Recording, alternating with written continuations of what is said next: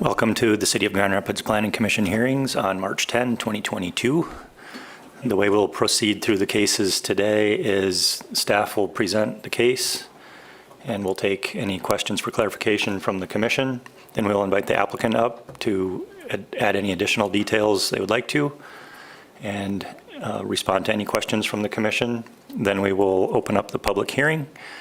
Members of the public are welcome to come up to the microphone and have 3 minutes to say your views on the case. Then we will close the public hearing and invite the applicant back up to respond to anything that came up in the public hearing, and then the commission will deliberate. For those of you who have not been here before, there are bathrooms down the hall, and we will get started as soon as we have the rest of our staff in the room, hopefully soon.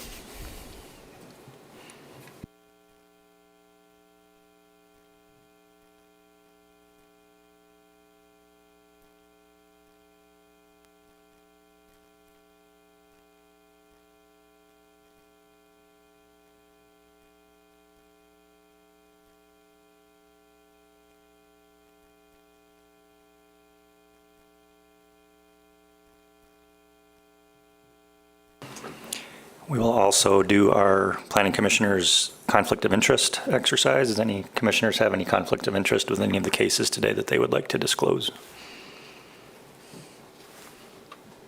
Okay, thank you.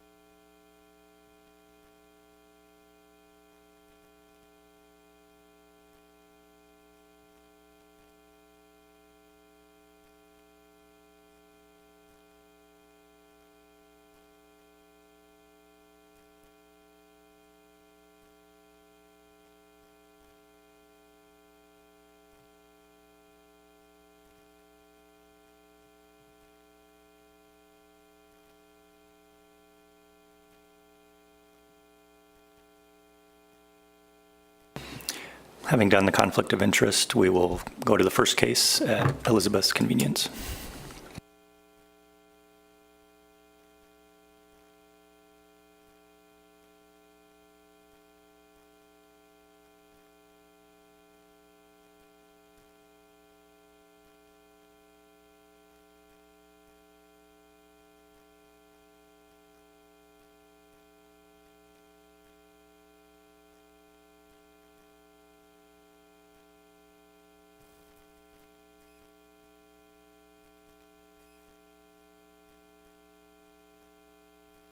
The first item on the agenda is from Dollar General. They're requesting approval to sell beer and wine for off-site consumption in association with an existing convenience store. The store is located at 111 Lion Street Northwest. It's branded a DGX store, and it's sort of a different format of a Dollar General made for cities.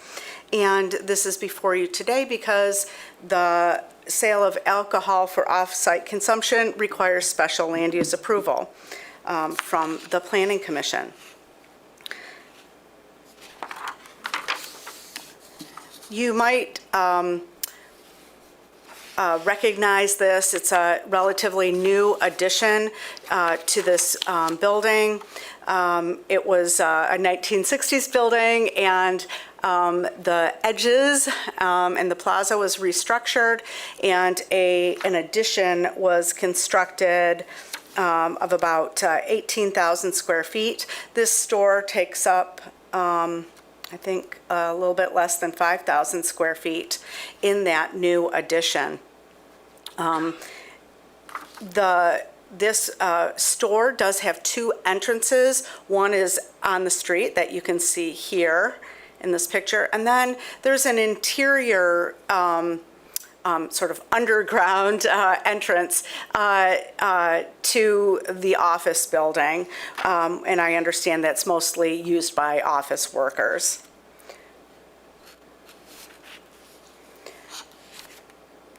So the store has been in operation for some time now, and the hours of operation are from 7 a.m. to 9 p.m. daily. It does not stay open terribly late. The floor plan and merchandise display does show that the alcoholic beverage display unit will be near the lobby entrance in close proximity to the cash register, and that's what you can see here. You can see these stairs are from the street level. You can see the corner here. This is the front window, and then in the back here is the secondary entrance.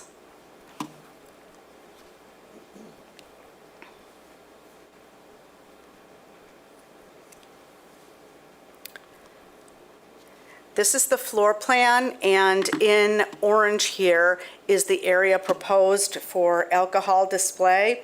It will be about 6 by 8 feet of dry storage. It will just be on a shelving unit. There will be no cold beverages for sale. Everything will be out on the floor as shown on this plan near the registers, which are just to the right there. And as you can see, the door to that interior lobby is at the top of the page, and the exterior entrance to Lion is at the bottom of the page. The building does appear to meet transparency requirements for, I'll go back to this photo here, the transparency requirement for the sale of packaged alcohol. We do require that the cash register be visible from outside, and it is the case here. The property is subject, or I should say not the property, but this use is subject to our SEPTED ordinance. That's crime prevention through environmental design. And that does require things like, transparency, as well as video cameras. This exhibit shows the location of the video cameras in the store, and these are shots from that camera. We did ask that some modification be made so that the alcohol display is shown on one of the cameras, as it wasn't. It's not currently. just about a half an hour or an hour ago, the applicant sent revised plans showing us how the changes that would be made, and it does seem to meet that requirement. Just in case, we do have a condition of approval recommended that the camera location be updated. And it seems like they've already submitted the requisite materials to implement that. Our SEPTED specialist in the planning department, as well as a representative in the police department, have reviewed their operations plan and SEPTED plan and finds it adequate, with the exception of the one element I just mentioned.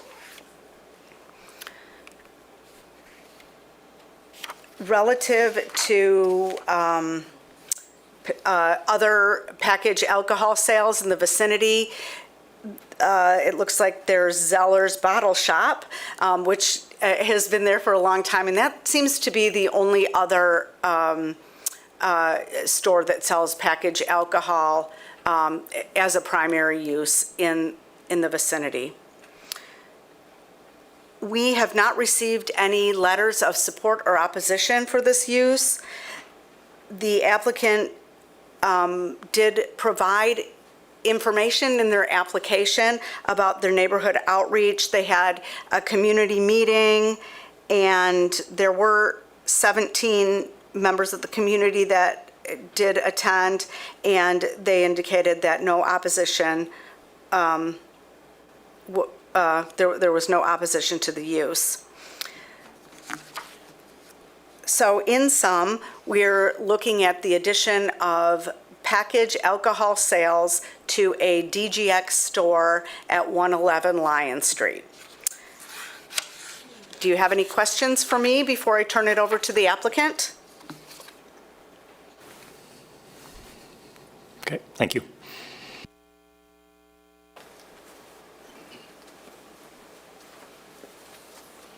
Good afternoon.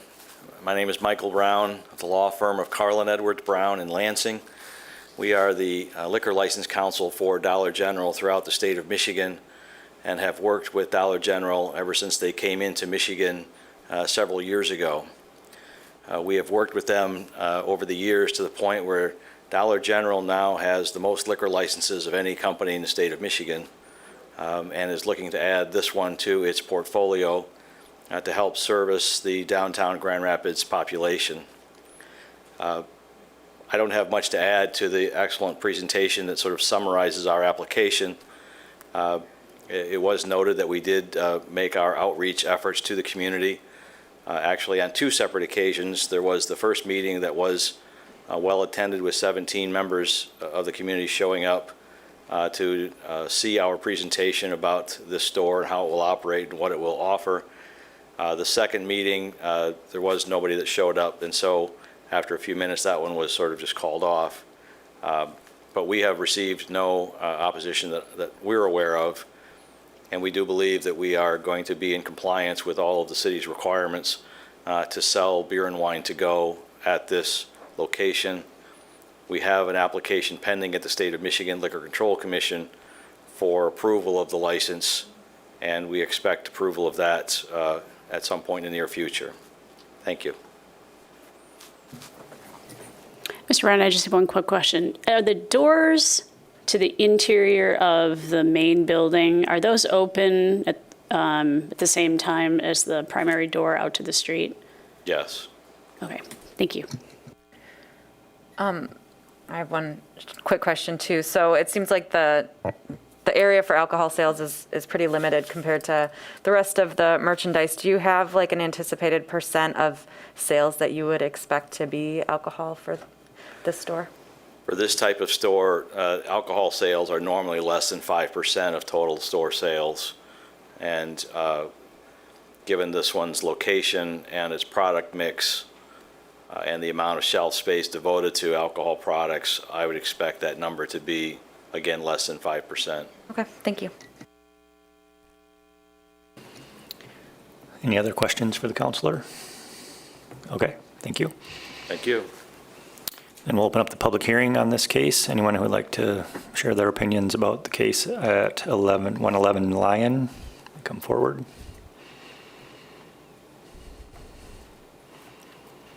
Seeing none, we'll close the public hearing and turn to the commission for deliberation.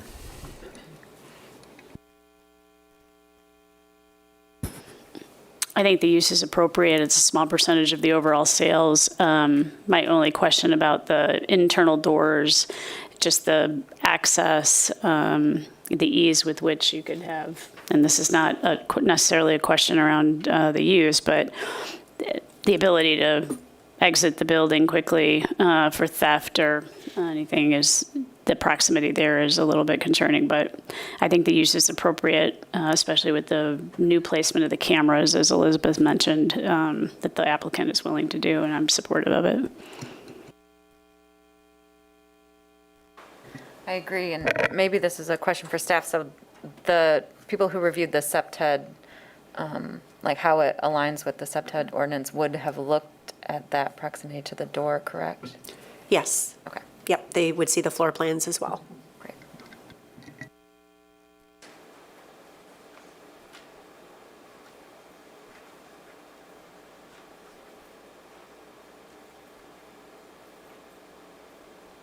I'm in favor of it. I think the store itself is a nice addition to downtown for those kinds of items that everybody needs now and then.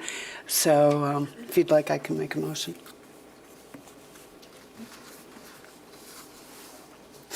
Now therefore be it resolved that the Planning Commission approves the special land use and site plan review request of Dollar General Corporation for special land use approval to sell beer and wine for off-site consumption in association with an existing convenience store located at 111 Lion Street Northwest, Suite 3, for the following reasons.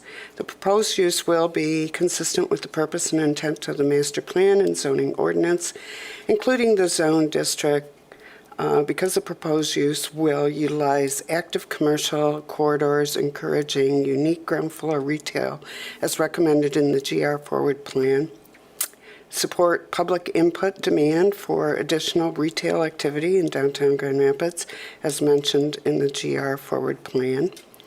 The proposed use will be compatible, harmonious, and appropriate with the character and uses of the neighborhood, adjacent properties, and the natural environment, because the expanded use will serve as an amenity to the established convenience store.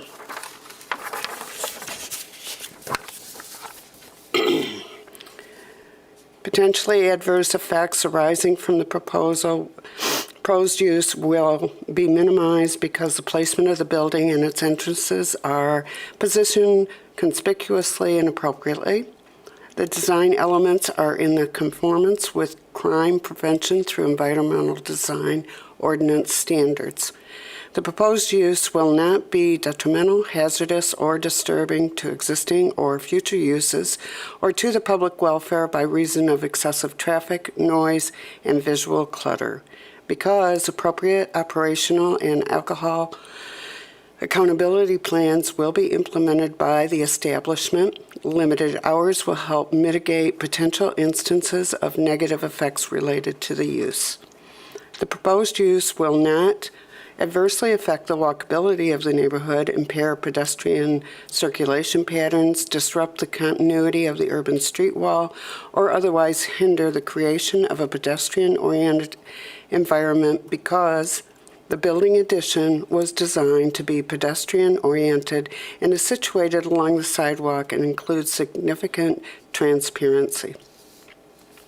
Adequate public or private infrastructure and services does already exist or would be provided at no additional cost and will safeguard the health, safety, and general welfare of the public, because the use is not anticipated to result in nuisances that require code enforcement actions due to the limited store hours and scale.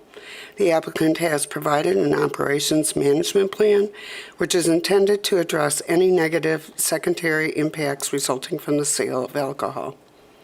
Given the character, location, development, trends, and other aspects of the neighborhood, it is demonstrated that the area is underserved by the proposed use and that the proposed location for alcohol sales demonstratively be an asset to the neighborhood because the use will be unique as compared to the existing uses in the neighborhood, since there are few other establishments in the vicinity offering packaged alcohol for off-site consumption. The use or change in use as constructed and operated by the applicant is compatible with the neighborhood because the addition of alcohol will not materially change the operation of the store. The use as proposed to be operated by the applicant will not have any or minimal negative secondary effects on the neighborhood because the limited scale of the proposed use will inherently limit the intensity and impact of the use. The operation is in compliance with the crime prevention through environmental design ordinance. Be it further resolved that the following conditions of approval shall apply to the project. Standard conditions set A, approvals. 1, that the application and plans submitted by the applicant and signed, dated, and stamped by the planning director shall constitute the approved plans, except if plan elements do not meet ordinance requirements and/or as amended in the resolution. That the use shall operate according to the application and per testimony as recorded in the Planning Commission minutes.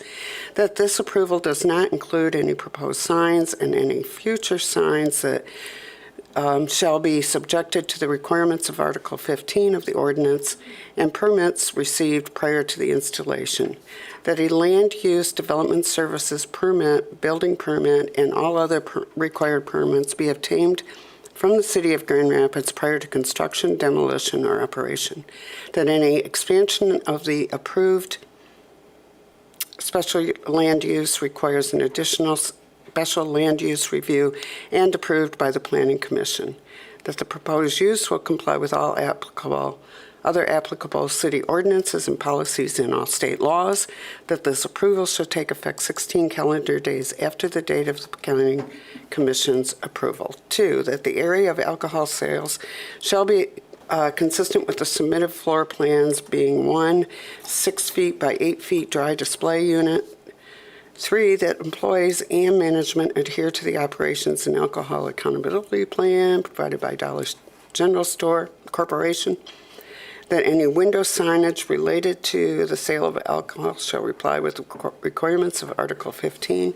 That proposed site and building elements meet all requirements of the crime prevention through environmental design ordinance.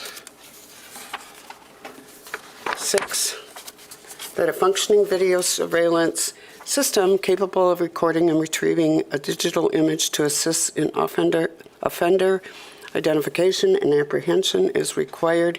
Cameras associated with the system shall be positioned to capture images of alcohol display areas, the cash register, both customer entrance doors, and all exterior sides of the building.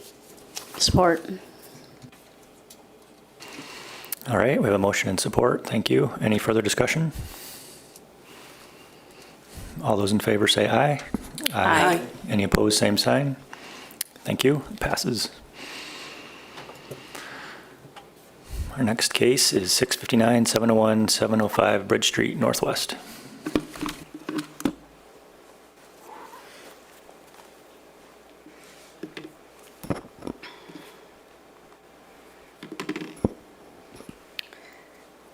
Help Pregnancy Aid is a pregnancy resource center, and they are requesting site plan review approval to establish a publicly accessible urban open space in association with and to facilitate a proposed addition to their facility at the rear of the lot.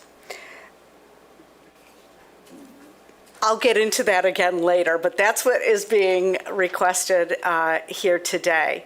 The site is in the TNTBA zone district. It, up until recently, consisted of 3 parcels or 3 lots that you can see here in green. They were recently combined and are now known simply as 705 Bridge.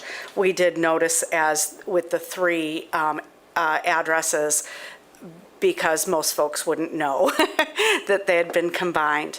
As you can see, this is an area where several different zone districts meet.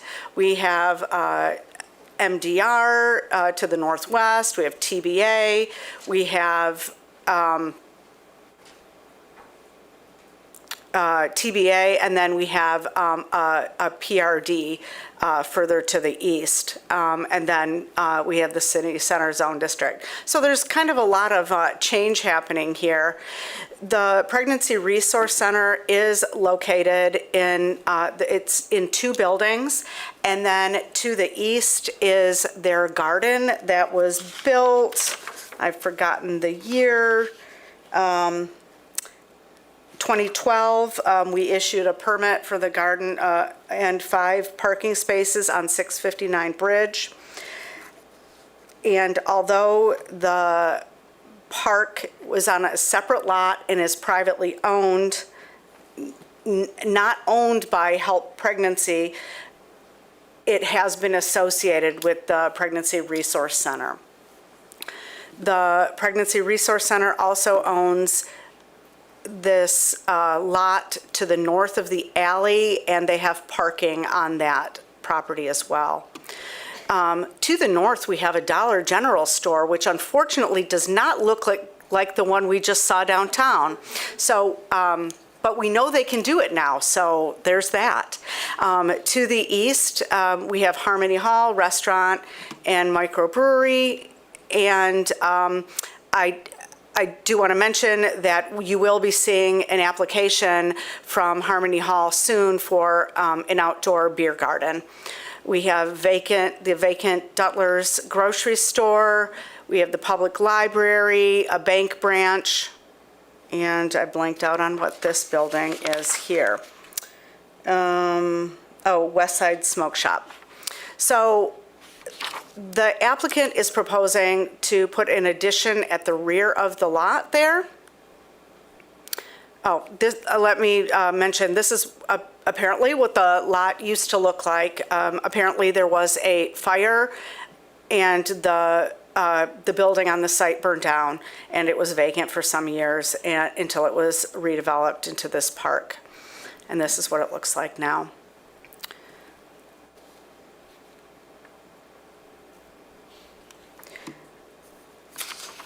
So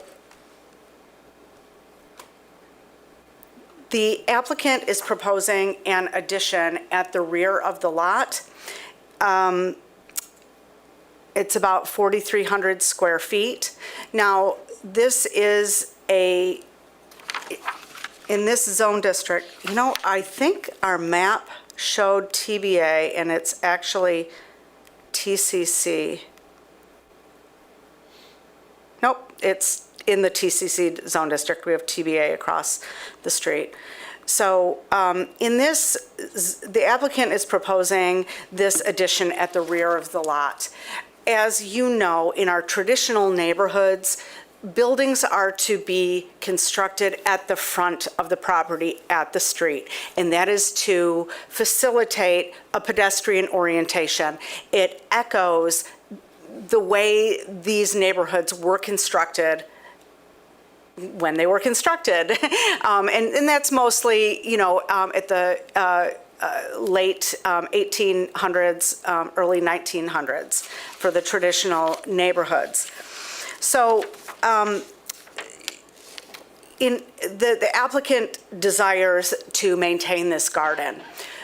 Well, the addition does need to be at the street. However,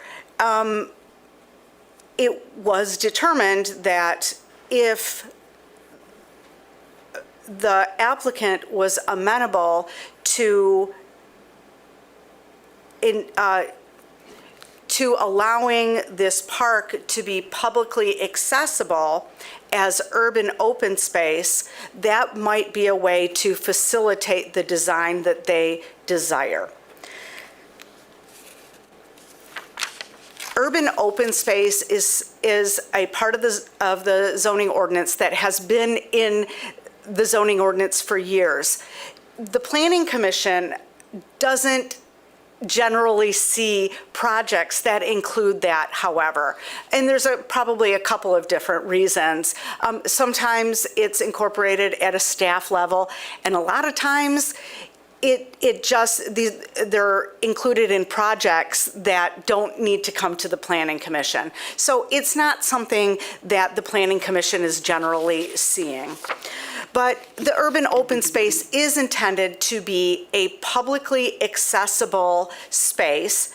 It is required in certain circumstances. In this case, it would not be required, but the applicant is agreeing to create this as publicly available urban open space, sort of as a way to, maintain their garden and place the addition where they'd like it.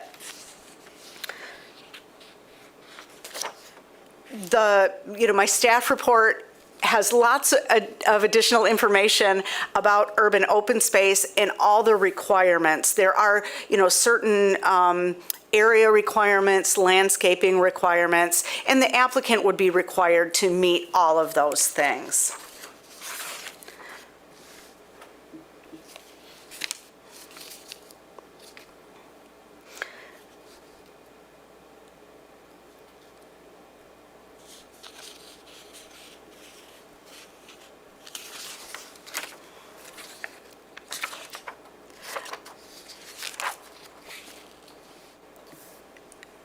So that being said, I'd like to reiterate that in the TCC zone district, there are, there is a requirement that at least 70% of the building need to be has to be located at the required building line. Currently, 100% of the building is at the RBL, as you can see on this slide. They're now it'll be less than half with the addition. So that's, I think, one of the elements that the Planning Commission needs to consider. Is it appropriate to allow this permanent green space, in exchange for the building to be at the rear of the lot line?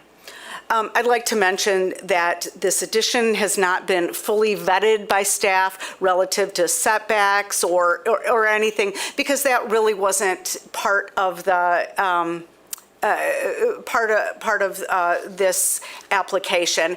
And if approved, it will be reviewed by staff.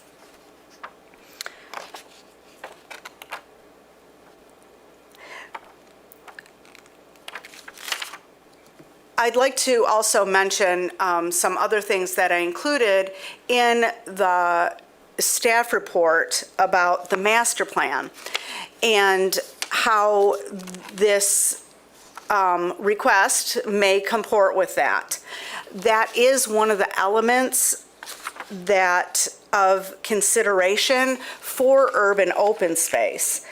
To quote from the ordinance, it says that the Planning Commission may consider all relevant factors and information, including but not limited to the goals and objectives of the master plan, Parks and Recreation master plan, Green Grand Rapids, and any other city-adopted plan.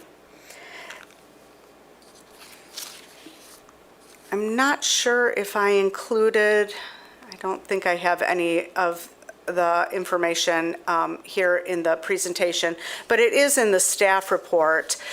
There are some excerpts from various plans that would speak to this request. First of all, I did reach out to Parks and Recreation, and they confirmed that this is an area deficient in green space. And there is the recently adopted Parks Strategic Master Plan update, and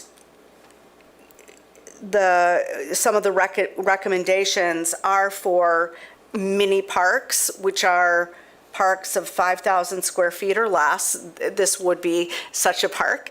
And as well as acquiring neighborhood-scale parks in different ways. And this would be a creative way to meet that goal.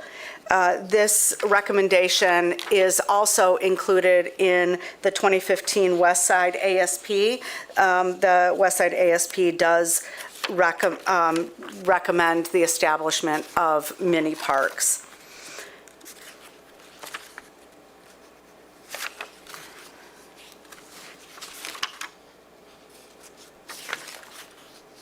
I seem to have not included that, but included it in my staff report. But we did receive a letter of support from the West Side Corridor Improvement Authority expressing support for this use.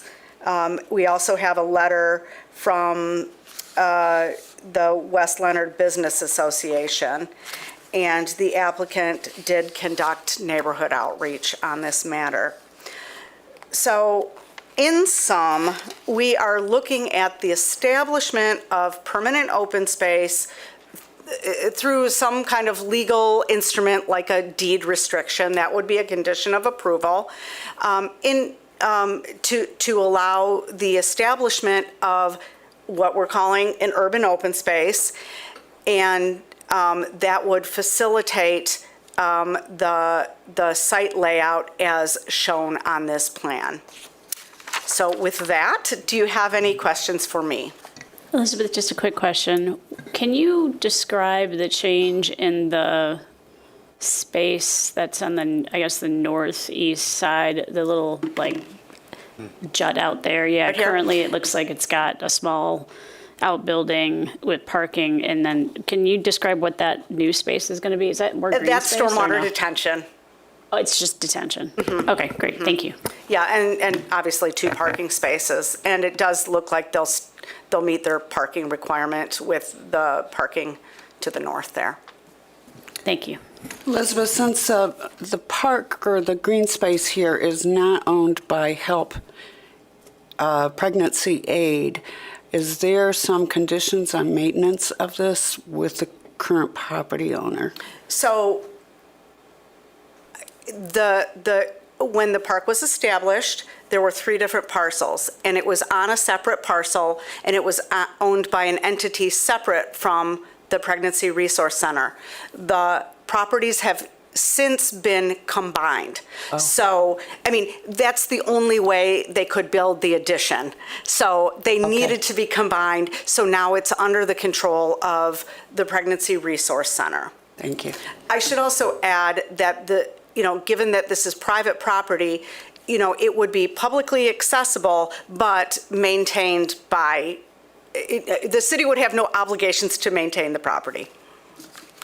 Do we know if the fence along the sidewalk is staying or going? I am fairly certain that it's staying, and there is a gate, I think. Okay, Yeah, I think we can barely see the gate in this photo. okay. And then just to verify, the building elements and stuff, that's not part of this application at all? That will happen later? That's correct. And I meant to include, I have a rendering of the building, which I meant to include because I thought that would be relevant, and I believe I didn't include it. I'll see if I can pull it up if you'd like to see it. But there will be an entrance. So yes, to answer your question, it's not under consideration. It will be reviewed by staff, but as you can see in this photo, there'll be an entrance from the sidewalk. You'll be able to enter or exit the building at this point that I'm pointing to. I'll ask the applicant to review that as well, and then there'll be an entrance at the back. Okay, thanks. Would they be able to build a building there in the future? Or is this now the only approved use for that part of the site? Well, there would be a deed restriction on there, so it would be permanent open space. And I think that really is one of the things that the Planning Commission would have to weigh, because it would be permanent green space. And, you know, how does that comport with our desires for this zone district? Any other questions for Elizabeth? Okay, thank you. And we'll invite the applicant up to add any additional details you would like to share.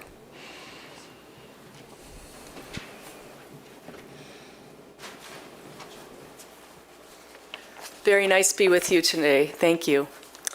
Well, Help Pregnancy Aid is a privately supported nonprofit.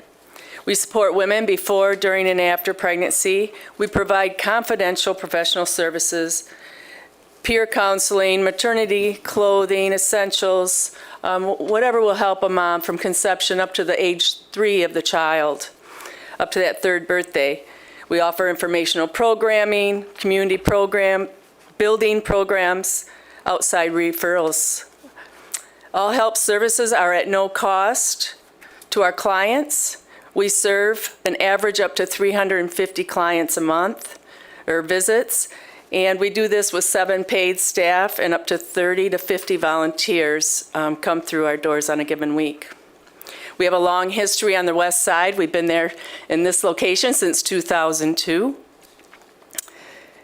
And our nonprofit was established in 1973, almost 50 years, with the last 20 years being at this 705 location.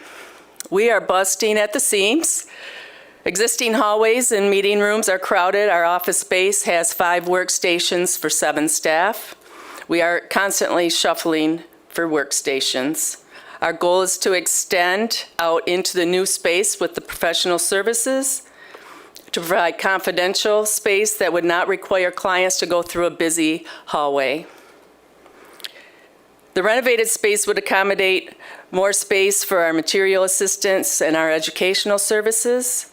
That would provide a barrier-free lobby, which Elizabeth was kind of pointing out there, that we want entrance from the street and to come in from the back, because we do have parking along the front.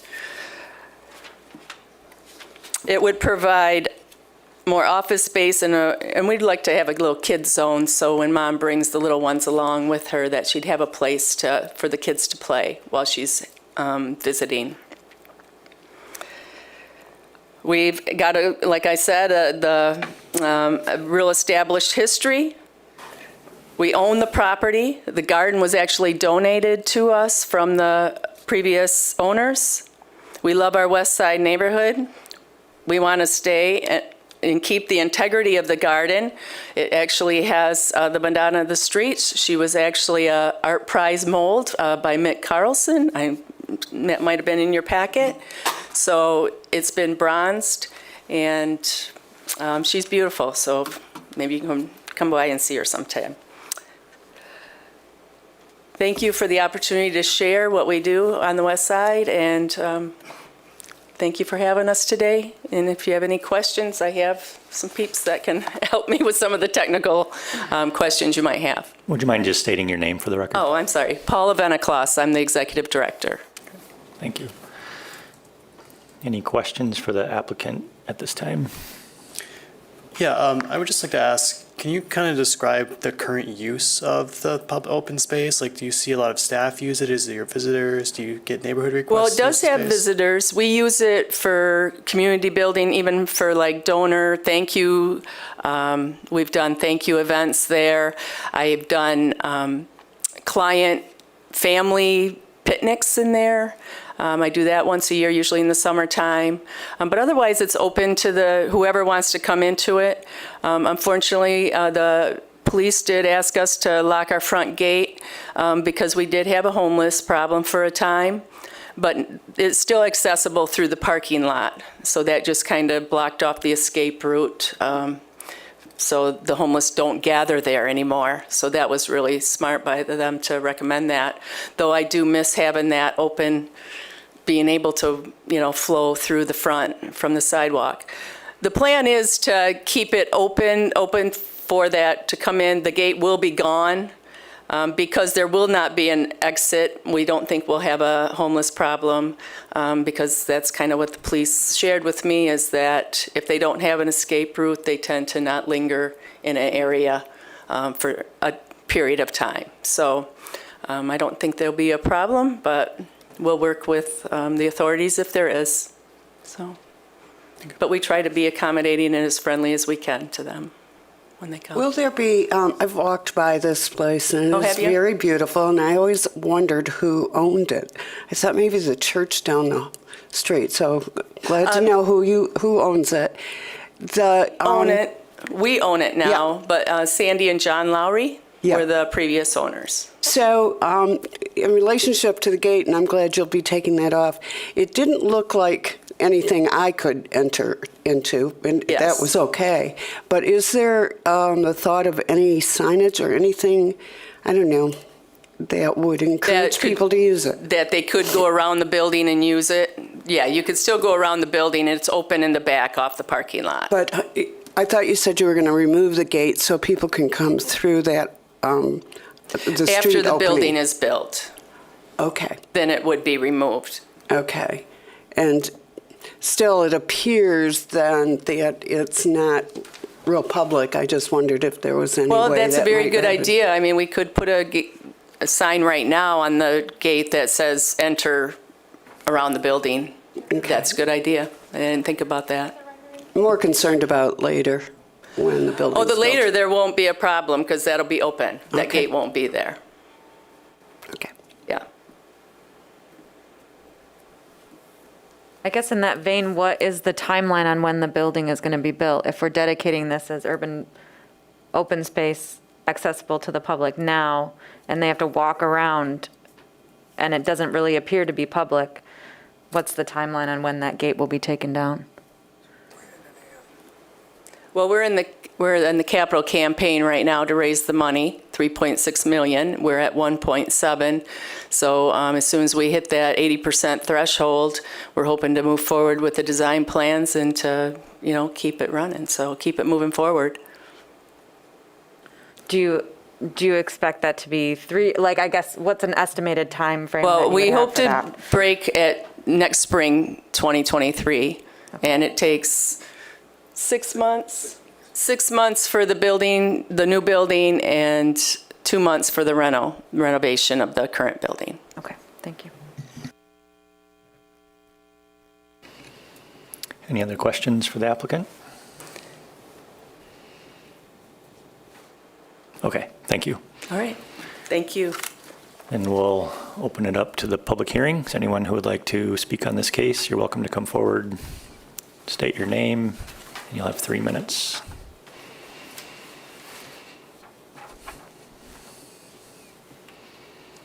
Seeing none, we'll close the public hearing and turn to the commission for deliberation. I just have a question about that. The whole point of this is that this park is supposed to be open to the public. I've walked by there several times too and never thought that I could walk in there as a member of the public. Does staff have a recommendation, or would there be restriction on the type of signage that could go in, despite the fact that the gate's going to be removed? I don't think that's sufficient to signal to the public that it's open. What would be a signing recommendation that staff might have that would be compliant with this type of public use? We do have, Elizabeth, do you want to? I'm going to look up the sign section while you do that then. In the staff report, there's a table that includes all the elements that are required for urban open space. And one of them is, it's under that availability section. It says that the hours, if open to the general public, the hours of availability shall be at least 8 a.m. to 9 p.m. A plaque of no more than 4 square feet in area may be displayed stating the hours for use. And so the applicant's application indicates somewhere, I can't remember where, but it says that they'd be putting a plaque out. So that would be part of that designation. So we could reiterate that through a condition of approval as well, that a plaque shall be installed to signal that it's open to the public. We absolutely could. Elizabeth, I should have asked this earlier, is there a reason to keep that fence up there then?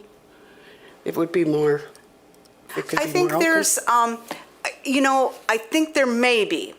And I think that could go along with SEPTED.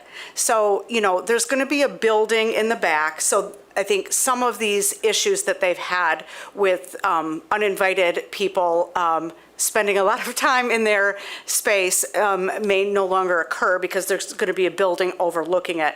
But that fence in the front will represent territoriality. It will establish where the property is, and it says, we maintain this property. I think the key is going to be having, maybe they don't, I don't know, maybe during the day, the gate should be wide open, and to signal to people that they can come in. But I don't think it's a bad thing to have a fence in the front.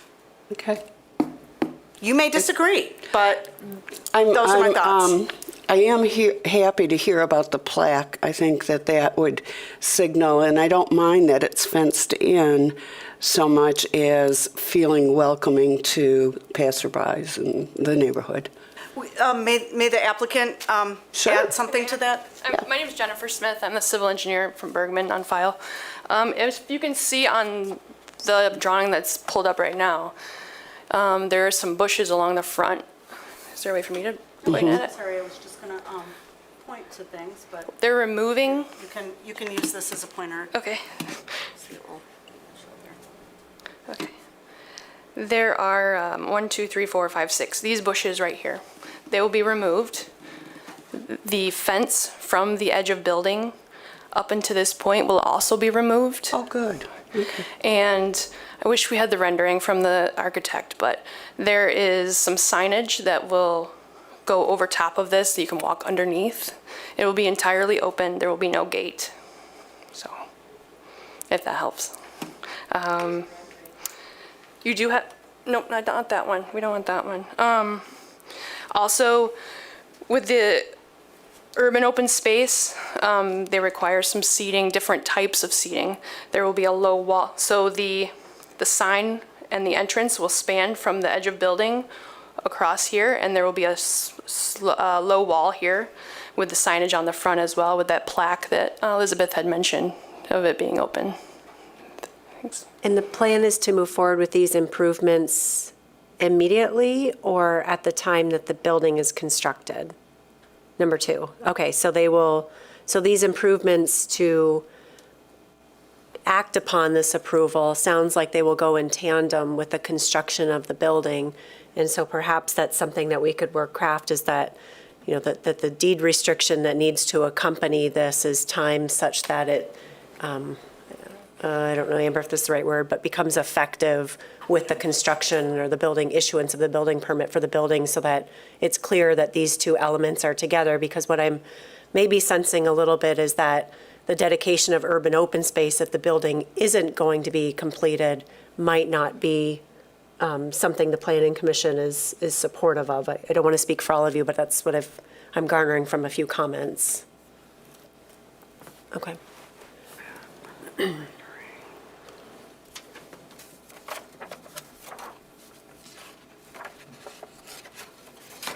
So that might be also something that, if a motion of approval is made, that's a modification you would want to consider as part of your findings to really tie these two elements together. And maybe we could reinforce the director's speculation about our intention. Are we concerned about having, I thought the expression was about concern of having access to the space as open space, even if the building isn't built? Yeah, okay. Good. But I do think it's a fair point because when earlier in the discussion talking about, would it be dedicated open space forever, and so no building would be able to be built there? That was, Yeah, I think I apologize, I think we need to rephrase that a little bit. Elizabeth and I were sort of chatting. So what Elizabeth was trying to convey was that it is permanent if the property is constructed per this plan, meaning that that building is constructed, that addition is constructed behind or to the north of the urban open space. If at such time that we get a building to infill that urban open space, that would be allowed. And so I apologize, I think just adding that clarity, that it's not that it's dedicated land in perpetuity, it's permanent so long as the plan that Elizabeth just put on the screen here, the site plan, is in that form or in that layout. Does that make sense? Does it have to be open to the public, or does it not have to be open to the public until the building is constructed? Or by this approval, would it be open to the public right now? So I think that that's a fair discussion, which is why I was asking about the timing of the building. But it sounds like their intent is to not act on this approval until they are ready to proceed with the construction. And so it would be my opinion that it's not required to be open to the public until they make the improvements that make it the urban open space, which includes the creation of that deed restriction, the improvements that are necessary. So that's a no, which is why I was tying it to the construction piece of it. are there timing restrictions for these types of approvals? Like typically people Yeah. have a year to do Yeah, this. so I believe that's the same. Yeah, okay. So that is the same. So they would have 1 year to act on the approval, which means submit permits for the building and the urban open space. If they are unable to act on that in that timeframe because of the fundraising campaign, they do have the ability to come back to the Planning Commission twice for 6-month extensions. So that would effectively get them to that 2-year mark. And if at that time they pull their permits to act on both the construction of the building and the urban open space, they can move forward. Otherwise, we would need to sort of start again with the new approvals. Okay. Thank you. That was helpful. And also to the engineer, that was helpful. Any other questions for the engineer? Okay, thank you. All right, any further discussion amongst the commission? I don't necessarily have a problem with this in general, but it does seem premature to come here with the intent to extend. You know what I mean? I feel like, Well, I think part of that was the concern that if the Planning Commission was not prepared to allow for the urban open space, that means that configuration of the Would go building away. can't work, which means the fundraising campaign is going to be challenged. sure. Well, I mean, they're already fundraising, so I think they're already assuming that that's going to work. I mean, otherwise you wouldn't go to the trouble of a capital campaign in a nonprofit. It's quite a lot of activity. And I mean, I'm largely supportive of this. I share the same concerns as Susan down here in terms of like just the accessibility in the meantime, I guess, is something that is just questionable to me. That's really all. Well, again, just because the Planning Commission approves it today doesn't mean that the use is finalized until that the permits, they need to pull the permits and act on it. And so they have up to a year to do that. So it could stay in its current form for that year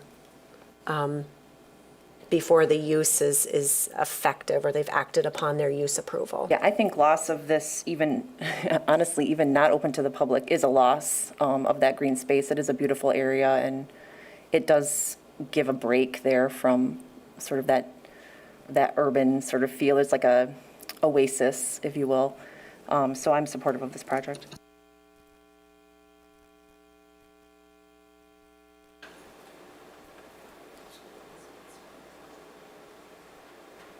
Yeah, I'm supportive as well, and the fact that this area is underserved for open space and parks makes this even more potentially important. So, yeah, I'm happy to make a motion unless other people have something to say. Okay. Now therefore be it resolved that the Planning Commission approves the request of Help Pregnancy Aid Paula, I'm so sorry, I'm going to butcher your name. Veneclas, thank you, for site plan review approval to establish a publicly accessible urban open space in association with a proposed facility addition and renovation at 705 Bridge Street Northwest for the following reasons. The proposed development will meet the purpose and intent of the master plan and zoning ordinance because the proposal will advance the objectives of the 2022 Grand Rapids Park Strategic Master Plan update to acquire neighborhood-scale parks that will increase the proportion of the population within a 10-minute walk of a park in underserved and high-need areas, and align a long-term acquisition strategy around significant growth areas, including south of downtown and the near west side. The proposal will support the desire expressed in the West Side Area Specific Plan for the addition of mini parks in the neighborhood. The site is designed to comply with all provisions of the zoning ordinance because the urban space will meet the specific design requirements for urban open spaces, and the garden will be permanently maintained as open space available for use by the public. The proposed site will be developed so as not to impede the normal and orderly development or improvement of surrounding property for uses permitted by this chapter because the site has been designed to connect to existing streets and alleys. Every building will be provided with adequate means of ingress and egress by public streets and walkways because the building will be accessed from the alley or from the garden. All elements of the site design are harmoniously and efficiently organized in relation to the topography, the size and type of lot, character of the neighborhood, and adjoining property, and the type, size, and proportions of the buildings, because even with the addition, a significant portion of the building will be located at the required building line. Natural features and site topography are incorporated into the proposed site design to the maximum extent practicable because the proposed development will meet the required green space and tree canopy requirements of the zone district. The location of buildings and structures preserve and protect environmentally sensitive areas because the site had previously been developed and had no natural features prior to the establishment of the current garden on site. Safe, convenient, and well-defined vehicular, bicycle, and pedestrian circulation within and to and from the site will be provided because pedestrian access to the urban open space will be provided from the public sidewalk on Bridge Street. And the scale and design of the proposed development will not place an excessive burden on services currently furnished by the city because the open space will be privately owned and maintained, and the use will not result in nuisances that require code enforcement actions. Be it further resolved that the following conditions of approval shall apply to the project. Standard condition set A, approvals as shown on the screen, striking out number 5 and number 7 from those. Number 2, that the open space shall meet all requirements of section 5.11.14 urban open space. 3, that the urban open space shall be maintained as permanent open space once the building, I don't know, do you have a suggestion for that? So long as the property is constructed as shown on the submitted site plan, Yes, I would like to incorporate that into my motion. and specifically the building addition being located immediately north of the open space? Yes. Yep. The legal instrument to be used shall be in a form reviewed and approved by the city attorney. Number 4, that the approval shall have immediate effect. Support. Or- Would- Yeah, go I ahead. was wondering if you would like to add a condition to what we were speaking of, that the improvements and permit process of the area necessary to implement the requirements of Section 51104 urban open space shall be conducted in tandem with the permit process associated with the new building addition? Yes. Yeah. Yep, support. We have a motion and support. Any further discussion? All those in favor say aye. Aye. Any opposed, same sign. Passes. Thank you. Our next case is 1109 Michigan Street Northeast.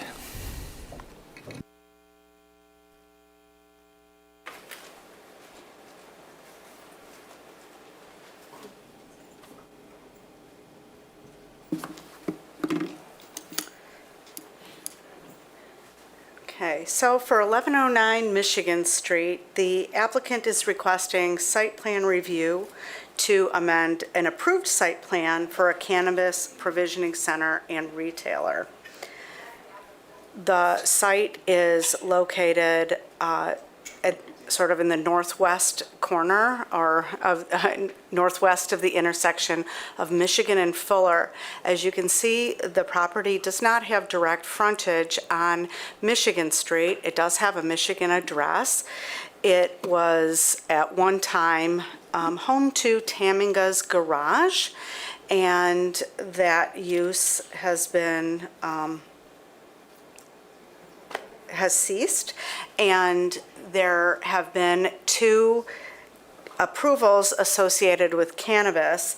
There was a special land use and site plan review for a medical marijuana provisioning center at this location on January 8th, 2020, and then a recreational marijuana retailer on April 8th, 2021. And both of those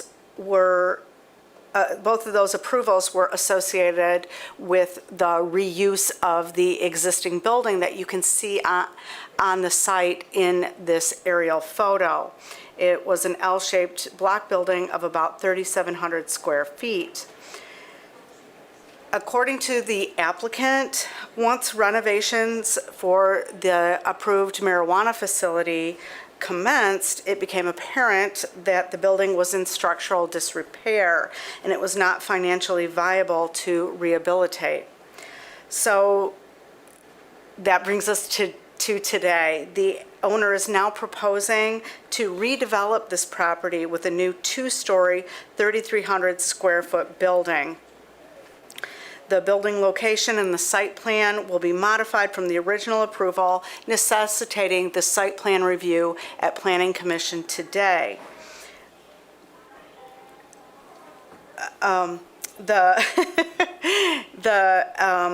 I would like to mention that the project was previously approved in concert with a waiver related to a nearby sensitive use.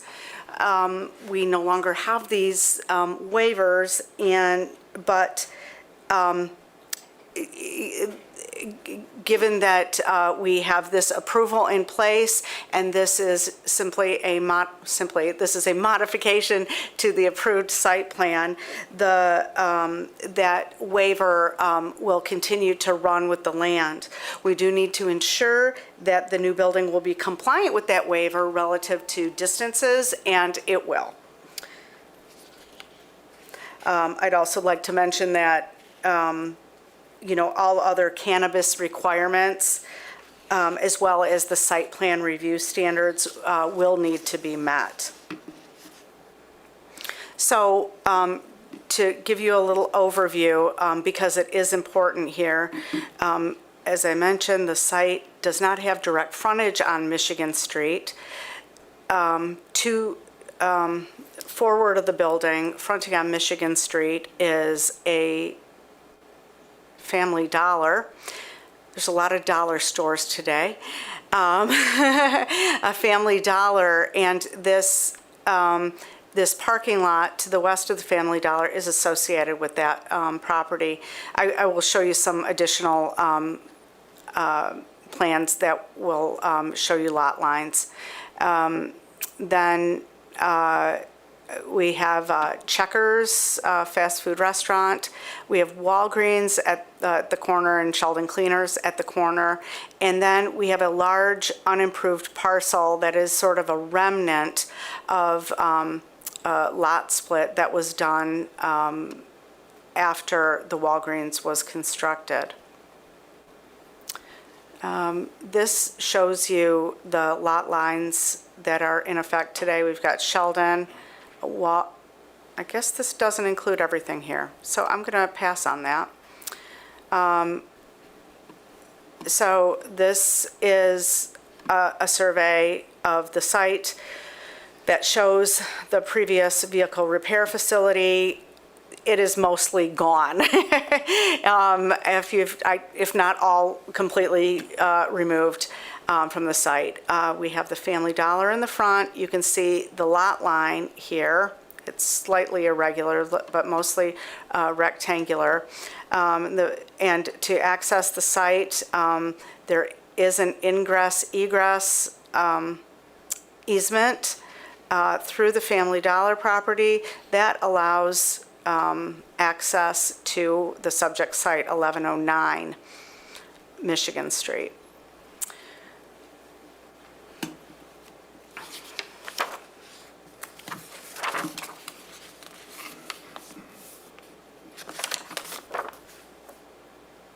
In addition to the easement over the Family Dollar property, there's an agreement in place that indicates willingness of the property owner to the east to grant a permanent easement over his property.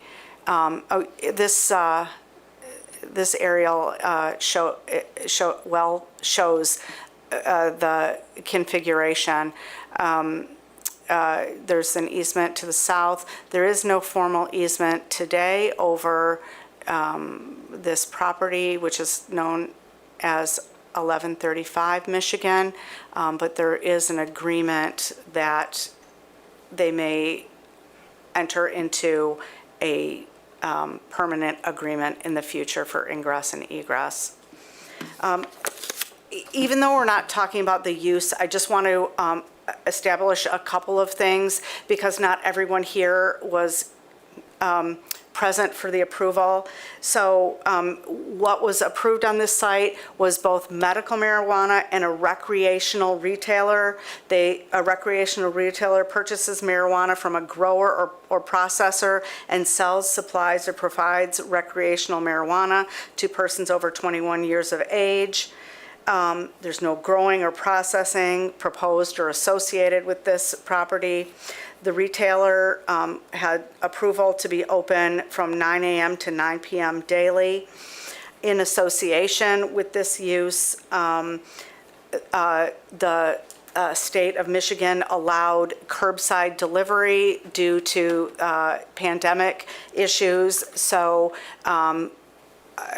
there could be delivery by employees of the facility to customers waiting in their vehicles.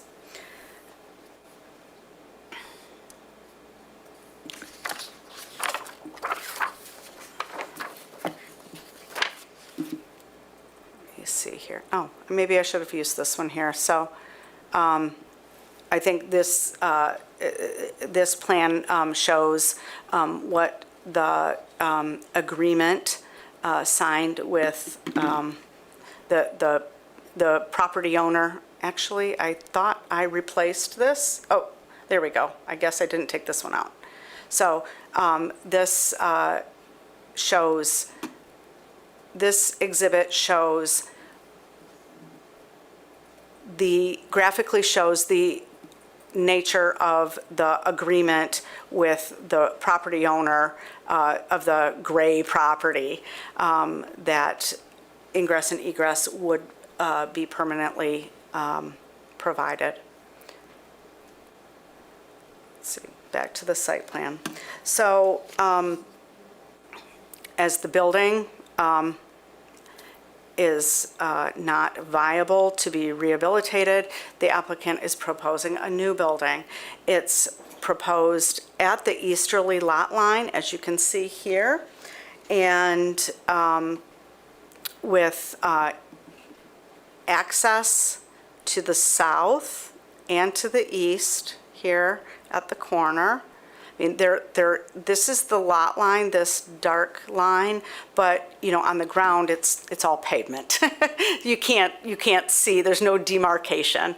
So, so there could be formal ingress and egress, as shown right here, and there would also be an access point to the north of the north of the building, with most of the parking on the west side and a few to the rear of the building. The parking does meet, the proposed parking does meet the requirement.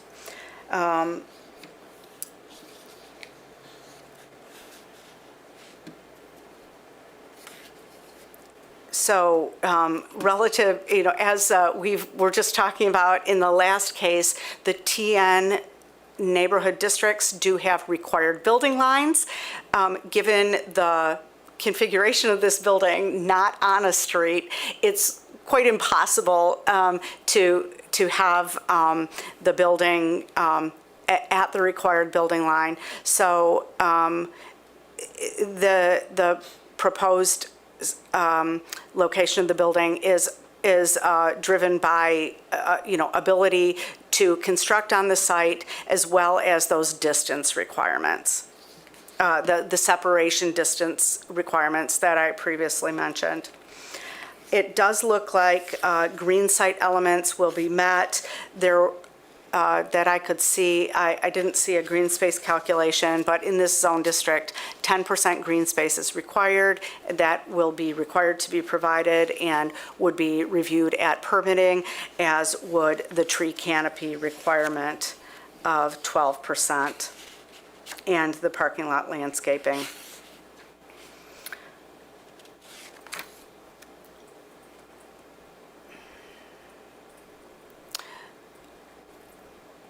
Here are some renderings of the building. I should mention that signage is not part of the of consideration or the approval today. What you see in this rendering is what would be facing Michigan Street, and I'm not sure if what we see here is really accurate relative to what is being proposed. This is a rendering, and I don't believe they've done a grading plan, but there is somewhat of a grade change from the Family Dollar site and 1135 Michigan to this subject site. As you can see, there's a significant amount of transparency on this south elevation, and it does meet the requirements. This is the elevation that faces west. It faces the parking lot, and this is required to have 30% transparency on a side. It does meet that, but what I might point out is that this is the side of the building. Usually we do require entrances to be at the front facing the street. And that's also one of the elements that the Planning Commission does need to consider today if this orientation is appropriate.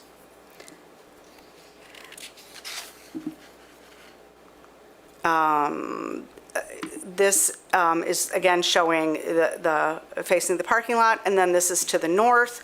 The rear, if we're calling this the rear elevation, no transparency is required. However, parking lots do need to be visible, and given that this is where the curbside delivery is intended to occur, that would be important. As you can see, there are some second-story windows as well as a ground floor window and door to facilitate that curbside delivery.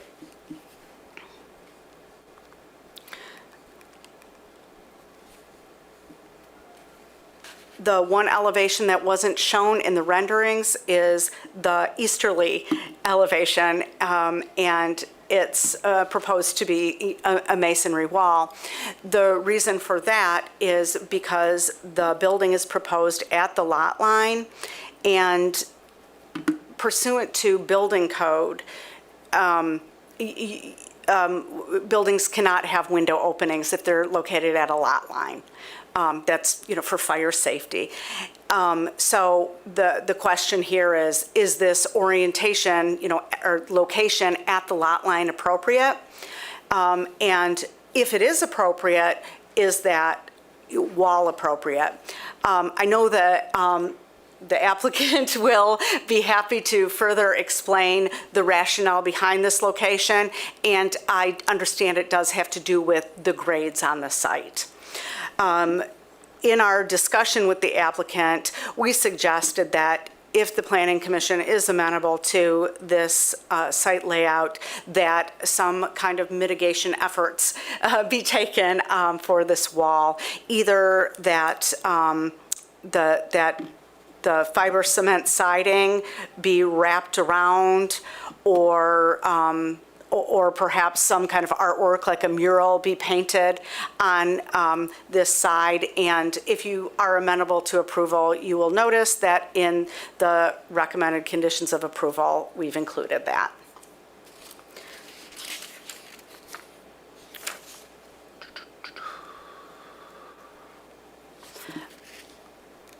Relative to the floor plan, pursuant to state regulations, no product may be visible from outside the building, and the proposed design meets the requirement.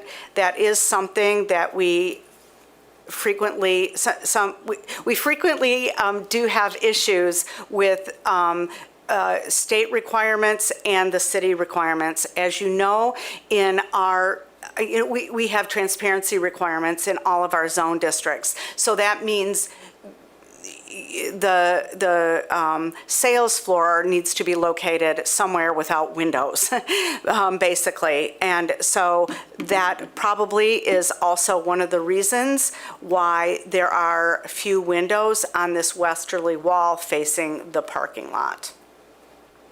So the sales floor is on that ground floor as the main entrance, and I believe the exit is out the front of the building. The second floor is offices and employee space.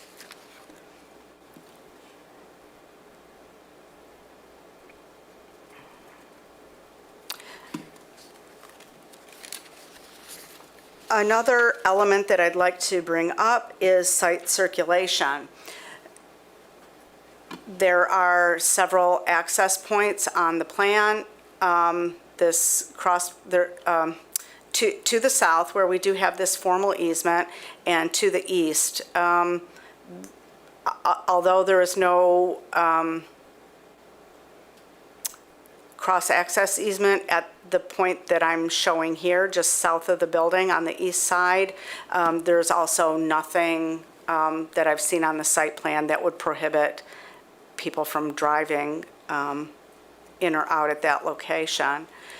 In general, the site circulation immediately relative to the site has been found to be sufficient by city traffic engineers.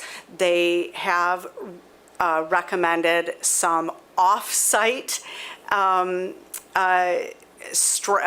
striping, but directional signage or pavement markings to help facilitate ingress and egress, although we could not compel that if it's off-site. The applicant only has legal rights for this area here, and pursuant to the lease agreement that has been executed between this property owner and this property owner, the applicant would have cross-access rights over this property to Fuller. One thing that I'd like to note, and you'll see that here, is that the current ingress and egress to this site is over the Walgreens property. So some modifications would need to be made. It is our recommendation that if the Planning Commission finds this site plan to be appropriate, that it be conditioned upon the execution of a permanent easement to Fuller Avenue over some existing existing improvements that go to Fuller. We do know that the property owner of 1135, the gray area, does have some plans to develop that property. Those, there are still some things up in the air about that. Given that this property does have frontage on Michigan, we would be requiring a building to be fronting Fuller Avenue. So there could be so that could cause some constraints for ingress and egress for the subject property. I hope that is clear. And Kristen, if you want to jump in and add anything, you feel free. No. I think we're okay right now. Oh. I understood what you're saying, but if there's questions, we Okay. can address them. Yeah, okay. So,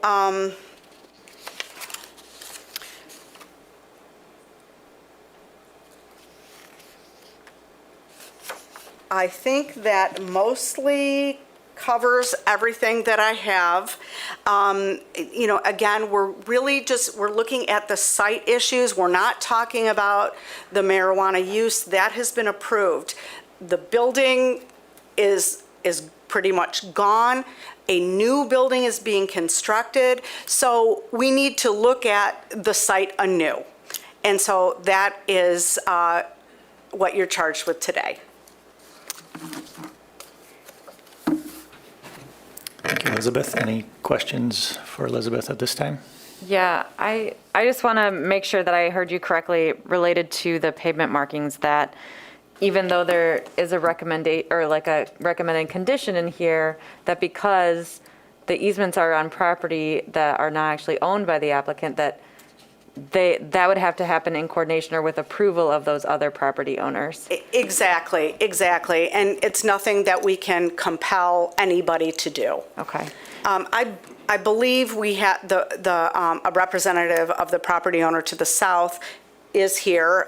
He said he would be here, so that might be something we can talk about. Okay. And then related to the pole sign, if I remember correctly, there is like an easement around that sign, if we recommended that they take the pole sign down, they would be able to put other signage in that spot, correct?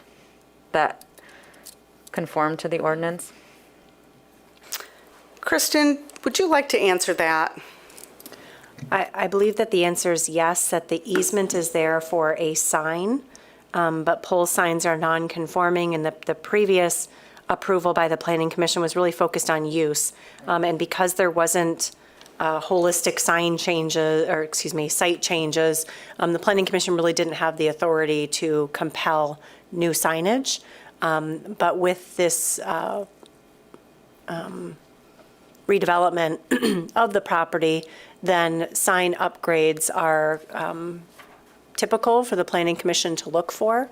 And again, my recollection is that the easement is in place with this property for a sign, but not a pole sign.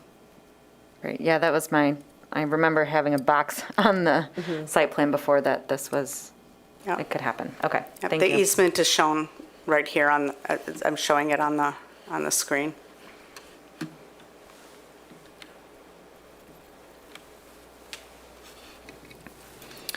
Any other questions for Elizabeth or Al, since he's here? Okay, thank you. And we'll invite the applicant up to add any additional details you'd like to share.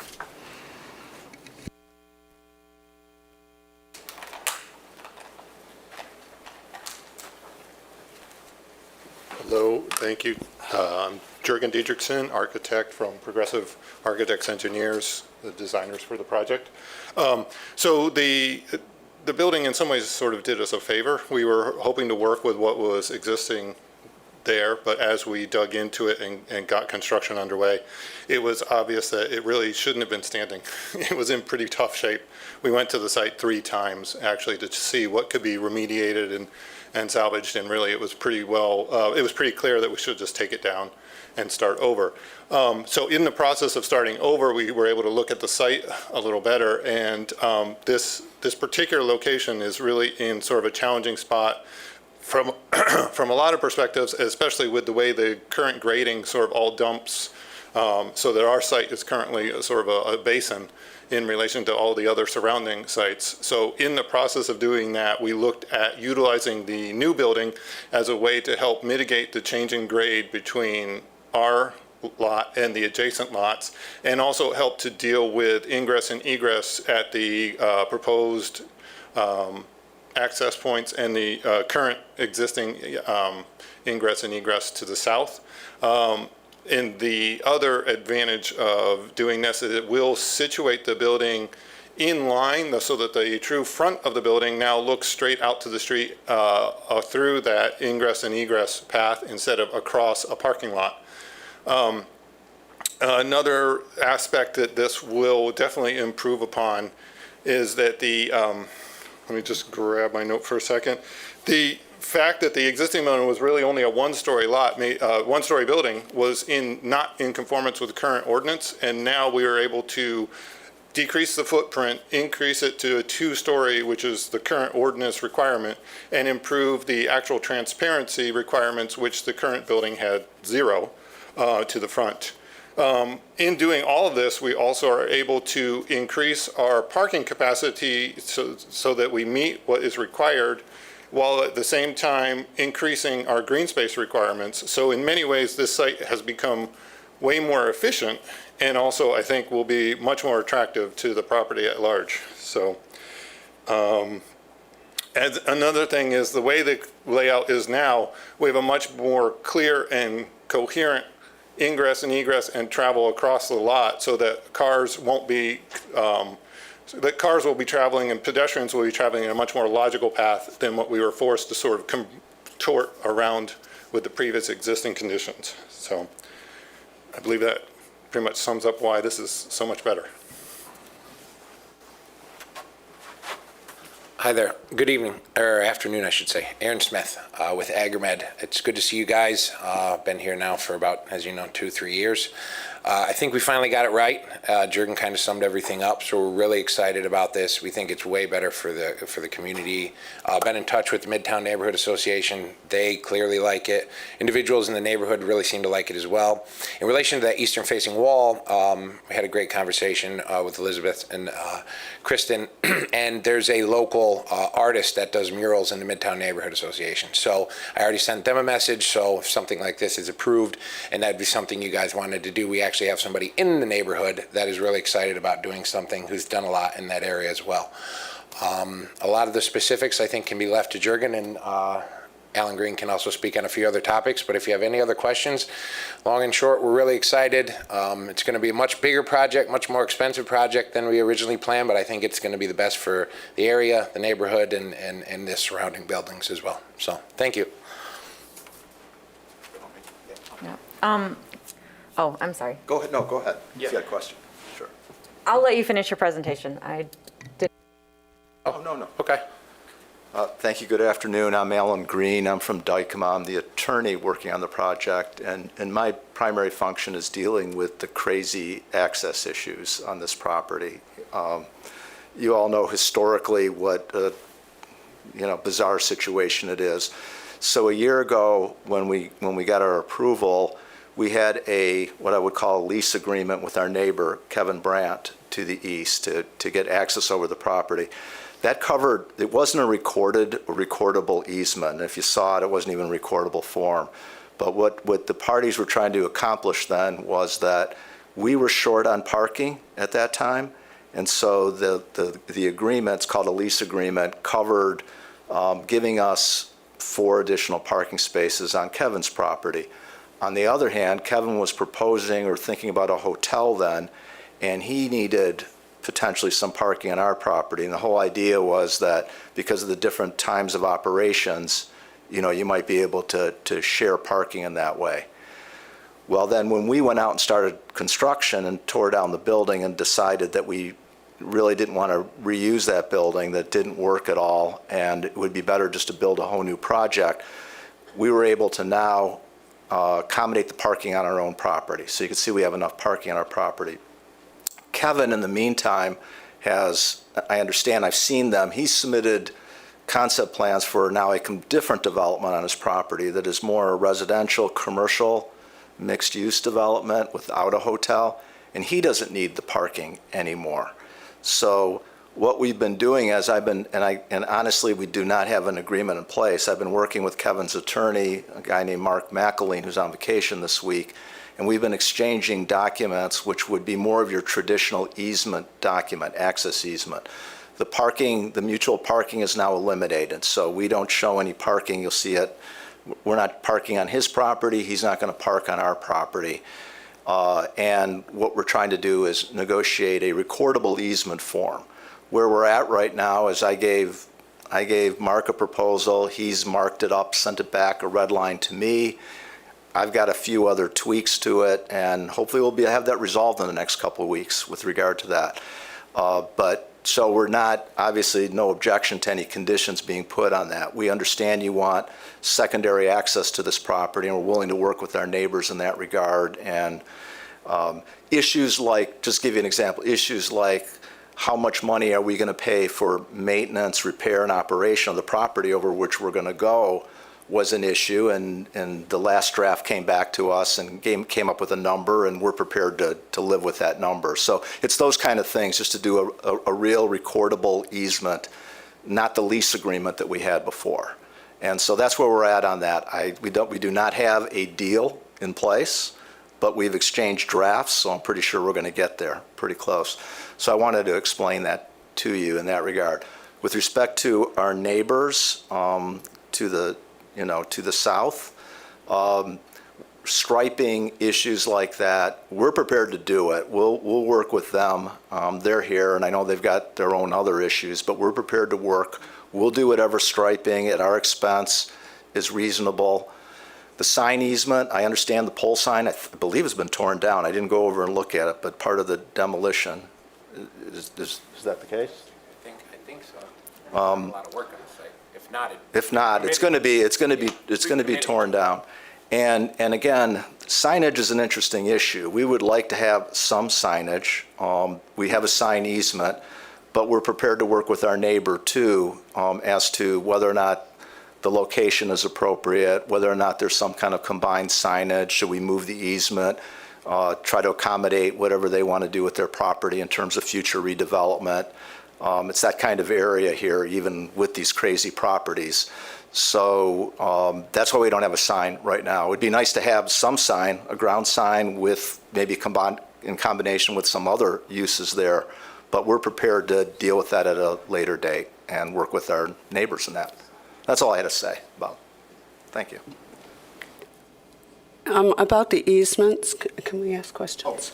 About the easements there, so help me understand, Kevin owns, who's Kevin? Kevin Brandt, his company is, I believe it's the address, 1135 Properties LLC. So behind the dollar store? Yes, behind the dollar store. So he's got that sort of crazy, let's see if he's got. It's the gray-shaped parcel Yeah, I see on the that, screen. yeah. It's largely comprised of green space and parking lots today. Right, so they got the railroad, it's by the railroad tracks, it has the Yeah. access, you see it, and also access to Michigan. Then the dollar store owns the parking lot to the west of their Correct. store. Correct, no, Correct. well, yes, it's west of the store, but south of our store, yes. Correct. And that's where you need the accesses from that and from the person behind. Right, the access across the dollar store is already a recorded easement. That is that is the legal access to this property. However, this property was originally divided or created, you can't split property without having access to it. So whenever this happened, which is long before we got involved, that was the access. It must have been part of some other property that split off, yeah. And the access to Fuller doesn't exist currently in a recordable format because that was actually a condition of the Planning Commission's use approval for both the medical and recreational. If you recall, there was concerns about the use in that location only having one access point to Michigan. And so as part of the condition, in addition to the parking spaces, there was access required over to Fuller.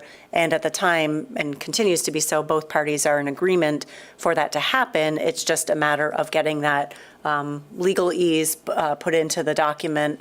And you'll note that one of the, if this were approved, the recommended conditions of approval is that that document must be finalized, reviewed by the city before we will issue construction permits.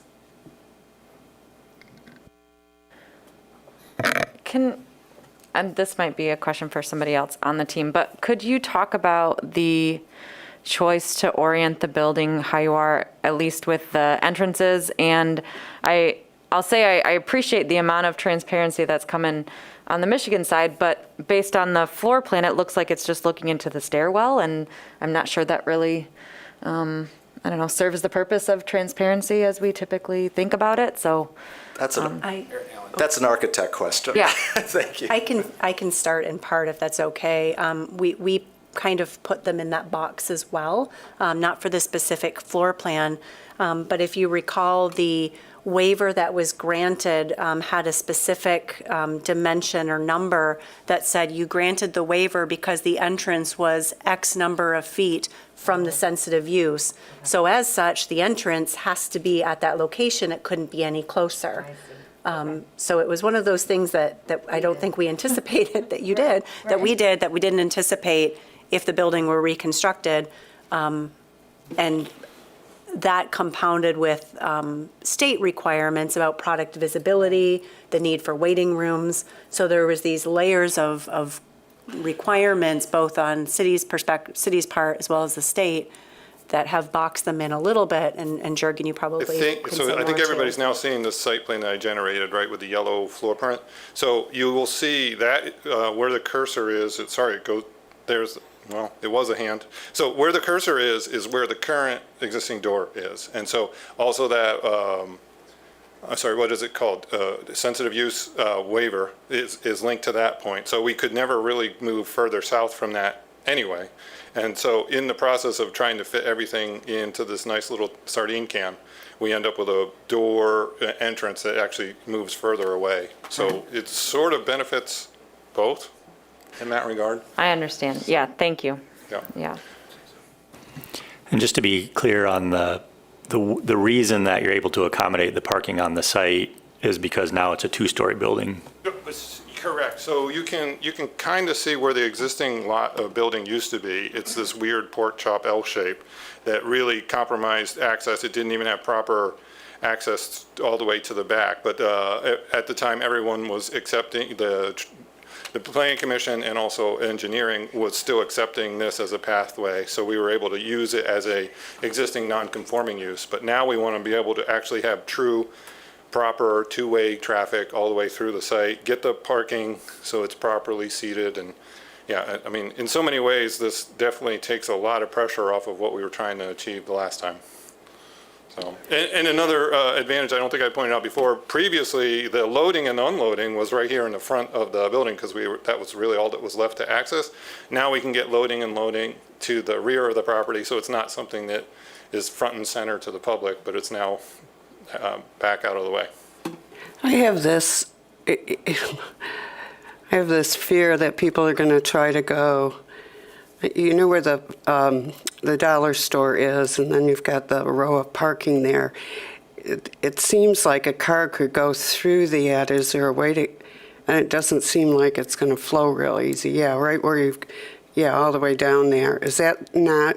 So what's happening is this property is coming in off of Michigan Street at Michigan Street elevation.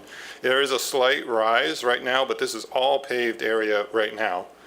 And so this is all paved back to a paved area currently, which I think you can see is this area in the smaller picture right here. So would cars be able to get through that area? So this dark Is that line makes open? it, sure. This dark line makes it look like it's a fenced area, but of course it's not. This is just the imaginary property line.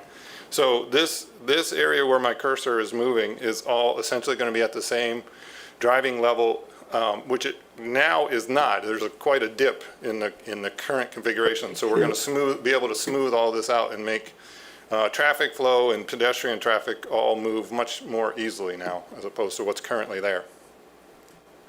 And is that going to be a two-way access on that? Right here? Yeah. Yep. I thought you had to go around in a circle there. No, so this is. Because the curb cut is just for entrance, isn't it, or does it accommodate? So, no, this is 22 feet, which is what Grand Rapids requires for two-way traffic for ingress and egress, and so we have that.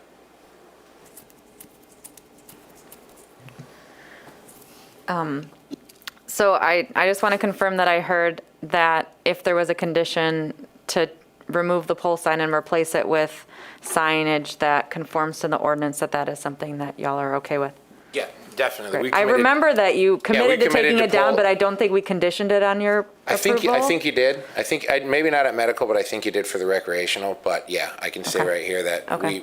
I think the pole sign might already be down, and if it's not, we'll take it down. We have no issue with that whatsoever. I was by there on Wednesday and it wasn't down. It wasn't? so Okay, I I'm know. glad you're able to answer that question. Yeah, so Or we'll- maybe something happened this morning. Yeah, no, we'll commit to taking that down, no problem, just like we have the last couple times. Thank So, you. No problem. And then this is a question for staff probably. We don't have, like stormwater plans, I don't think, in our packet, but that would be all part of LUD's permitting and making sure that the stormwater is adequately, especially with the way Yes. the site is. Yes, all the final finished grades and the stormwater infrastructure will all be reviewed as part of the LEDS permit. It's actually a really sensitive area for stormwater, so Yeah. yes. Okay. And so, I mean, to go as far as we did already, we already have an in-place LUDS agreement. So obviously it was for a different site configuration, but we're definitely prepared to get that re-engineered and redeveloped. And we've already been in initial discussions with the city engineers, so they know that this is going to be up to standards. Okay. That's Thank the you. whole plan. Great. Okay, thank you. We will have a public hearing. We had a public hearing the last time this came before us, but because the proposal is substantively different, we're going to have another public hearing, so we will open that now. Anyone who would like to comment on this case may come forward, state your name. You'll have 3 minutes.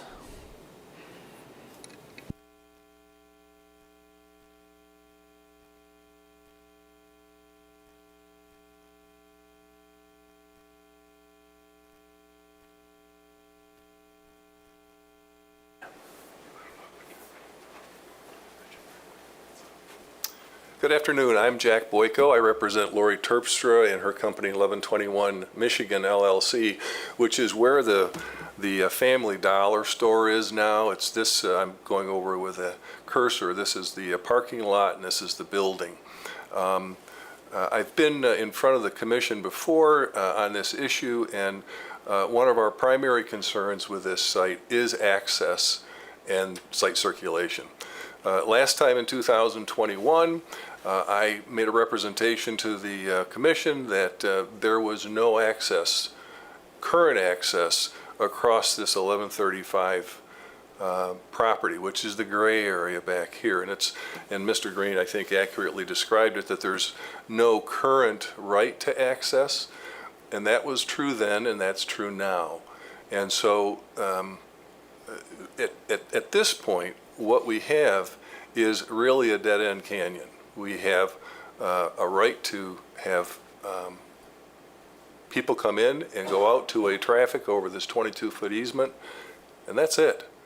There's no guarantee that there will ever be access across this 1135 property.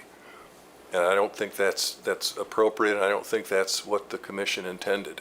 The lease easement, and I know that there's been some negotiations, but that lease agreement is a contingent agreement, and it's contingent upon there being, it's contingent upon 1135 having the right, having some agreement to use and have access to this property.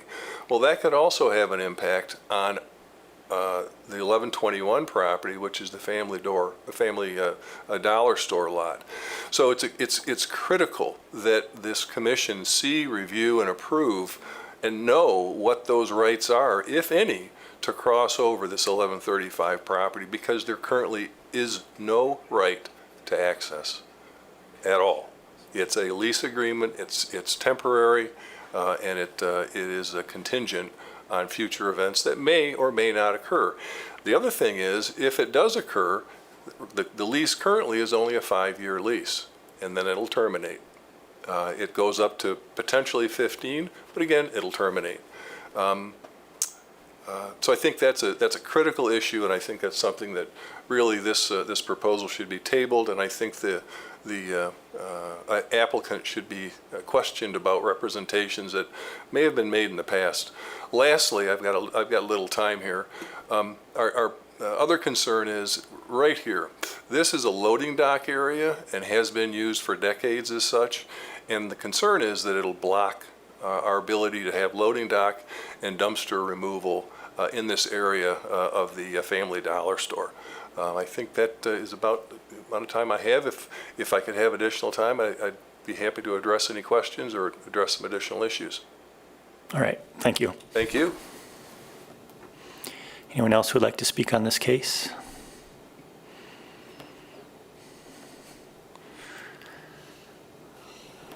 Seeing none, we'll close the public hearing and ask the applicant back if they would like to respond to anything they heard in the public hearing. I do want to just briefly respond on the access right. The lease agreement that we were talking about, the only contingency right with respect to that was the future parking for 1135, and we're eliminating that on both sides because they don't need our parking and we don't need their parking. So that was really the only issue there. The things that we're dealing with now have to do with, you know, the rights with respect to the Walgreen part of the property, the rights with respect to making sure that Kevin Brandt, the owner, is concerned about storm drainage because their property, you know, flows onto our property, as you just heard from the engineer. So we're dealing with that issue. But those are the issues that we're dealing with. We understand that the condition is that there should be an easement that applies, and I actually agree with Brother Counsel that 5-year leases, things like that, were a temporary solution. So we're trying to get beyond that and have a recordable easement for you folks, and that will deal with the property forever in that regard. We also have, just to know that Mr. Brandt's property also has independent access off of Michigan Avenue. So there are other options, just to let you know. And we've talked to the property to the west of us, and there's interest there in connecting the properties. So I hope that this will all result in maybe curing some issues that have taken place there in a while. But other than that, our property has only been served both ways by this access over the Family Dollar property.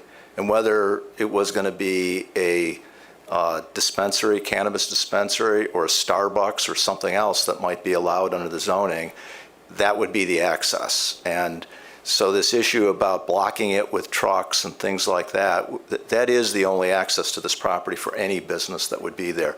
We're trying to make it better because we know you want secondary access. You want 2 access points. And that's what we're working on. We're prepared to accept that kind of condition and move forward with that. So we really appreciate it.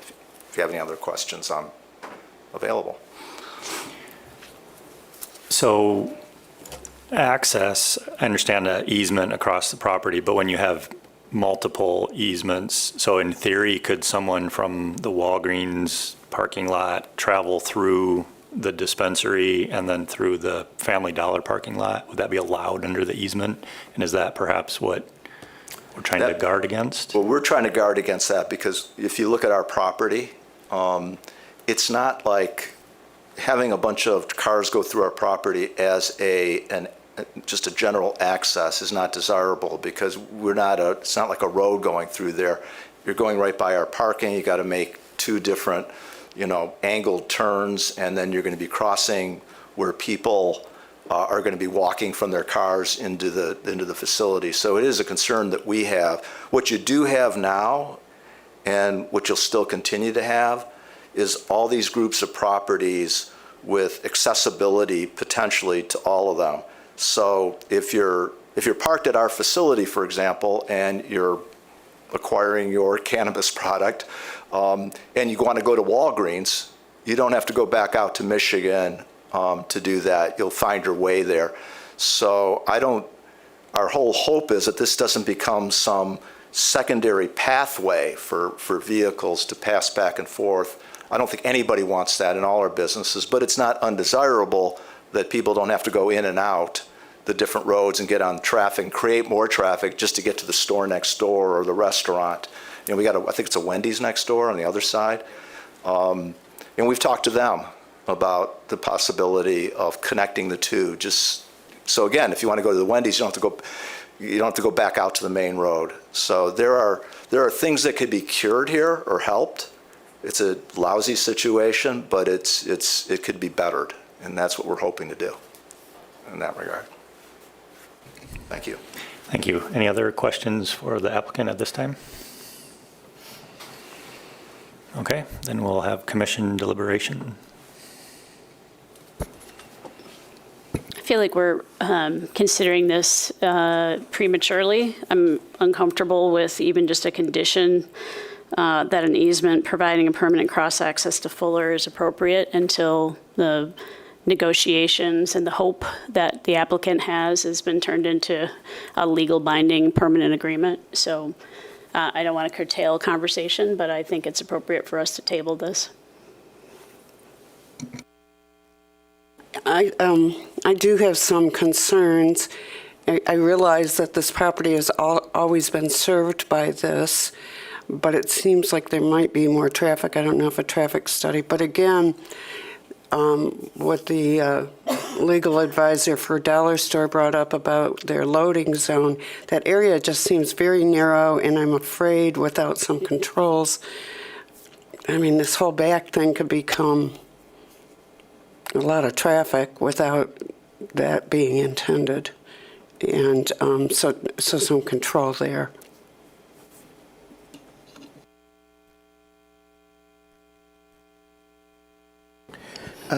Yeah, I remember talking about this last year, and I hate to be the pessimist, but I don't, like, even if, let's say all of these property owners agree to these access points, I don't think that will have any effect in curtailing what we're trying to prevent, and that is obviously, people running into, cars running into people, going in and out of the store there, or people parking in the wrong place or blocking the loading access point for the store. Like, even if you had all of these agreements where you wouldn't address any of those problems. If this is going to be a high traffic problem, it's going to be a high traffic problem no matter where they're coming in or going out from.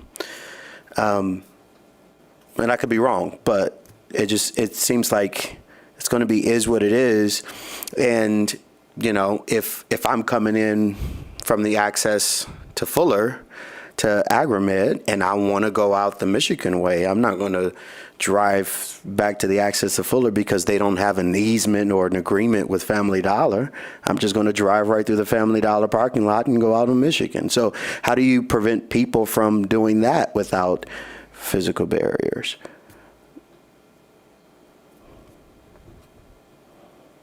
So I don't know.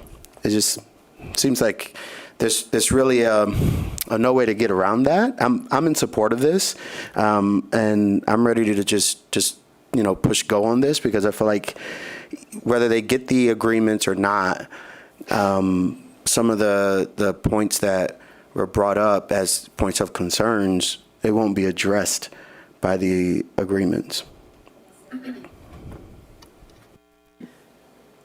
So, couple things. One, I think it's important that we remember that, we did grant site plan and use approval for the previous plan. So should this plan be denied, that the applicant would still have the rights under the previous approvals to reconstruct what was there previously. And so I think one of the questions is this a better site plan to help mitigate for some of the concerns that you've mentioned? Maybe, maybe not. Or maybe the question is, does it make it worse? generally the ordinance does look to property owners to provide some cross-access to each other's, because what we try to avoid is having every single property have one or more dedicated entrances to streets like Fuller and Michigan. And so it's generally preferred where there's internal site circulation for users of commercial developments or mixed-use developments to have that flexibility, should there be, either backups with, times of congestion or construction. To the, oh shoot, I just zoomed out way too far. To the question on the aerial for the city that we have, what would that be? The Family Dollar property at the very far northwest corner. I don't know if Elizabeth, are you able to point to that? The very far northwest corner, which is kind of that back of house area, that's approximately 45 feet from the corner to the shared lot line. Are you talking about? More north. Are you talking about this corner? No, of the Family Dollar building. Oh, I'm Yep, sorry. that one. Yep, that corner. So the northernmost northwest corner is approximately 45 feet to that shared interior lot line. The southern northwest corner, yep, is approximately 20 feet today. So you're right that it is tight. In our early reviews of the plan, the proposed plan versus existing conditions largely mirror the same in that there's still vehicular access that is going to be able to flow over top of both properties. I would be more concerned if this plan tried to pinch that down further than what we have today, meaning if they were to build that building further south, the new building further south towards that lot line, that would be a worse condition because it would further impede that circulation to the back of the Family Dollar building. And I think, Commissioner Bueller, your comments, I think is just a decision for the Planning Commission. It's not unusual for the Planning Commission to condition your approvals upon easements to be in place to be reviewed by city staff and city attorney. I would tend to agree with you that it is a significant issue. However, if, when we became concerned whether these agreements were going to move forward, I reached out to Agromed and said, wait a second, if you don't have these agreements, you're not moving forward, because that was a condition of the Planning Commission, and they agreed. They understood that. I'm sorry. I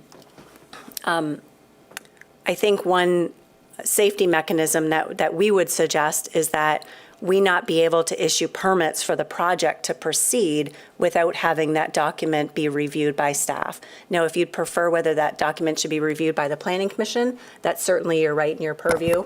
But that was our recommendation as well, because we want to see that language before we allow the project to move forward in construction. Yeah, I think to that point, one of the standards that we have to consider is appropriate circulation patterns. And if staff includes the traffic department, if they will look at the proposed easement and the details of that and feel comfortable, make a recommendation to planning that circulation patterns are consistent with the standards, I guess that's question mark. Sorry, I didn't phrase it the right way, but. Oh, absolutely. We don't generally operate independently of the Traffic Safety Department. But we can absolutely encompass that into a condition if you choose to move forward, to say that to be reviewed and approved by the Planning Department, Traffic Safety, Engineering Department, as well as the City Attorney's Office. Okay. It seems to me that one party is generally hopeful of these easement agreements occurring, and the other one doesn't seem to be that way, and that makes me a little bit nervous. So I'm wondering if, I feel like the attorney for 1152, I think, question mark, I feel like maybe he had something else to add to that might help me personally. So I'm willing to entertain that if that's allowed by the rest of the commission. my understanding is that that easement through Dollar General is already that is already on the books and already legal. So the Dollar General aspect isn't the question. So we're just missing a third party. It's the back one. The back Right. one. And that seems like they have a better working relationship. So I'm with wondering that what the property owner. what the conflict is that seems to be present at this moment for the Dollar General property owner. Well, I don't want to speak for them if you choose to have them come back up, I think, but what I heard was that they were uncomfortable with the fact that those easements were not in place. And because of the loading dock and the trash removal and that very specific area. Is that what I'm understanding? I didn't hear that piece of it. I think that the main access point would be to go from the northern, where the green arrows are showing between the shared properties of 1135 and 1109, that there would be access at minimum across that northern area of 1135. So there shouldn't be a need to impede vehicular traffic near the trash dumpsters, but of course it is all open. There's no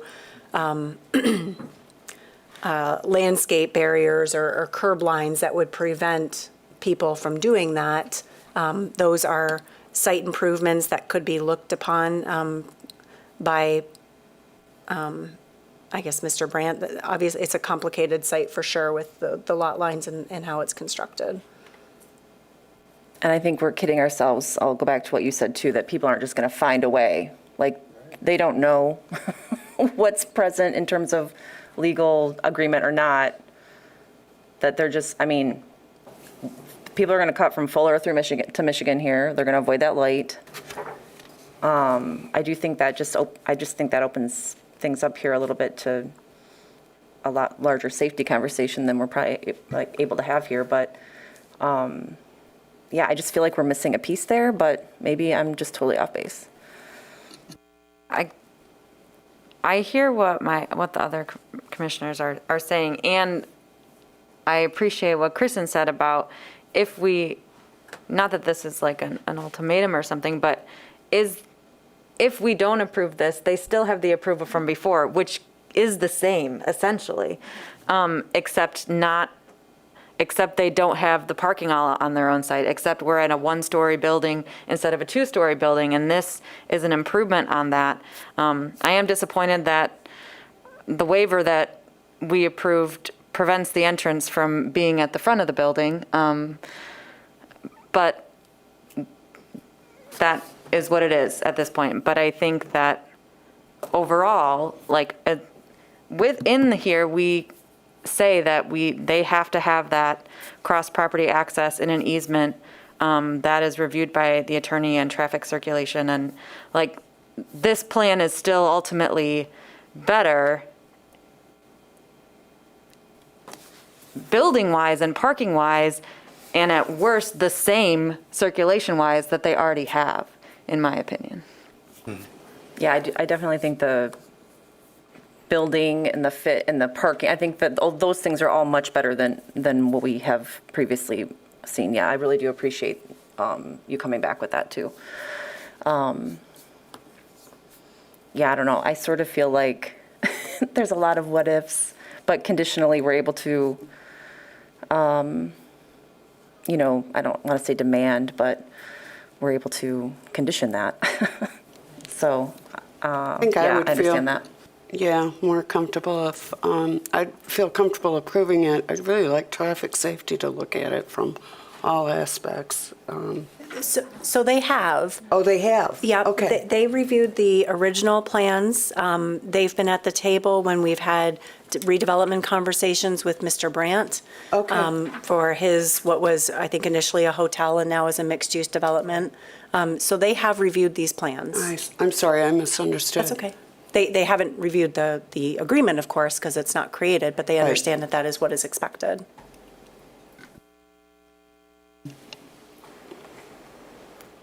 Any insight do they bring up any points, like negative impact points or? No, they were supportive of the improvements as being proposed. to be quite honest, I think planning had some more consternation about the other development project, but that's separate from this issue. So they felt like the current plans are acceptable per their standards and guidelines. Can I just get some clarification then from Elizabeth's staff report? She says that site circulation's been reviewed, the level of service found to be acceptable, but the traffic flow undesirable for several reasons. Can you articulate what those several reasons are? I think that's what I'm getting at here is you just said they're supportive. I didn't read that they were supportive. I read that they had concerns.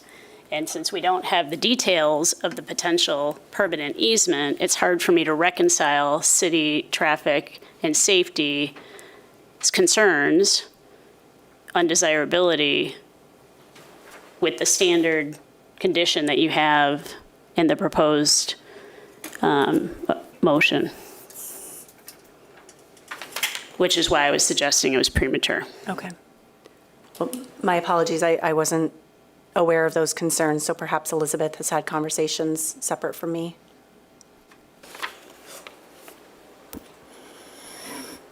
So the traffic flow is undesirable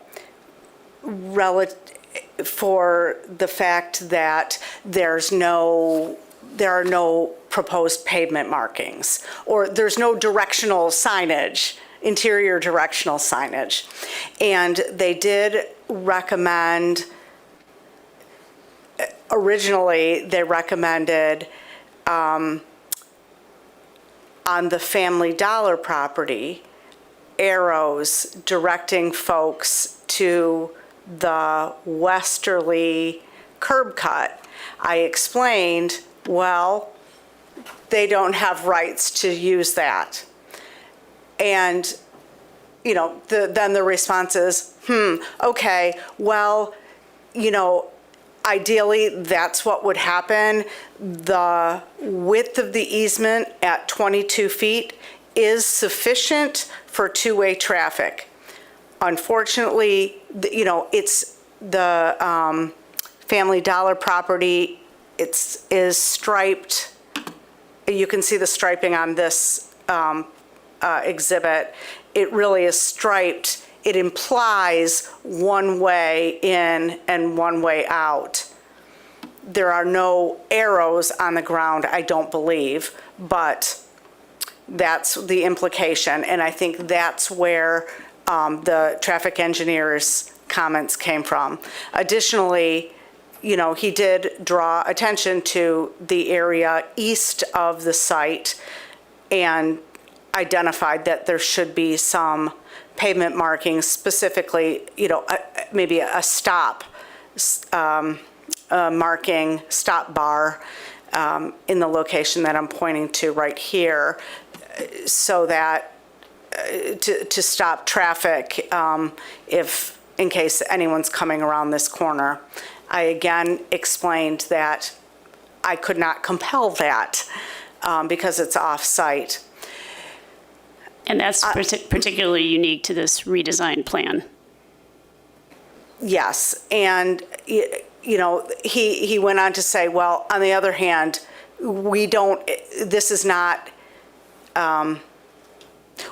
anticipate such a high traffic volume where drivers won't be able to see oncoming traffic. It would be pavement markings and directional signage is preferred, but, you know, and would be ideal. But if we can't compel it, then this should be sufficient. Not ideal, but sufficient. Elizabeth, did they look at traffic volume, or is there a way to predict traffic volume here? That wasn't part of this application. I don't know if that was part of the previous applications. Do you recall, Kristen? If I recall correctly, the medical application, I'm looking at Al to come help me here, but if I recall correctly, the medical cannabis application did have a traffic study that was submitted as part of that review and was deemed appropriate, or that there wouldn't be a level of service concern. Yes, good afternoon, Commission. So yeah, the last traffic study was conducted for the medical approval or consideration by the Planning Commission. And for the recreational case, it was that study from medical approval that was considered.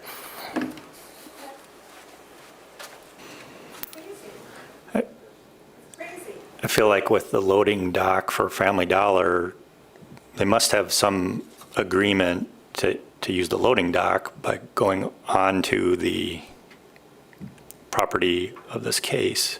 I just feel like there's enough interest among all the parties to need to work together. I'm in support of it as proposed, with the condition of easements. Yeah, I don't know that discussion. there's a formal easement. I'd need to look at AgriMed's attorney there, but I know that there's, like I said, about 20 feet between the parcel line and the southern northwest corner. There's 45 feet between that northwest corner and the lot line. And it looks like if there, I believe it's a curb line, perhaps a small retaining wall, there's about 27 feet. So there is quite a bit of room. I realize that the perspective of the site plan certainly shows it to be narrow, but dimensionally, there's no reason it shouldn't work based on ordinance standards. Whether there's prescriptive easements or formal easements, I'm not sure. There is the formal easement with Family Dollar, but I'm not aware of any issue about like trespass, for example, that Family Dollar trespasses on the one parcel to be able to access its property in the back. But again, we're prepared to work with them, and same with the striping and marking. I mean, we're prepared to do it and pay for it. I mean, the issue is we don't control it. So it's in our best interest and everybody else's best interest to work it out that way. So that would be still part of our discussions with our neighbors in that regard. But we certainly don't want our project to be contingent on that sort of thing that we really don't control. The easement is a different issue, and we still don't control that too. I mean, we're at the mercy of our neighbor in that regard, but I understand that more. But I can commit to you that we would do whatever. If your traffic engineers want us to do that and they have a suggestion and our neighbors allow us to do it, we'll do it and pay for it.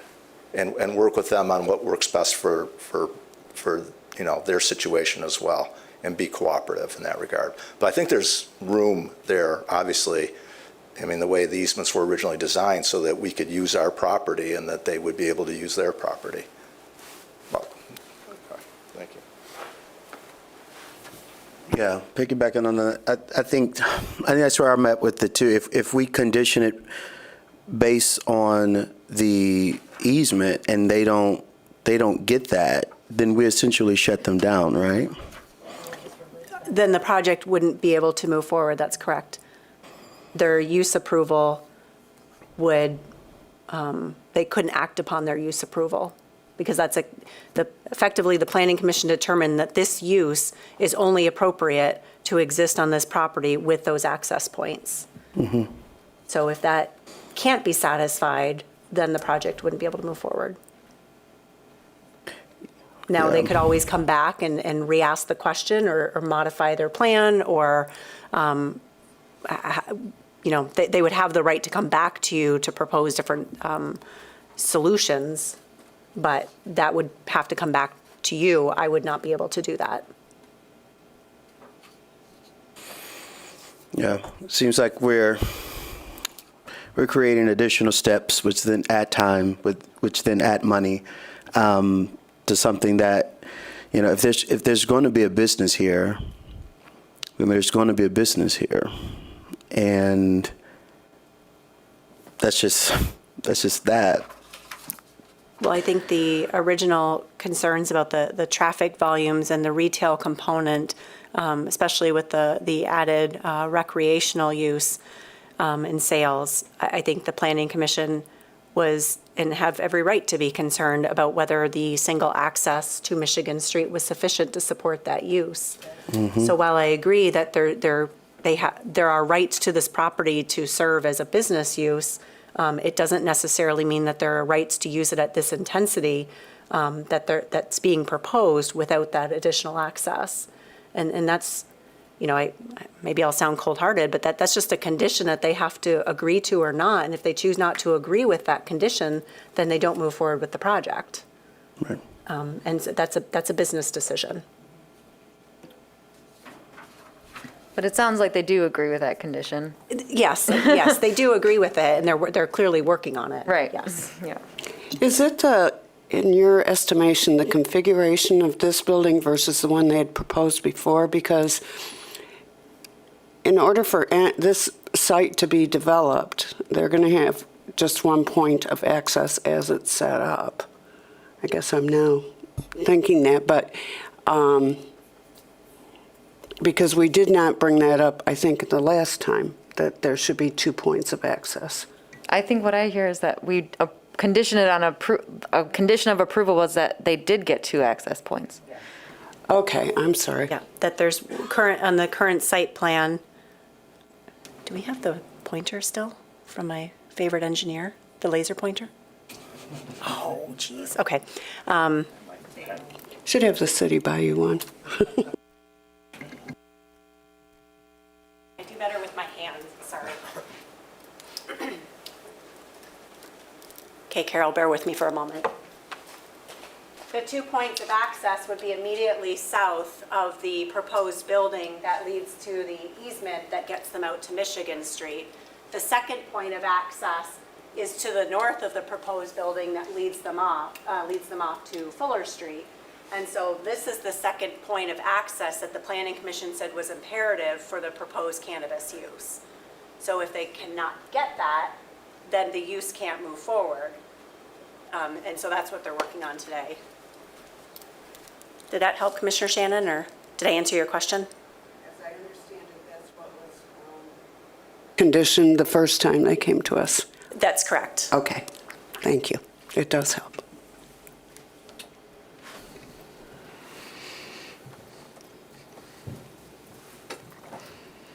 Any further discussion?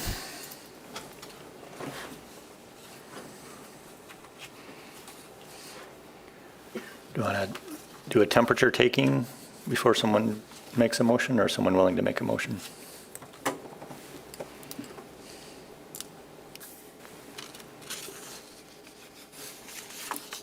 I'm willing to make a motion if somebody wants to second it. Now therefore be it resolved that the Planning Commission approves the request of Agromed LLC for a site plan review to amend an approved site plan for a cannabis provisioning center and retailer at 1109 Michigan Street Northeast for the following reasons. The proposed development will meet the purpose and intent of the master plan and zoning ordinance because it reinforces and supports the desired character for this area with proposed site design and building elements. The site is designed to comply with all provisions of the zoning ordinance because I don't see. I think you can just skip that one. Skip that one. The proposed site will be developed so as not to impede the normal and orderly development of improvement of surrounding property for uses permitted by this chapter because the layout is associated with a new building accounts for the built environment on the surrounding properties. Redevelopment of existing sites will be brought into conformance with all site improvement provisions of this chapter relative to and proportionate to the extent of redevelopment because the site will be developed in conformity with all site provisions of the zoning ordinance relative to and proportionate to the extent of the redevelopment except where departures are permitted by the Planning Commission. The building is provided with adequate means of ingress and egress by public streets and walkways because private cross-access elements over adjacent properties exist or will be provided. All elements of the site design are efficiently organized in relation to topography, the site, size and type of the lot, character of the neighborhood and adjoining property, and the type, size, and proportions of the building because the proposed building will be scaled massed, and architecturally designed in a manner consistent with other development in the TN neighborhood classification. Access points are located to minimize conflict with traffic operations on abutting streets, and the number of access points is the minimum needed to provide reasonable access to the site because vehicular access will be provided at 2 access points. The cross-access easements over abutting property will provide for legal access to both Michigan Street and Fuller Avenue. Safe, convenient, and well-defined vehicular and bicycle and pedestrian circulation within and to and from the site will be provided because the site access points and other elements are designed to promote safe and efficient movement within and to the site. The scale and design of the proposed development will not place an excessive burden on services currently furnished by the city because the site design associated with this new building will result in more efficient traffic circulation relative to the original building on the site and will thus result in fewer vehicular conflicts and accidents. Standard condition set A approvals. It says no need to read. Is that still accurate? Yeah. Number 2, that an easement providing permanent access cross-access to Fuller Avenue utilizing existing site access improvements be approved by the planning director and recorded prior to the issuance of a LUDS permit. That on-site directional pavement markings and/or signage be applied as recommended by city traffic engineer upon LUDS permit review.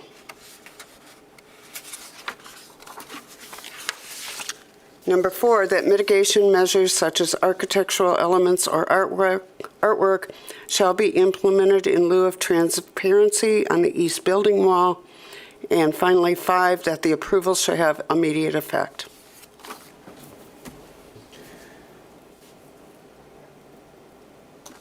Could we, Commissioner Shannon, you didn't have to read them, but if you could incorporate them by reference, that standard conditions set A, as shown on the screen, excluding number 5 and 7 shall apply? Approved as recommended. And then my other was speaking to Commissioner Bueller's in my conversation. I'm wondering if the Fuller Avenue easement should be approved by the planning director, traffic safety, and city attorney's office and recorded prior to the issuance of the LUDs. I approve adding that language. Would you be amenable to including a condition to remove the pole sign? Yes, I would. Thank you.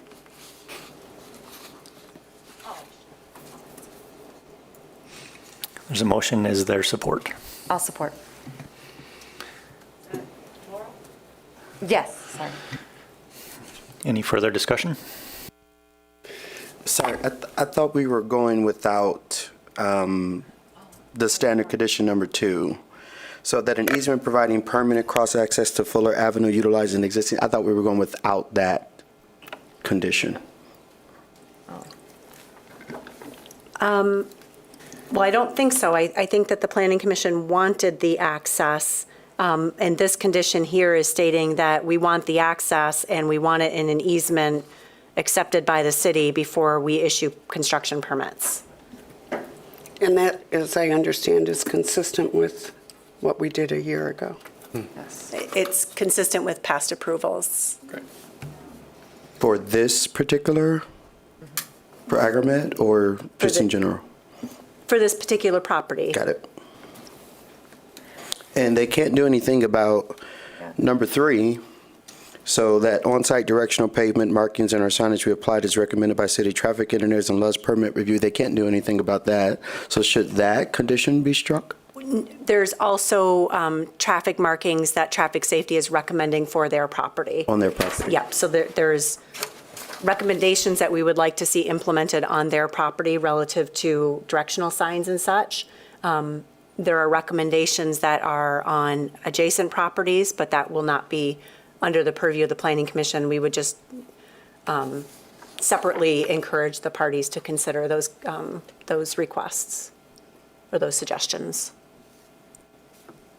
Okay. Are you comfortable with that, Lawrence, or? I think it's kind of like a I have to live with it kind of thing, because I think number 2 is the only one I'm not comfortable with. Meaning that you don't think we should be requiring access to Fuller?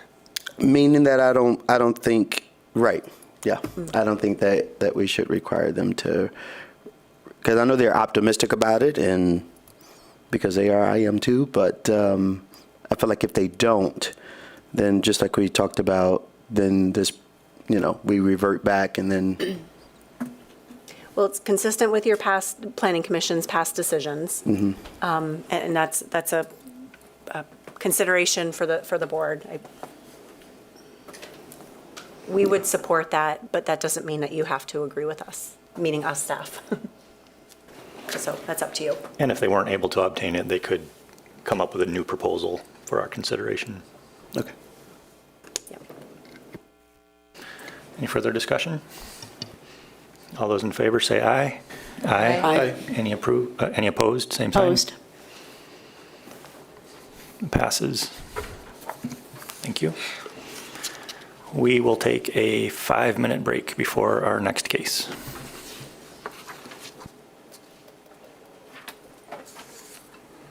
I felt like we were going in circles because I was misunderstanding. I remember this coming last year, but I don't remember. First of all, pole sign was supposed to be immediately. And secondly, well, I dropped by there every time.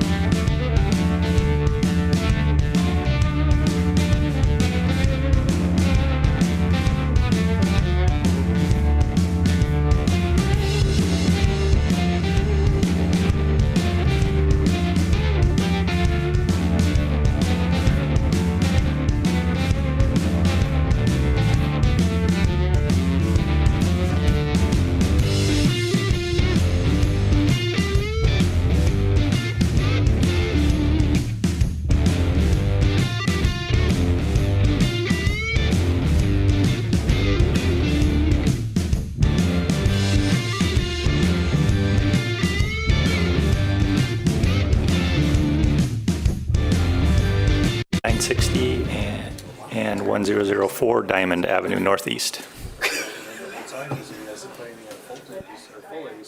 The next item on the agenda is 960 and 1004 Diamond Avenue Northeast.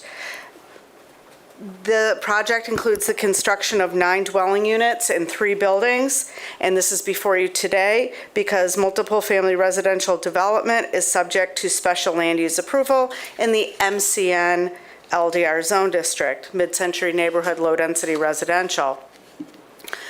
As you can see, all the surrounding property is zoned similarly. This property is not included in an area-specific plan. The Planning Commission has seen this project previously, but it was slightly different. Now, currently, there are 9 dwelling units. The previous iteration didn't quite have 9 dwelling units. So, some of those elements have been refined, and the applicant has brought forth a revised plan. The property currently, it consists of two lots. There's a single-family home and several outbuildings. Altogether, the property is about 22,000 square feet, just about a half an acre. Here are some Google Street View photos that show the street and the property.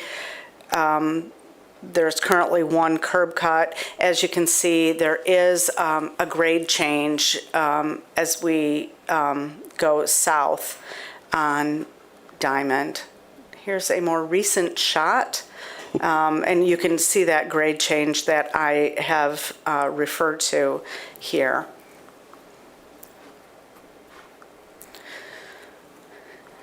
The applicant proposes to demolish all existing improvements on the site and construct 3 buildings with 3 dwelling units apiece. Each dwelling unit will have a single stall garage, and the remainder of the parking will be available on site in a parking lot to the rear of the site. The proposed mix of dwelling units requires 14 parking spaces. 15 parking spaces are proposed. So it will meet the parking requirement.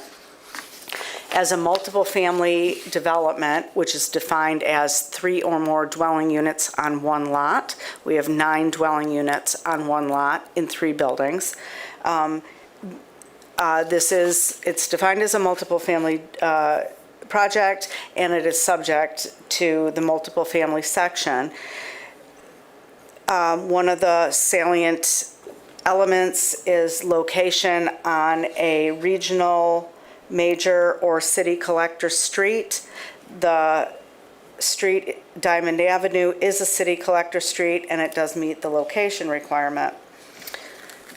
There are some other green space and required rear yard requirements for multiple family dwellings in the MCN or MON zone district. This development does meet that requirement. The proposed density 9 is less than the 10 dwelling units that could be allowed on the property, so the density is less than the maximum that would be allowed. There are 3 curb cuts proposed.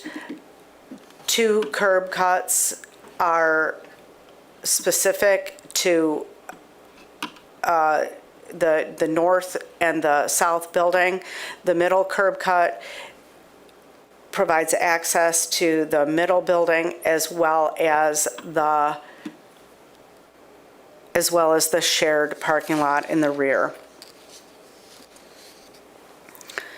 each of these, because this is in a MCN zone district, the attached garage needs to be at least 5 feet from the front of the building, and these buildings have been designed with the recessed garage as required. At least 50% of the facade of the building needs to be at the required building line, and the buildings have been designed to meet that requirement as well.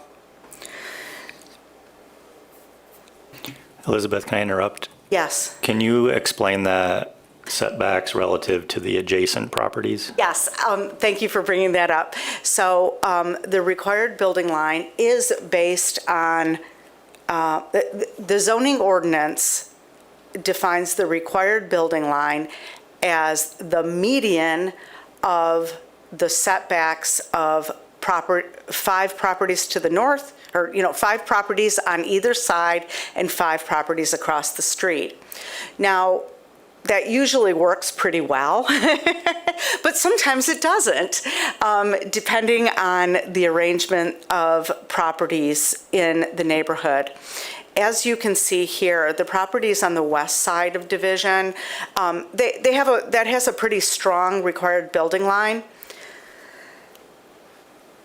I think Elizabeth meant Diamond, not Division. Division. We are not on Division. I think I was thinking about the fact I had to sneeze. Diamond. God bless you. On the west side of Diamond has a pretty strongly defined required building line, but it is further back than the properties on the east side. So the applicant did provide calculations, and where they have cited the building is that number. However, the zoning ordinance does allow some discretion if you feel that that it's really not working, that it doesn't meet the character of the neighborhood. So I don't think I included it in the resolution of approval, but if you do find it to be appropriate, you might consider conditioning approval that the buildings have a setback consistent with the properties on the east side, if you found that to be more consistent. So that might be an element for discussion. I might note that the property to the south has a bit of a different character than the subject the improvements on the subject property or to the north, and is also set back a little bit further.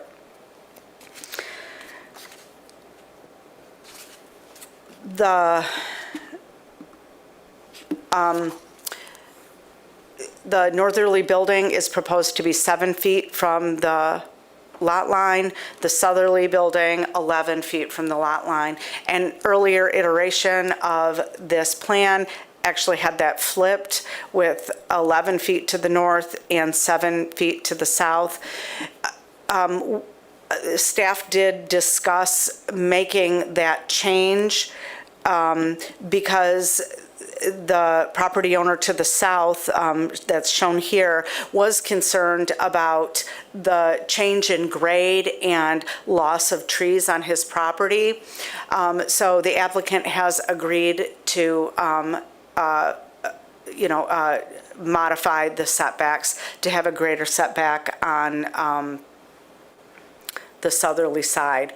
I should also point out, it doesn't have to be 7, even though 7 is the minimum, it has to be 7, minimum of 7 and a combined of 18, but it could be, 9 and 9 or any combination, but no less than 7. This is what the applicant chose to do. I also understand that the applicant has had discussions with this property owner to the south, and the property owner to the south, I don't know if he's here, but he did submit a letter expressing no objections to the plan as proposed today. Along those lines, the Highland Park Neighborhood Association has also reviewed these revised plans and supports the project. As far as green space goes, the property has plenty of green space. It will meet the green space requirements. We will conduct tree canopy calculations at the time of permitting. I think there might have been a misunderstanding of the landscape buffer. We require a landscape buffer between parking lots and residential properties, and I see that the required landscape buffer was put along the front of the property. We do require it around the parking lot. The applicant may leave it here in the front if they wish, but that wouldn't be required. We will require landscaping around the parking lot as well as street trees, and I included that as a condition of approval. I'll go to the elevations first. This is what the buildings will look like. They're the same buildings, but they're proposing slight materials changes and color changes. So there will be some variety among the three buildings.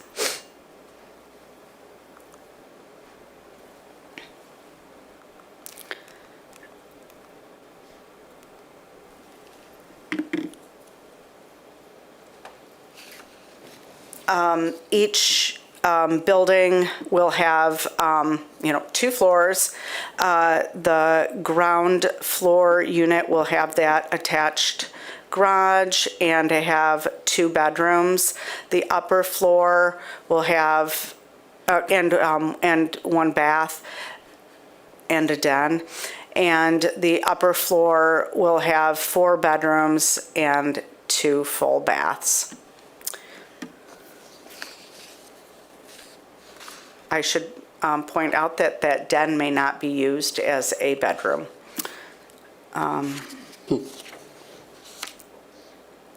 As far as height goes, the proposed buildings are within the maximum height requirements, and the design does meet requirements for transparency, materials, facade variation, and primary entrance orientation. And I think I've gone through everything. And so in sum, we're looking at 9 dwelling units in 3 separated buildings, 3 3-unit buildings in an MCN zone district. And I'll be happy to answer any questions or turn it over to the applicant. Oh, sorry. You said the second floor would have 4 bedrooms and 2 full baths. Isn't that 2 units with 2 bedrooms and 1 bath? Oh, yes, I'm sorry. Okay. Yeah, I'm so sorry. Of course, because it's 2 bedrooms. Elizabeth? Yes, there'll be 2 dwelling units on that second floor, each with 2 bedrooms and 1 bath. Can I also clarify, you were talking to Paul about the setbacks. Is it your recommendation that if upon approval, the setbacks should be consistent with the properties on the west side of Diamond? I don't know what I said, but they should be consistent with the properties on the east side. Okay, I just want to make sure. I guess I'm getting a little tired. I think you said east side. I just wasn't. I'm old and I can't hear very well, so I just wanted to clarify that. Thank you. I guess, still on that point, I did hear east side, but then you did say something about there being a difference between the character of those north of the property and those south of the property. And I guess my question is, like, how much would it have to move up to be kind of consistent with what is on the east side of Diamond? I'm not sure, but I can further explore that. I can try to figure that out. And the applicant or his engineer might be able to address that as well. Thank you. Any other questions for Elizabeth? All right, thank you. Then we'll invite the applicant up to add any additional details you would like to share.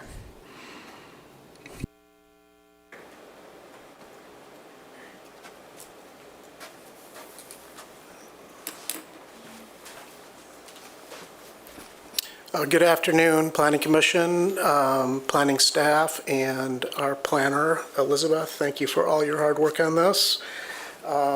We've come back now with a revision to a submittal, and just wanted to point out some of the key changes. I have with me today Andrew Post with Post Associates. He can talk a little bit about the floor plan, if that's something you can do. And then I also have Dave Henko here with me, and he can talk a little bit about the site plan and about some of the setback questions and maybe some of those questions there. So I'll let those two gentlemen do that. Like Elizabeth mentioned, we were able to find some common ground with a neighbor to the south. We moved the building 11 feet versus 7, and we were able to come to some resolution on the trees and some of the drainage between the buildings. I think one thing that the community liked was the fact that the building looked like a single-family residential home with one front door entrance. So that kind of kept in with the resembling the single-family nature of the neighborhood. So I'd like, Dave, if you have some things you want to share, please feel welcome to do that. Sure, thank you. As far as the housing setbacks, yes, the data that we followed per the code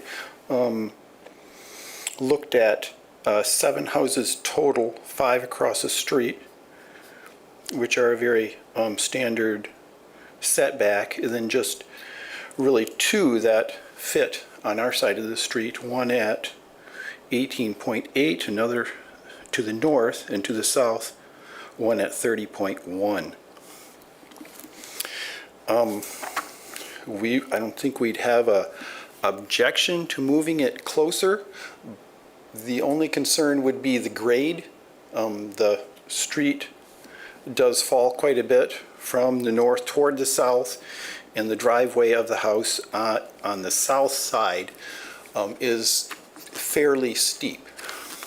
So bringing it closer to the road would make that even steeper. If it is your desire to move them closer to the street, we'd ask that the 2 on the north side be moved closer, but not the one on the south.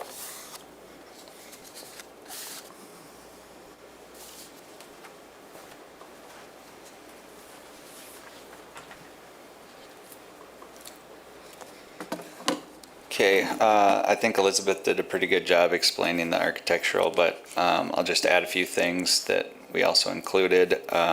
If you look at the main level of the house, we did include the required 2-hour separation between the garage, and we also have 1-hour separation between all units, including floor to floor.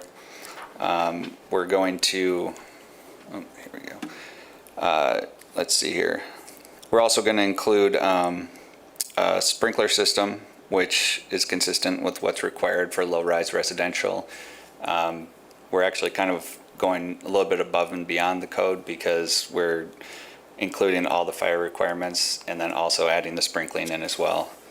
The other thing that we had talked about, or that isn't included on here, is that we did have the electrical engineer design site lighting with, safety of the back lot was a main concern, but not only that, but the light pollution. So we asked him to design it so that there's no light spill over to the neighbors, but also keeping the area well lit to maintain the safety there. In terms of the floor plan, there is actually, I don't know if this was incorrectly said, but there are 2 bathrooms on the lower level. There is one that's off the master suite there, and another that's on the available to the main area. And Elizabeth did mention that the den we cannot use as a bedroom there. The only other thing I think I wanted to add, just looking at these elevations, just so they weren't confusing, and I can see if I'm going the wrong way here. these kind of 3D renderings, this was an early concept that was provided just so you don't get confused by any discrepancy between this and the elevations. The other elevations are the most current, which are the colored one there. And the way they're shown here, that is to scale the spacing as they would be on site. So if you were standing across the street on Diamond, that would be your view, with obviously a little bit of elevation change because of the grade. And that is all I have.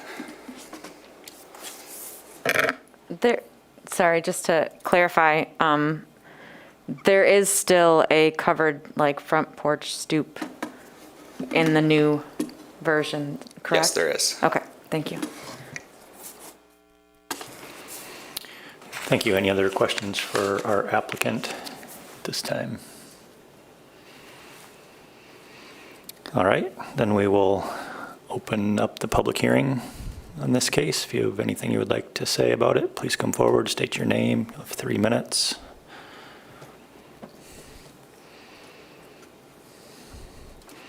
Seeing none, we'll close the public hearing, and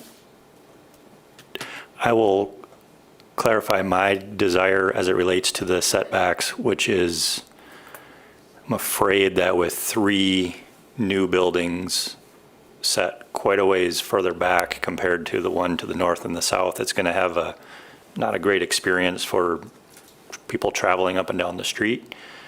I would be comfortable with what was suggested could be done, which would be, majority of them closer to the setback of the house to the north.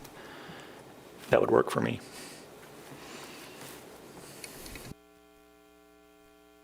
So the thought is that third or southernmost unit might almost split the difference between the setbacks of the house to the north and the house to the south. So it sort of, yeah, staggers. Okay. Is that how it's, from the renderings, it was unclear to me. So currently, are they further back than both properties north to the south, right? Because of those 5 houses across the street.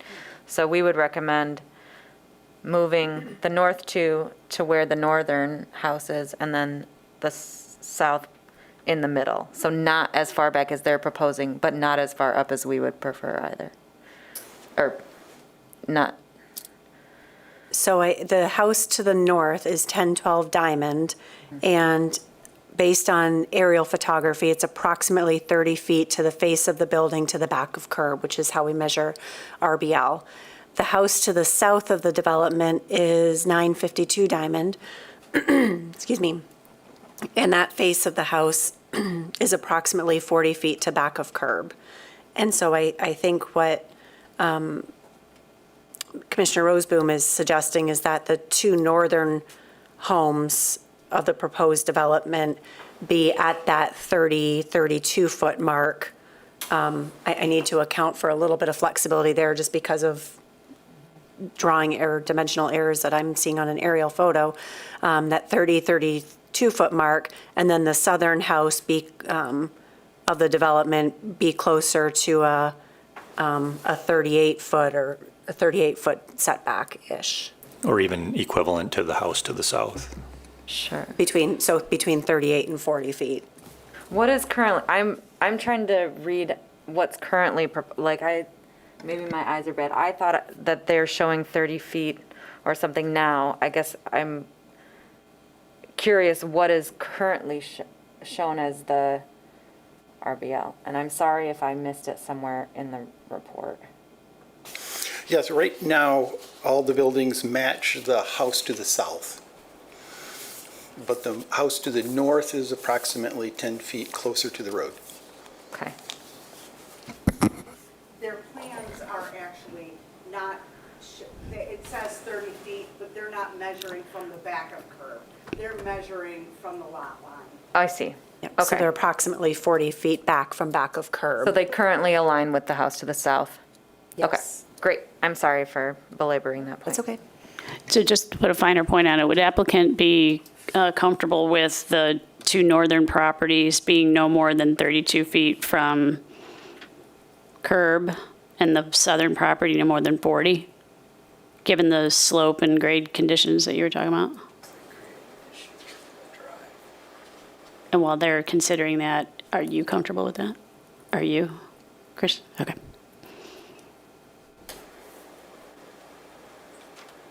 I think we'd want to allow for a couple feet of flexibility, just to sit it right on the lot and not having that, I guess I wouldn't want to see that 30-foot hard number, but just, between 30 and 32 feet.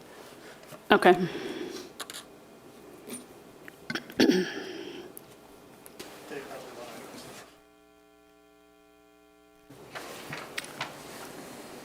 Oh, I'll let him respond. Yeah, it would be our preference that, the southern building stay where it is, matching the building to the house to the south. The two northern buildings be at the same distance back, but maybe split the difference between the house to the north and our house, so that as you go down the street, they stagger back instead of having a sharp difference.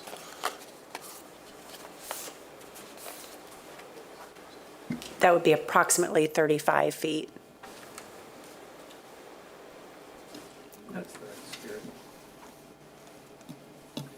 I agree. I mean, otherwise, I think the density is appropriate in this location. I think the number of units is good. I'm glad that we have brought it up to 9, and when the first iteration was 6 officially, but had the flexibility. So I'm glad we're at 9 now, and I think this is a good place for infill development. And I am also encouraged by the work with the neighbor to settle that issue with the trees. So I'm in support.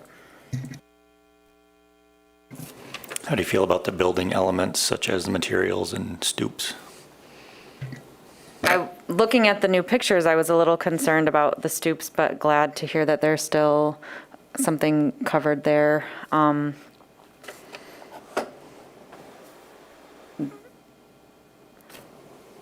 Yeah, I mean, it's design, right? But if it meets the building material requirements, yeah, I mean, it seems pretty consistent with what's around in terms of like reasonable, in terms of fit into the neighborhood. Though there aren't too many different kinds of windows, but again, that's an architect a decision.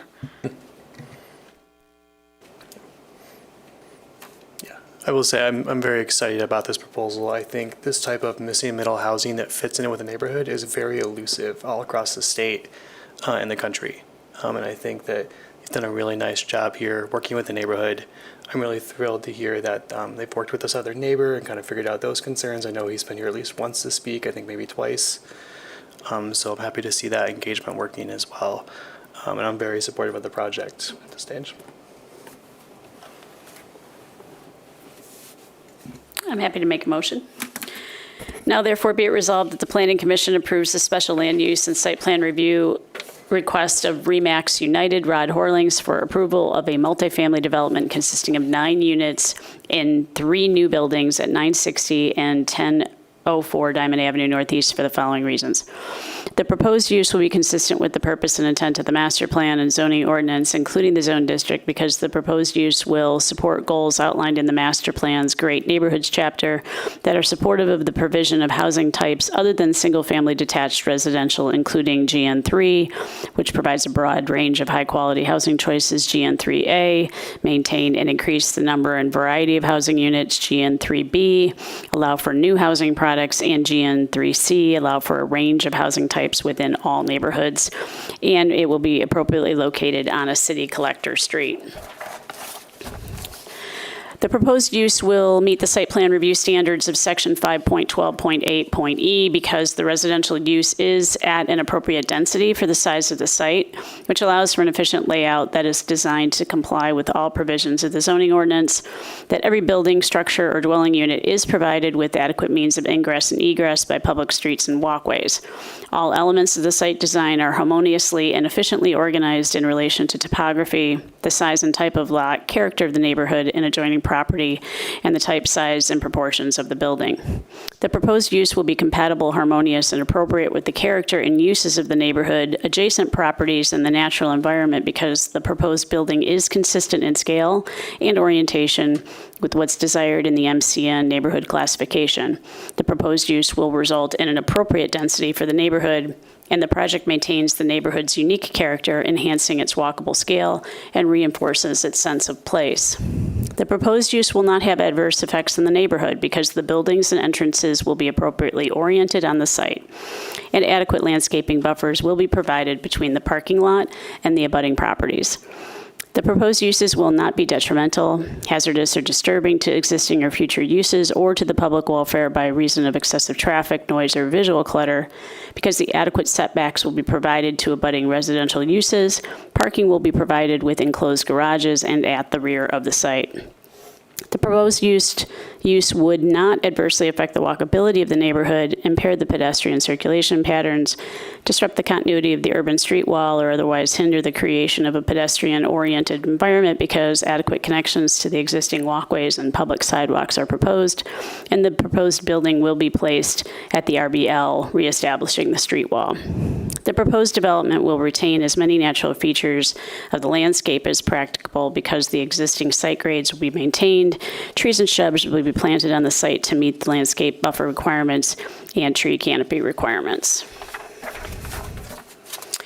Adequate public or private infrastructure and services do already exist or would be provided at no additional cost and will safeguard the health, safety, and general welfare of the public. And the applicant will be responsible for the construction of any new infrastructure necessary for the development.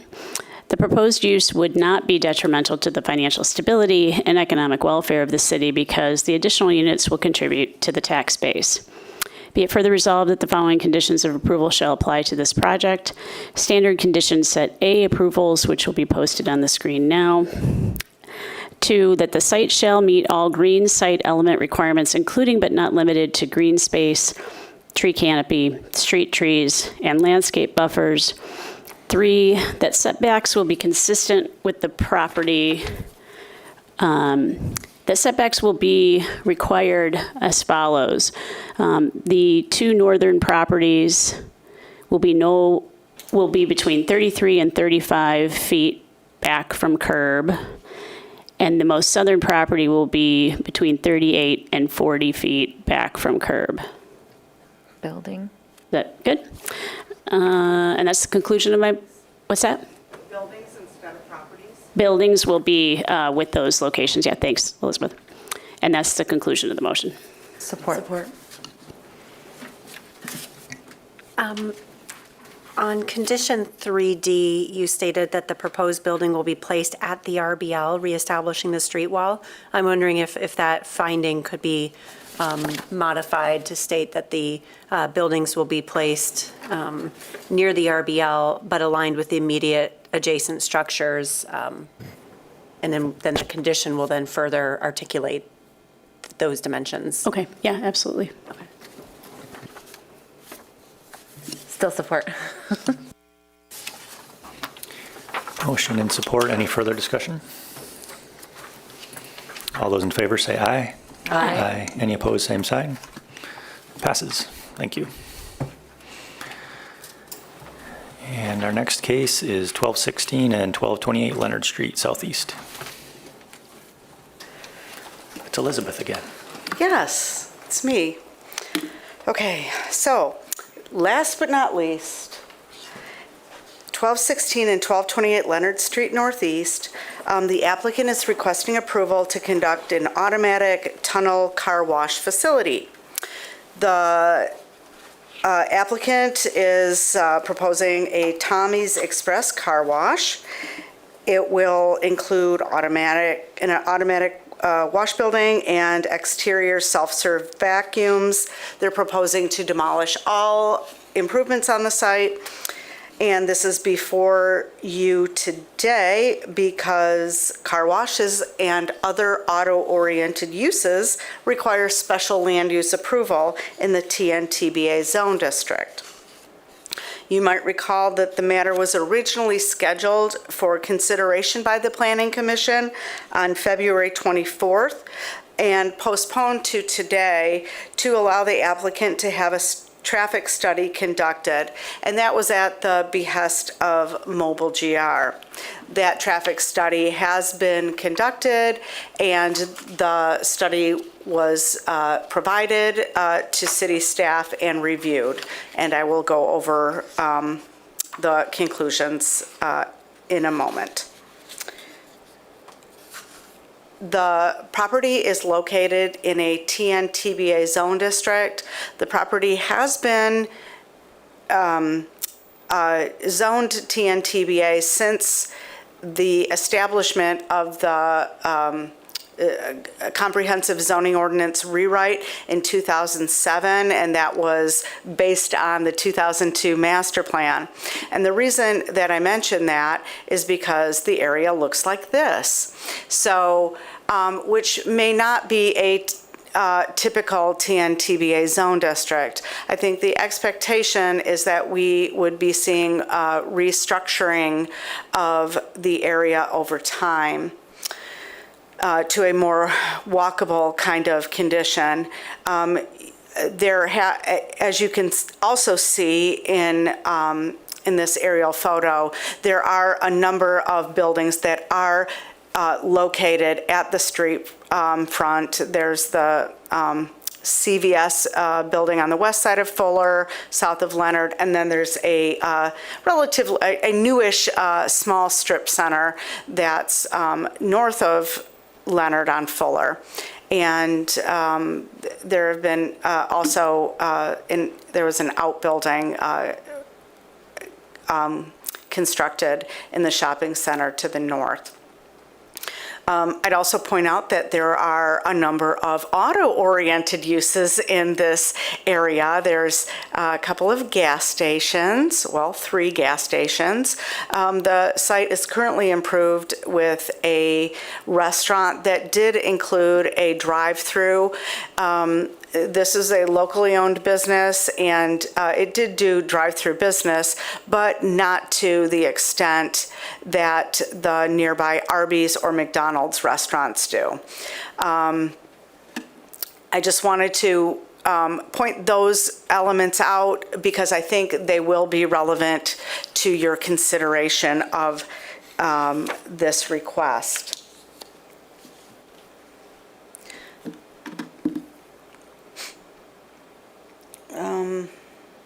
Actually, I'm going to go back here.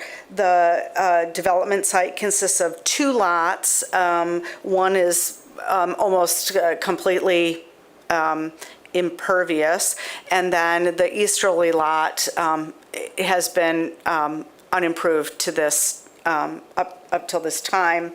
Together, the 2 lots are about 0.8 of an acre or 35,000 square feet. And I don't believe there are any natural features on the site except for grass. There are no trees that I could see. So what is proposed is a tunnel car wash similar to what is shown in this rendering. I don't believe this is an exact rendering of what is shown because I see that there is a mailbox out front, and I think that probably wouldn't happen here. So this is a survey of the site. You can see that there are 2 drive approaches, 2 curb cuts there, and a significant amount of parking. This is the site plan of the proposed car wash facility. On the west is an ingress only.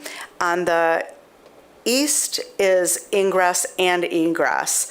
One would, you could enter the site from either of these 2 and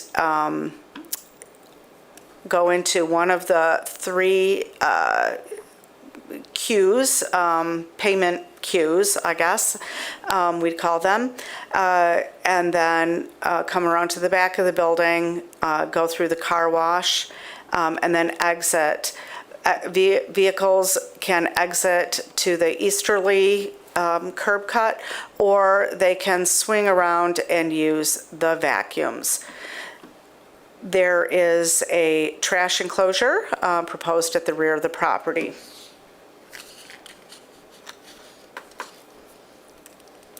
There are 14 vacuum stations, and there are 6 customer and employee parking spaces. So relative to the required building line,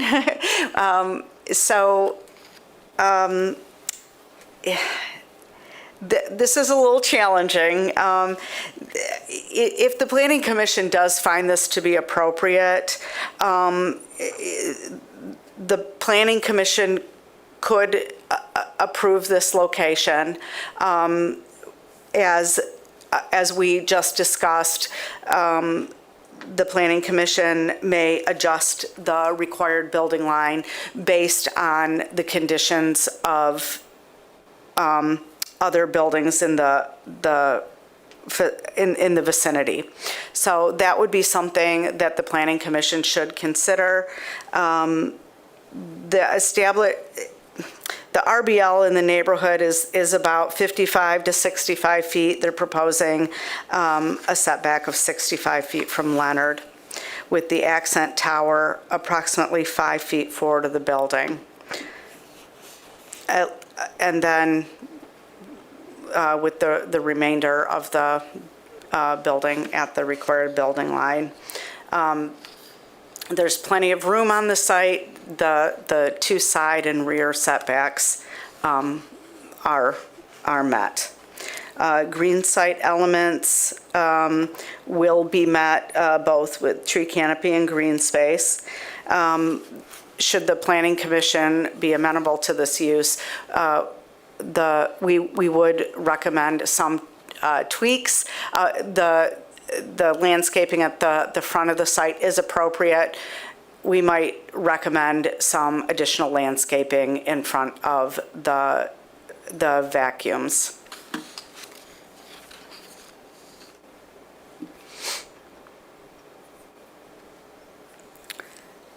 Before I go on to the building, I'll talk a little bit about the traffic. So car washes require 10 parking spaces and 5 employee or customer spaces are proposed, plus 14 vacuum spaces. Given that, and so with all that parking, we do find parking to be adequate. If we count those vacuum spaces, this is a drive-through facility, and there would be, no reason for customers to be getting out of their vehicle and, parking and getting out of their vehicle other than to vacuum, and there are parking spaces for that. So parking is deemed to be adequate. So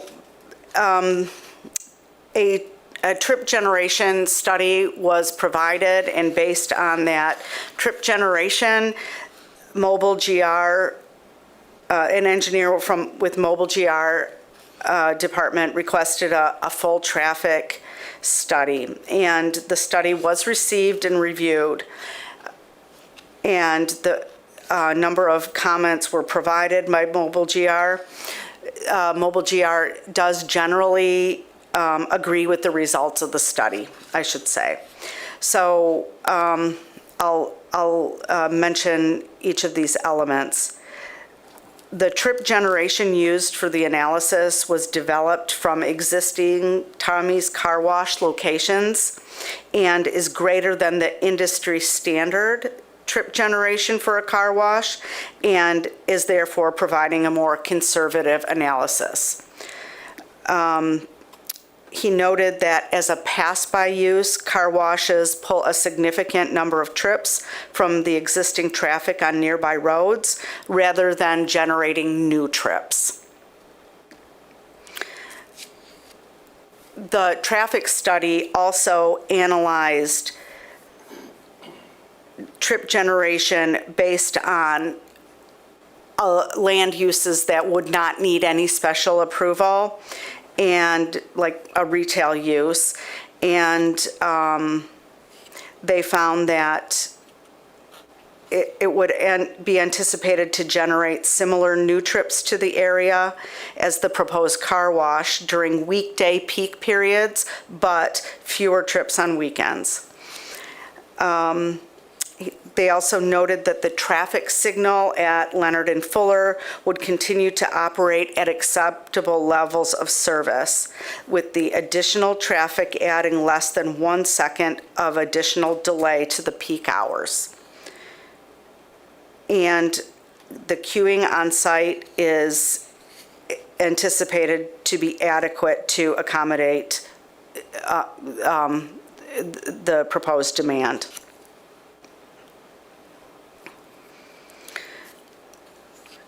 One thing that our traffic engineer did note, it's recommended that the amount of queuing available and how much queuing is anticipated be specifically presented by the applicant during today's meeting.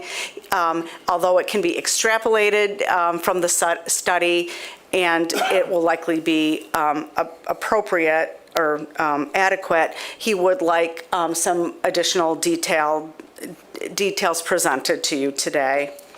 And then we did have several disagreements, slight disagreements between two of our traffic engineers on this the width of the westerly curb cut.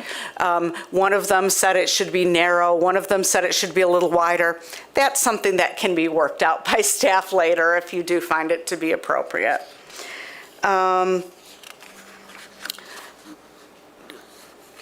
Relative to stormwater and water quality, adequate engineering of the site for those things is being provided. However, it has been noted that vehicles leaving similar car washes in other locations often track water a significant distance from the car wash. And when that happens, that potentially spreads contaminants off-site, and then it becomes, storm water and goes into our natural water systems. If the Planning Commission is amenable to this use, we would ask that some kind of mechanism or facilities be installed to help eliminate that off-site tracking. I don't know what exactly that would be. It could be, grates with some kind of collection system. I'm not sure. That can be further explored, but we do find it to be necessary. No signage was reviewed as part of this. That would be separately considered.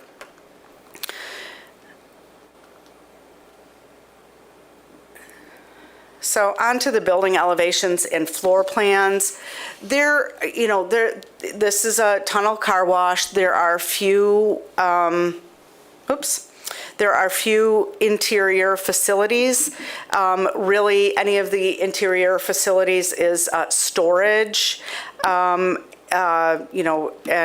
mechanicals and staff break rooms. There is a publicly accessible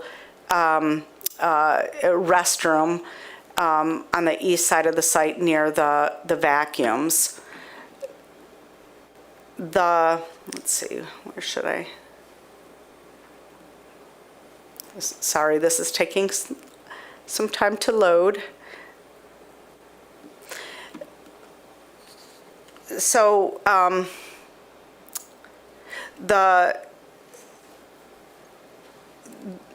the building is mostly a single-story building, being a car wash.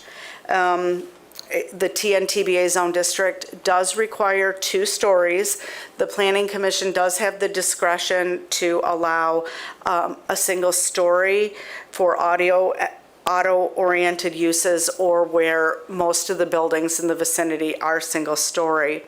So in the past, the Planning Commission has granted a waiver for auto-oriented uses and for structures that have enough height and mass at an appropriate scale at the street. The tunnel's about 20 feet in height, and then the front and the back of the building are anchored by accent tower features, which you can see in this building. The tower at the exit, which faces the street, is about 24 feet in height, and the tower at the rear is about 28 feet in height. The rear tower will contain employee facilities and a mezzanine with a view to the wash tunnel.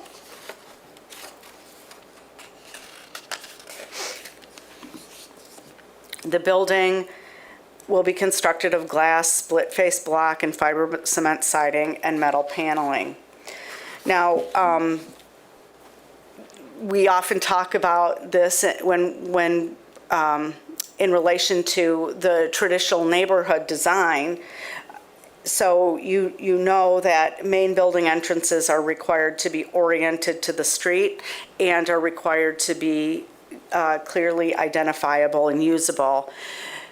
This is a strictly auto-oriented use. There is a service door at the front here, but it's not really, it's not strongly identified as a customer entrance, and that's likely because it really isn't a customer entrance. Customers are expected to drive their vehicles through, and there really are no parking facilities on this side of the building. So as part of your discussion is the general appropriateness of this use also in relation to the building design. And that leads into transparency. So due to the orientation and the nature of the building, there really isn't any transparency on the front facing the street except for that service door. And so that is something that the Planning Commission should consider as being appropriate or not. The east and west elevations contain a significant amount of transparency because that's the wash tunnel. So, and that's all glass. So the Planning Commission does have the discretion to grant departures. In your staff report, I've listed the situations where that might be appropriate. And the Planning Commission does have the discretion to require mitigation measures, as we previously discussed for another case today.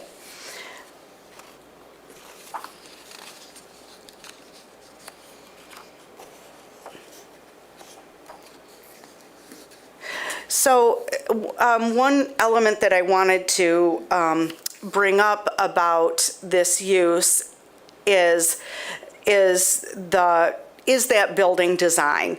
And because this is an auto-oriented design, it really is something that's different than what is generally required in the TNTBA zone district. So as you can see, from what's on the screen, this doesn't meet that requirement. The TNTBA zone district requires, or encourages buildings, efficient use of space, compact design, ground floor accessibility, also buildings that can be reused for another purpose. So those are part of the TNTBA zone district requirements. So I'd encourage you to keep that in mind in your consideration today.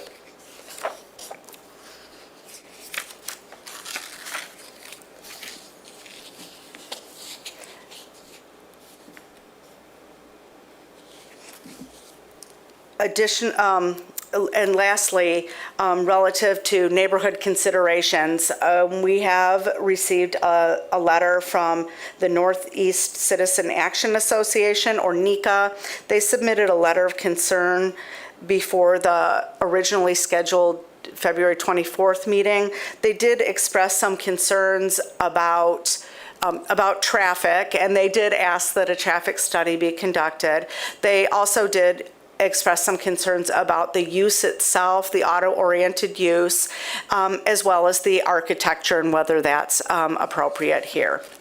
So with that, I will be happy to take any questions or turn it over to the applicant. Hey, Elizabeth, I do have one question.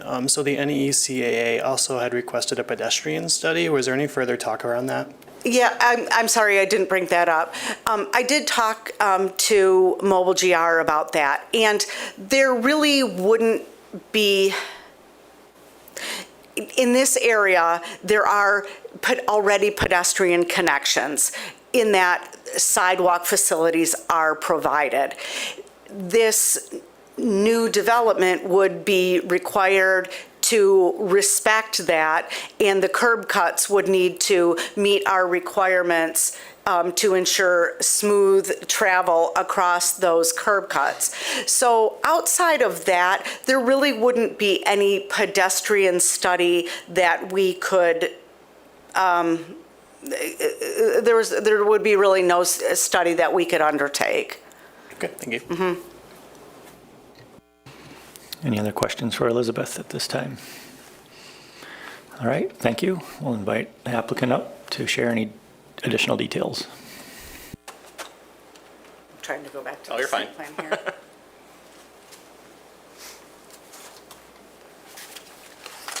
This one's a big one. It just takes a while to load. Okay. Thank you. Commissioners, my name is Steve Whitty from Nederveld, here today representing QCW Enterprises 2, LLC.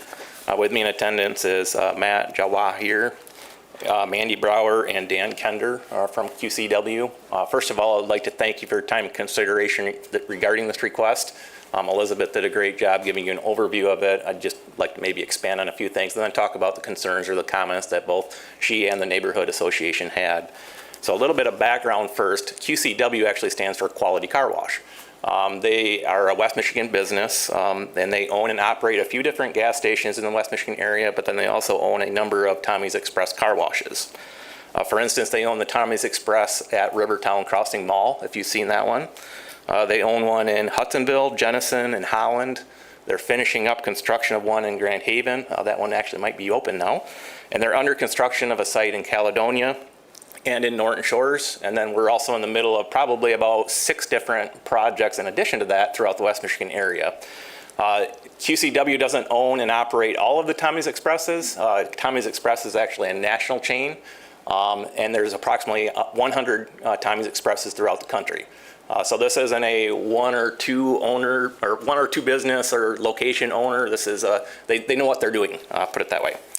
What is proposed for the site is a new car wash building. The building will be 4,553 square foot. Access to the site will be via 2 drive entrances. One, as Elizabeth said, the western one will be an entrance only, and the eastern one will be 2-way. One important thing to note there is the existing site has a total of 3 approaches, so we're actually reducing the drive entrances by 1. As was indicated, traffic study was done, which indicated that the area is adequately served, and there's not going to be a change in the level of service for both the intersection, the roadway, and then internal to our site too. The level of service is actually a B, which is a very good level of service. The building will be serviced by public sanitary sewer, public water main. We're providing stormwater chambers, which is underground detention for stormwater. We're providing the landscaping required per the ordinance.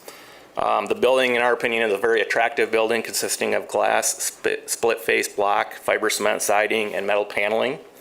That being said, that kind of gives you a little bit of an overview on the site plan. I'd like to kind of go through, I reviewed staff's comments. I'd like to kind of go through those comments and those concerns and kind of expand on those a little bit. The first comment, and maybe the biggest one in my opinion, is this site is obviously in the TBA district. And then the question is whether or not this auto-centric type use fits in with the area and is adequate for this location. The main thing I'd like to point out here is, as you can see on the aerial, there are literally three gas stations right next door to here. It's at a busy intersection. The road next to us is a 5-lane road. In addition to the gas stations, to our immediate east is a Arby's restaurant with a drive-through, a McDonald's restaurant with a drive-through. The business that we're replacing actually has a drive-through. So in our opinion, it's a very auto-centric use location. Going a step further, if you look kind of kitty corner across Fuller, there's a Tuffy Auto Service. Even though it's not necessarily auto-oriented, but AutoZone is behind us. So again, it's very auto-centric in our opinion in this location. There was a comment about providing additional landscaping in front of the vacuum spaces. That's obviously a very minor detail. We can definitely do that, and we will do that pending approval. There was a question on the height of the building. We do understand that the minimum height in the TBA district is 2 stories. As was indicated, the main building is 1 story tall, but we do have accent towers. The front tower, again, is 24 feet tall. The back tower is 28 feet tall, and those are actually 2 stories, 2 levels. There's office and mezzanine in the back tower.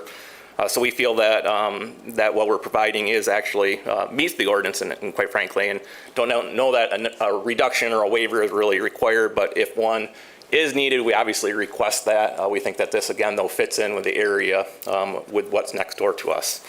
As far as the building facade is concerned, the question there is transparency. We understand that the front of the building typically needs 60% transparency, and we obviously do not have nearly that much.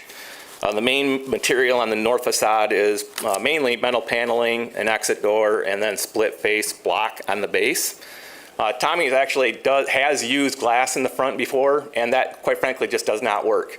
The exit of the wash is where the blower is and all the elements are. And what they found is that there's constant condensation and constant molding on the glass. So it's not a cost standpoint by any means, but through their experience and through their history, the metal paneling is by far the superior product to use, and really the product that you want used here. So it's not a cost concern at all. It's just the best material for this location.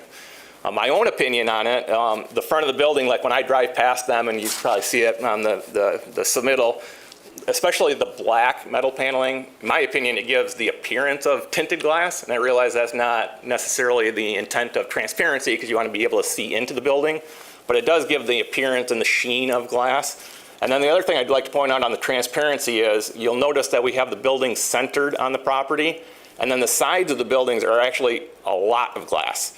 So when you're actually traveling on the road looking towards the building, you're going to see, as you look at it diagonally, you're going to see a lot of glass before and after you pass in front of the building. So that being said, we really appreciate it. Again, it's not a cost thing at all. It's just simply the best material for this environment.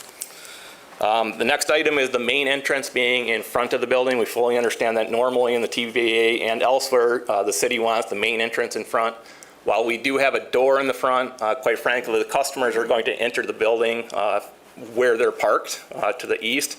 We obviously do not have walk-up traffic, so it's not like somebody walking in to get something to eat or anything like that. It's really almost all auto-centric. So again, that front entrance, we have a door there, but accessibility to that front door, in our case, we don't feel like we need. If we need to provide like a sidewalk to it or something like that, we could probably do that. But again, there's not much point in doing that, in our opinion, in this case.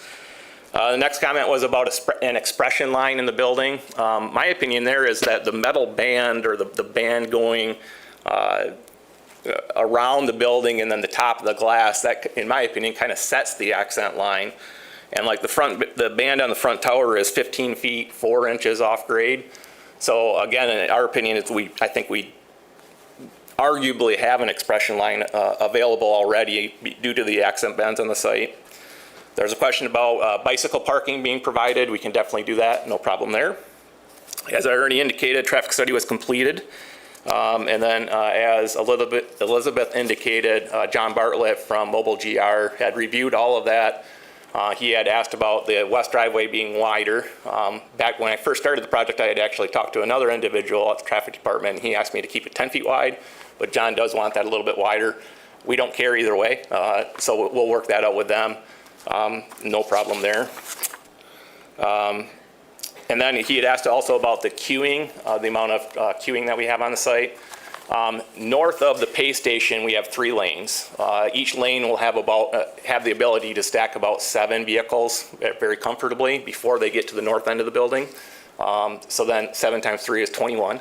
So 21 queuing spaces north of the pay station, and then south of the pay station, as you turn around the corner and enter the car wash, you probably have room for about 5 or 6 more spaces. So you're probably at 26 to 27 queuing spaces, and that does not include the drive aisle north of the building. So that's simply, once you get into the queuing stack, that's how many spaces you would have. There was a concern about tracking water off-site. A couple things to point out there. Our exit to the site is not directly out of the exit to the car wash. So in other words, when I exit the car wash, I have to turn to the right to get out of the site. So there is a certain amount of distance that I have to travel before leaving the site. And then I have the site graded so that the high point of the property or the high part of the pavement is at the right-of-way line. So any water that is on the parking area that's outside the right-of-way, it'll actually drain down to a proposed catch basin that's immediately in the curb line north of the building. So everything is kept internal there.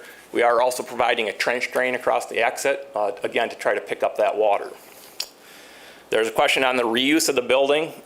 Obviously, our intent is not to ever sell or have the business go out of business. As I indicated before, Time has expressed there's approximately 100 locations nationally. None of them have ever closed. So I realize or understand the concern about redevelopment, but the reality of it is we obviously have not at all envisioning it not being successful. And this developer does their homework. They know the business, and they're willing to make a substantial investment into this location and into the city. Then there was a question about whether this use establishes a development pattern in which new buildings and modifications enhance the character of the existing environment. As I said before, the very auto-centric location, so our feeling is that this use actually does complement the area. And if you look at the area, the buildings in the area, we feel that our building actually fits in appearance-wise as well. And then I guess going on to the neighborhoods letter, they had again questioned whether the viability or the need for car washes, and they had indicated that there's 4 car washes within the area. One of them is actually a self-service car wash, which is a completely different animal. One of them is a part of a gas station, which again is a completely different animal. One of them was about 3 miles away over on the East Belt Line, so it's not near our site. And it was indicated in the traffic study that was done, and completely correct, car washes are typically not destination locations. So people don't want to drive 2 miles out of the way to go to a car wash. They typically go to a car wash that's right on the route. So we think that that's important. And then the other thing I would say on that is, and I've used this analogy before too, just because there's a McDonald's on a road doesn't mean that a Burger King can't go right next to it. So what I mean by that is not all car washes are equal. Just because there might be, I don't care if there's 10 car washes in the area, if an 11th person wants to go there and it's you, granted, the city and municipality has some say in that, obviously, but this is America and people have that option to pursue that and to make that investment. The neighborhood letter had a question on, or concern over the size of the building. Their concern was that this building was too large, I think. The building that's proposed is 4,500 square foot in size. The CVS pharmacy is roughly 13,000 square feet in size. The AutoZone to our south is approximately 7,700 square foot in size.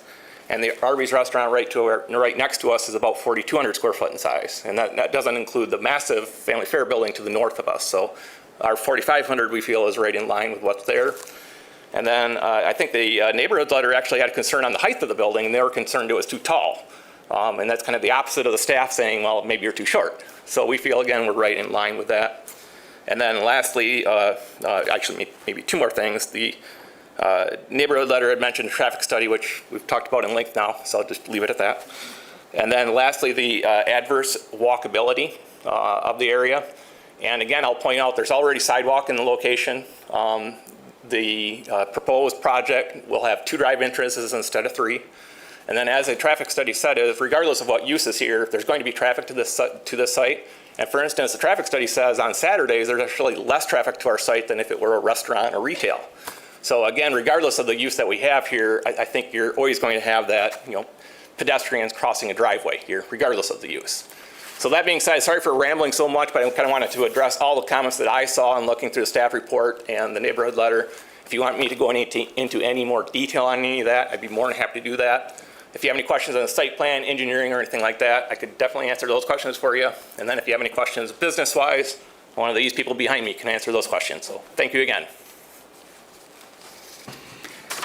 Any questions for Mr. Whitty?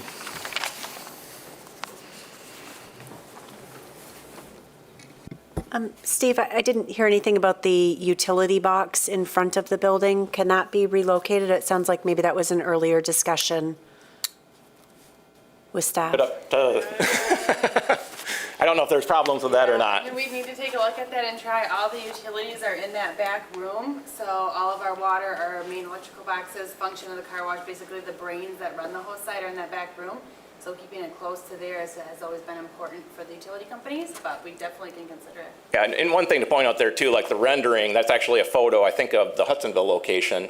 There's little to no landscaping in front of that. We can definitely add landscaping in front of that at a minimum. Yeah, put taller bushes around it. Okay. My other question was about just the functionality of the height. So it's probably not fair to call it a swoop, but the curve of the building, the roof line, what's in that space? Does that have a functional purpose? I heard that one of the back towers does have a second floor office space, but that the tower in the front of the building does not have any functional purpose. So it's, Yeah, I'm go for it. assuming it's more for architectural design, visibility. Does the building height have a functional purpose? Definitely. So I'm Matt Jawar. I'm a project manager Can you with come Tommy's. forward to the microphone Yeah, if you don't sorry, mind? I was going to. Oh. we I'm need Matt you to do Jawar, both then. project manager with Tommy's. So Tower A, that front tower you're referring to, actually does have storage. There's a storage mezzanine on the second level of that, and we do keep our snow melt system up there as well. And what about the height of the building itself and within the lane where I'm driving through? Does it have to be that tall? Could it be lower? Help me understand At that height, due to the fans that we have circulating air in the tunnel itself, and then it does look a little bit more visually appealing than just a flat roof, we think. Okay. And with the polycarbonate, we like the snow runoff. I'm sorry, could you, we take minutes of the meeting, so it's harder for Carol to Yes, record Mandy you. Brower. And with the polycarbonate roof, we don't want any snow on there, so the snow runs off into the landscaping on both sides of that. Yeah, it wasn't so much, it was just more of a question of the functionality, not necessarily the slope of it itself. Thank you. And I think it's probably been stated, but just to reiterate the fact that any approval today would not be approval of the sign plan. Yep. So that may have already been brought to your attention. I'm seeing a couple things that I'm not sure would be consistent. And then, Steve, I heard about the grade elevations, and I thought you said that the exit point would be the high point of the site? Not the high point of the site, but coming from when you exit the car wash and then you turn right, you exit and kind of go down, and then when you turn right, you actually go back up, and then you go out. Okay. So it's not the highest part of the site, but it's the highest part of my flow line. So there's no water from our site leaving the site to go out to the road. It all goes to that internal catch basins. Okay, and that grade change, it looks like from the exit of the car wash is 766.85, and it looks to be that the eastern exit point is only 766.8. So it's nominal, it looks like, and Oh, we drop down pretty significantly first, though. So in other words, you're exiting the car wash and then you drop down and then you come back up. okay. So as someone that lives in Grand Haven and have seen the newly constructed, I am greatly concerned about that because there is a significant amount of water that leaves that site. Now, the grades are different, I'm not suggesting Yes, yeah. that, but it's what definitely made me concerned about whether there's adequate separation or drive on your site and ability to contain the water, because that, in my opinion, there's safety issues with the other way because of it freezes as well. Yep. And then now that I've got this pulled up, so where the hand is hovering now is that internal catch basin. So that's on our site. And I just checked my plan. It's 1 foot lower than this spot here at the exit. So there's a 1 foot grade difference. So all this would come back down here. But you're exactly right, Kristen. The building is up more, I mean, I think it might be a little bit lower. I'd have to double check, but it's more or less in line with this entrance. But what happens is as you come out, you go down to get the cars out of there, and then you go back up. But over less than 15-foot travel distance. Well, you're lower here too, but yeah, this distance is like 15, 20 feet. Yeah. Yep. But then the grade from here on is still, this is higher than here by, I can tell you how much. Yeah, I don't know that I was successful in physics, but to me, the grade change may be adequate, but the distance and the speed at which I would be traveling, I guess my concern would remain. Yep.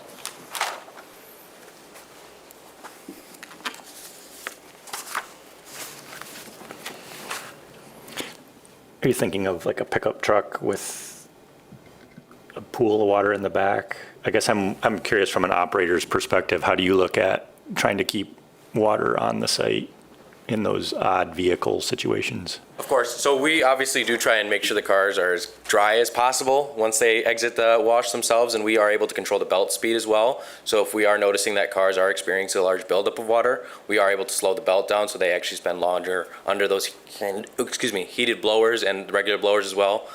So if that's something that does concern further down the road, we notice that there's a lot of runoff water, we can definitely address that issue. Thank you. Any other questions for the Does applicant? that create then a queue problem? Excuse me? Does that create then a queue problem? Well, not necessarily. So we definitely are able to, if, the site is obviously busier, we can ramp up the speed or we can slow it down. So obviously it'd be like a adjustment period where we would notice, if there is something backing up, we would kind of have to speed it up a little bit and that might mitigate it. But we haven't experienced that issue at any other sites where there's a ton of excess runoff. And one other thing that I kind of breezed through is this location has 3 pay lanes. A lot of the locations only have 2. So this does have a little bit more queuing than what I often see. And there is I think a YouTube video that, not that you have to pull it up, but they flow through pretty good. I mean, they're not like sitting for minutes waiting for it to move. They keep it moving.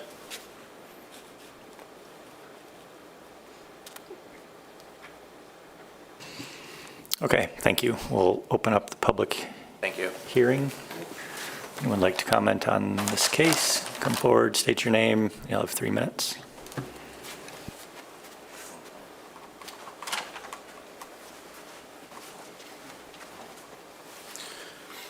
Jeff Boersma, current owner of the site.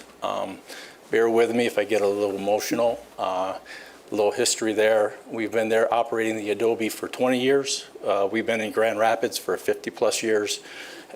This was my 3rd location that it opened. We had 6 locations. My son has taken over the business.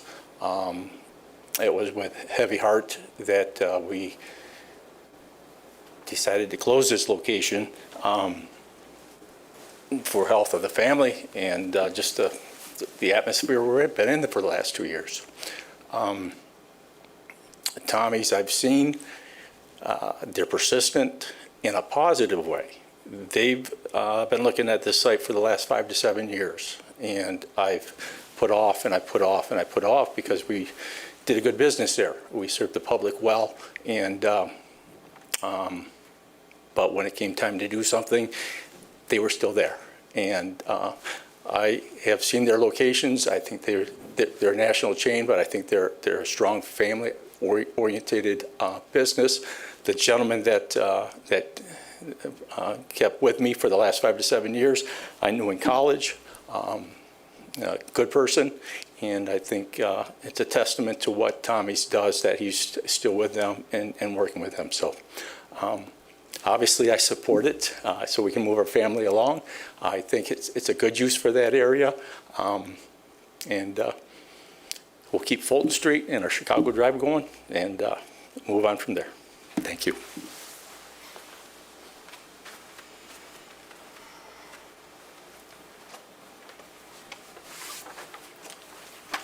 Good afternoon. He's back.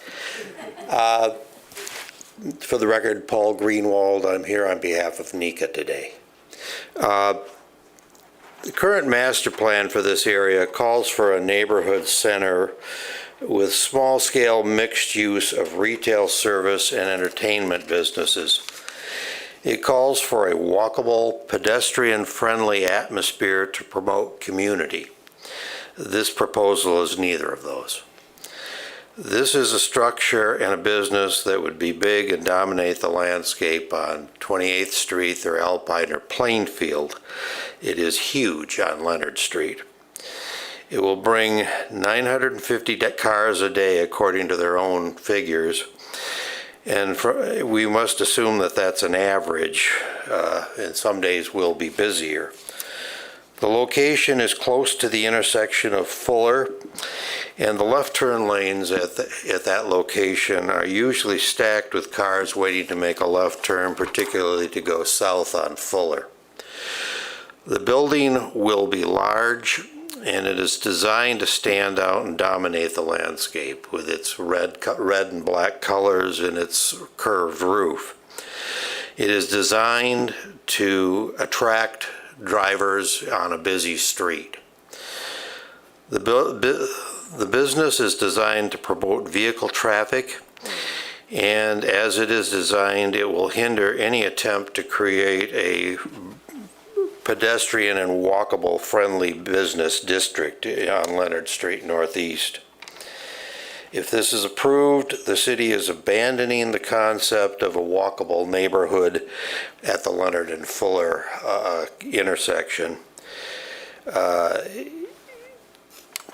Finally, in this area, there are a number of facilities for housing elderly or handicapped people, and on Leonard Street in this area, wheelchairs and motorized wheelchairs are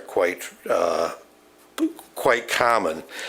The grocery store, which is located near Plymouth and Leonard, recently closed, and so the Family Fare there is the only grocery store in the area for neighbors, so people who have to walk to the grocery store are going to have to walk through this area. The final that we'd like to note is that the first notice that NECA received of this project was the postcard which we received from the City Planning Department notifying us of the February 24 meeting. There has been no outreach to the neighborhood or to the neighborhood association that we are aware of. Thank you.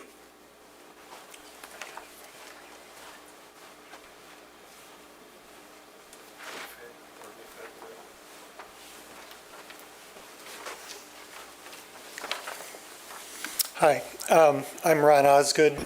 I'm also with NECA. And as Paul stated, NECA is opposed to this parking lot for a lot of the reasons mentioned. I'm not going to, I guess, cover all of them. One of the concerns that Paul didn't mention is that since we have there are several car washes in the area, we are really concerned that this building, which is out of scale, much different architecture, et cetera, will ultimately fail, and then we'll have a building sitting there that will not be able to be reused, that someone is going to have to, it's going to be even more expensive to tear it down, put something else in its place. Kind of on a personal note, I use that intersection fairly often, and it's an intersection where there are people making left turns out of McDonald, they're making left turns into McDonald, they're trying to come out of the Family Fare on left turns and cross, people going left turns into the gas station in addition to the queuing. And to put this heavily trafficked building and use in there that is going to probably increase the number of left turns in and left turns out. One of the things I'm actually surprised that the egress is only a single lane. The McDonald's has one ingress with a single lane, and the egress is 2 lanes, so you have traffic going right and left. And although this particular location, if you had a business like, retail business like a Chick-fil-A, it probably would be busier than this. The McDonald's of those three things, the Arby's, the Adobe, and so on, was by far the busiest in terms of traffic going in and out. This is really just going to add to the traffic, in particular the amount of left turns. Thank you.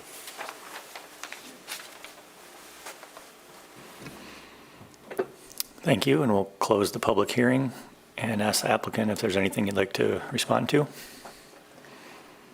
Certainly, and I appreciate the comments from the neighborhood and the people in attendance today. We kind of talked about this already, but it kind of jotted down the concerns again. A traffic study was done for the site, and they actually used numbers that were higher than what the ITE trip generations say. So in other words, they use conservative numbers. The numbers we gave them were conservatively high, so we did keep that in mind. But like, for instance, if we did not give Fleece and Vandenbrink, who did the traffic study, if we didn't give them that information, the study would have actually been more favorable than what it already is.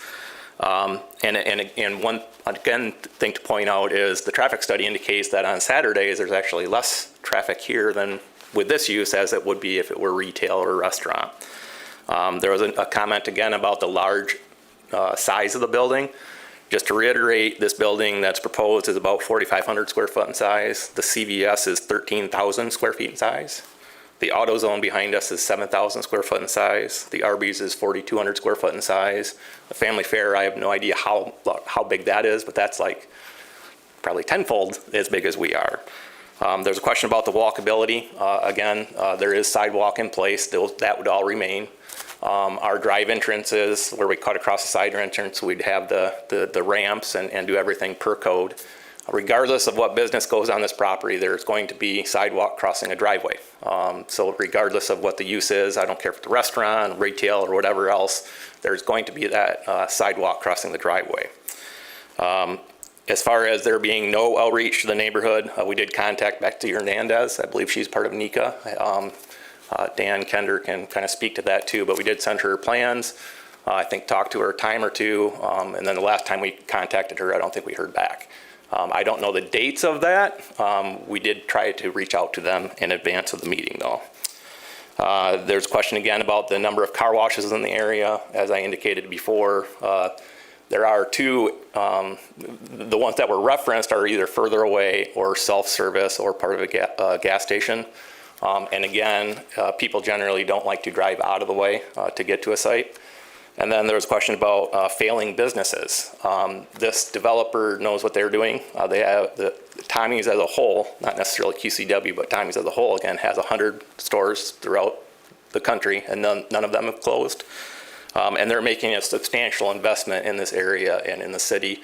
And as the seller had indicated, they've actually been looking at this location for quite a while. So this is a very nice market for them, and they definitely see a need here. So that being said, again, appreciate your time. Thank you.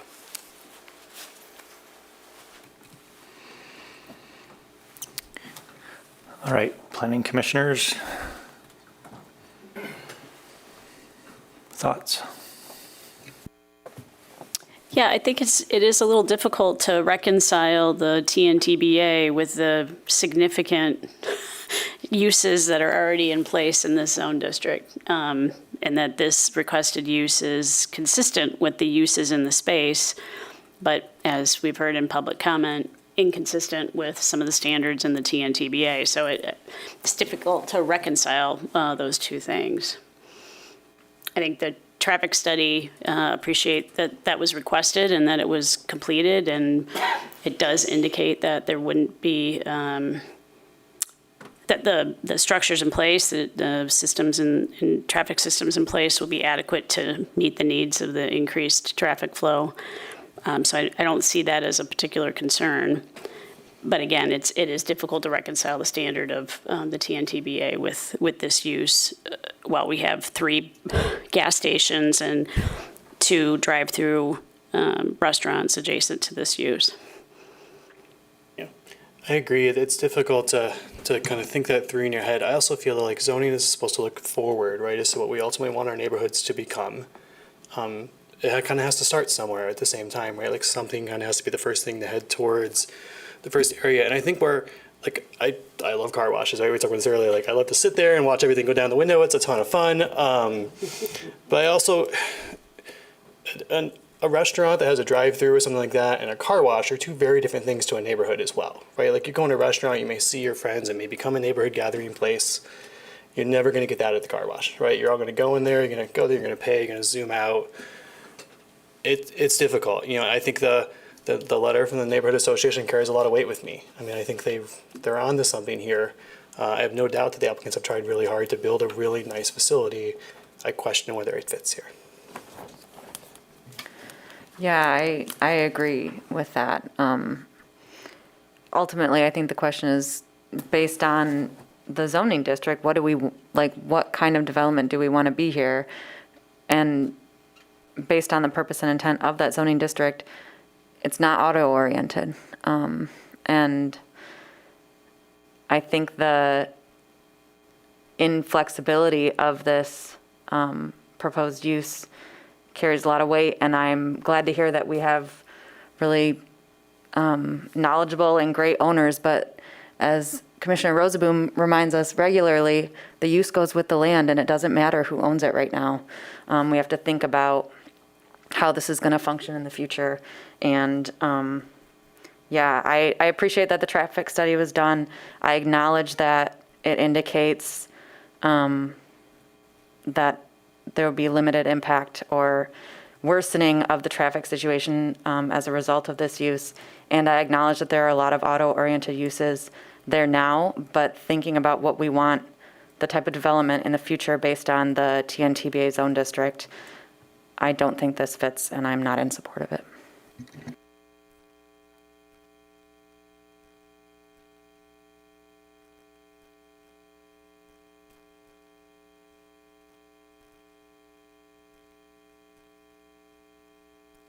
Yeah, I think that's where I'm at with the two. I drive through here a lot because I'm one of the McDonald's customers.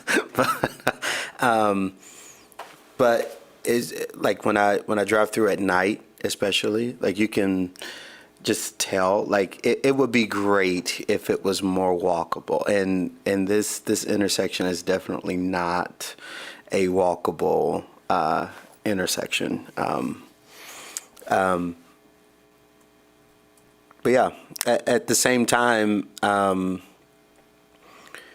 this is, I'm sure, will be a, perfectly good use. Like you said, I acknowledge the study. The traffic wouldn't increase or decrease, because people don't drive out of their way to go to a particular car wash, unless you're me, because I definitely drive out of my way if I like it.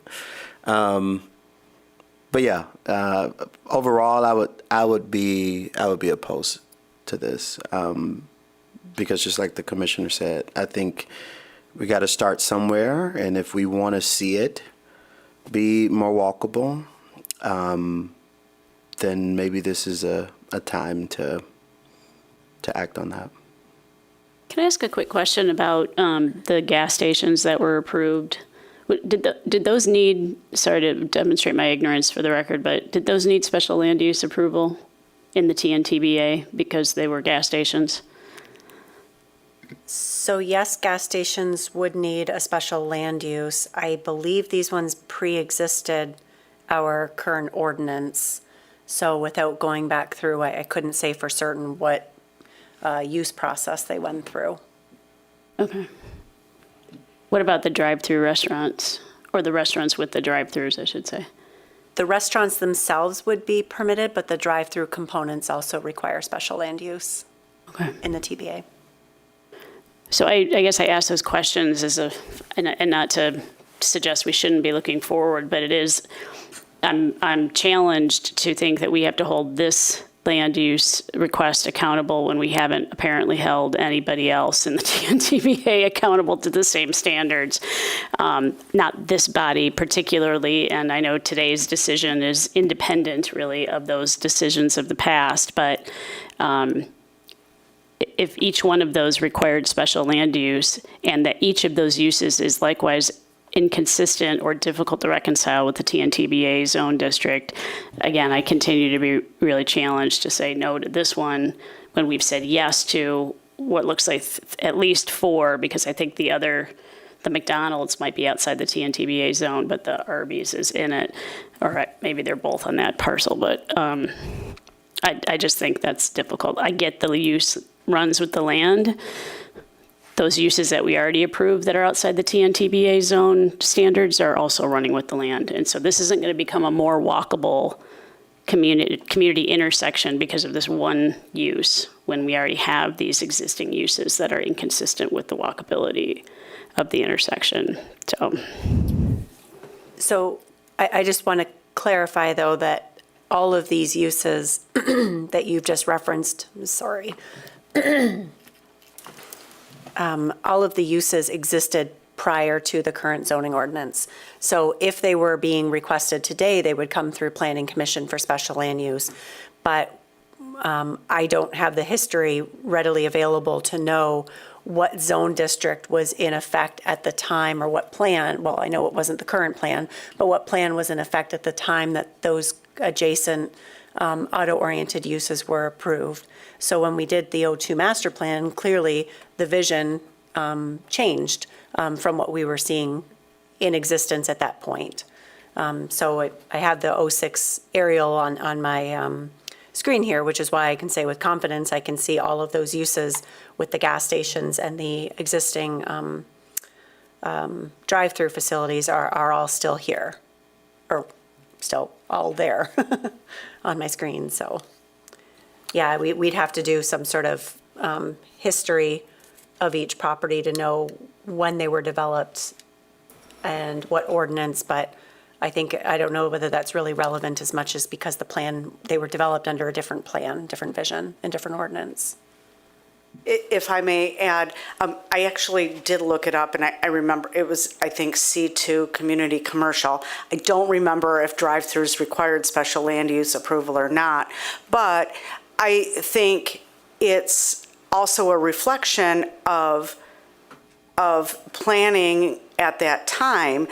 If you think about it, think about all about South Division and, all sorts of,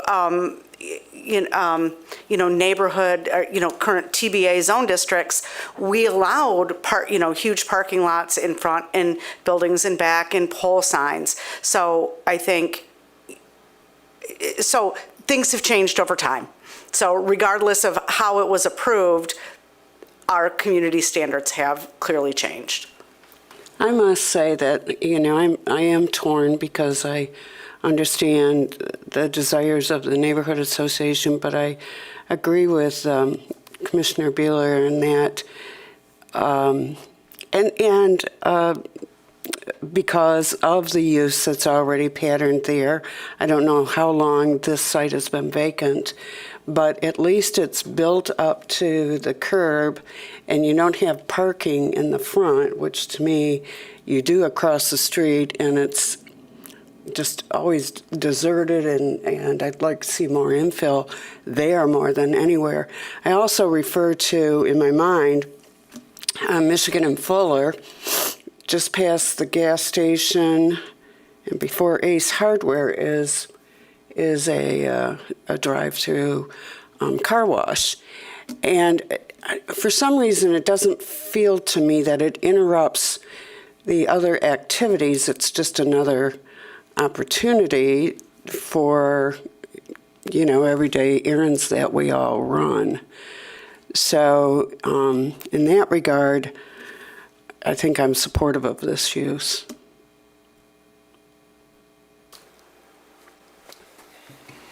I am as well. I'm compelled by the consolidation of all of the auto-oriented uses there. And I feel like it is consistent with all of those. Is it inconsistent with what the plan says? Yeah, but that's where I go back to what Commissioner Beeler said. Like this property isn't going to change that on its own. And if we're going to have car washes, I would rather have them by other auto-oriented uses like gas stations.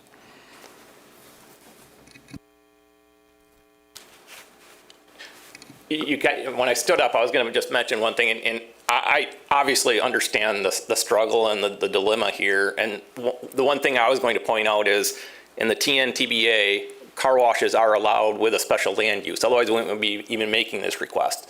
So with it, I understand the special land use side of it, but if this location is not okay for a car wash, when you have 3 gas stations, a drive-through, a 5-lane road, I guess I would question where in a TBA would you be allowed to have a car wash? Because in my opinion, this fits in great with what's there. It matches the area. And I totally understand the long-term plan, and it's a special land use and neighborhood's concern, but this, in my opinion, it's located in an area that is totally auto-centric. So again, thank you for your time.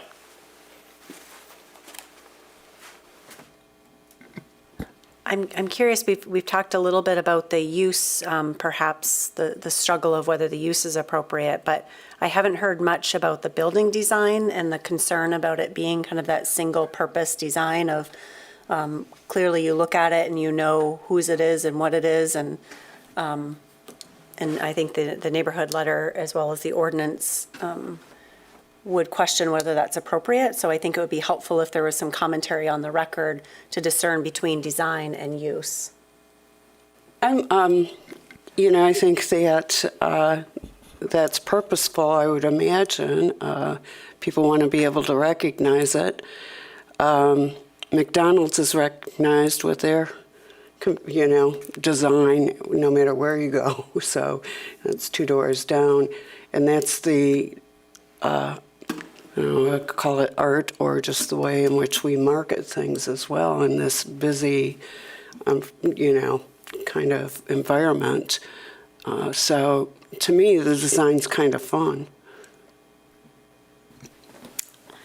With regard to design too, I think, as the applicant has repeatedly pointed out, they're trying to sort of thread a needle between concerns about size and massing, scale, height, with it not being too big and not being too tall. I think they've demonstrated the purpose of the 2 stories with the towers. I think they've demonstrated sufficient need or cause or purpose for the transparency concerns on the front, the shape of the roof line. While it may seem novel, I think it's maybe an architectural detail. Whether I like it or not doesn't really matter, but it's consistent with the use of the snow melt. I think that the applicant was talking about the shape of the roof being conducive to snow. So I think that the applicant has done a good job trying to meet the needs of the standard while still creating some visual interest and addressing the needs of the particular use.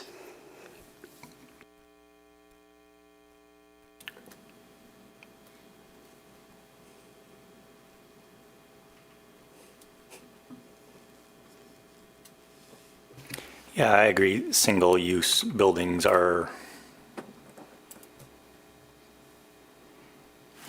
difficult. And I think I guess I'm struggling with the designation of TBA here, because what I think the pure application of a TBA building there would be a 2-story building that would be right up to the sidewalk. There's little of that around, and there's not probably going to be, there's some, not to say there's none, but this is not Wealthy or Bridge or Leonard down the other way. So I guess I don't have the same expectation for the fulfillment of the TBA standard here, and I'm just wondering, is that fair? I've expressed consistently, I think we have too much TBA zone district in our city, and I think this is an example of that. We don't have enough need for all of that traditional approach. If we did, someone would have built that here a long time ago. I'd like to remind us that not that I want this to be the future for this project, but the car wash at Diamond and Michigan is undergoing a fabulous remodel.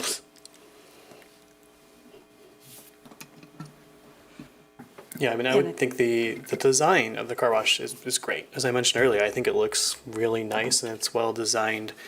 I do go back to that reuse proposal, right? I mean, honestly, I would feel more comfortable with this if it was on the edge of the TBA district than right in the middle of it, like right where this intersection hits. Because what does happen, nobody thought Blockbuster was going to go out of business. Not that I hope you do, right? But I'm just saying, like in those situations, that what do we do with the building in that particular case? And if it was on the edge, it would be less of a problem, in that situation.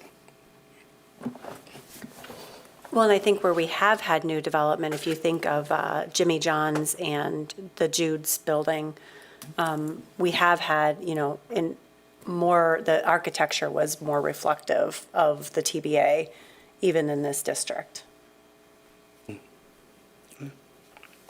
Admittedly, the Jimmy John's building is set back, so there's definitely some modifications that were made that I think do account for the pattern of development that does exist. Well, I think that's still in conflict, though, because, I mean, who's getting out of their car to go into a McDonald's and sit down? Who's getting out of a car? I mean, this isn't, we're not fostering community through that, or a Jimmy John's for that matter, no matter what the building looks like. So.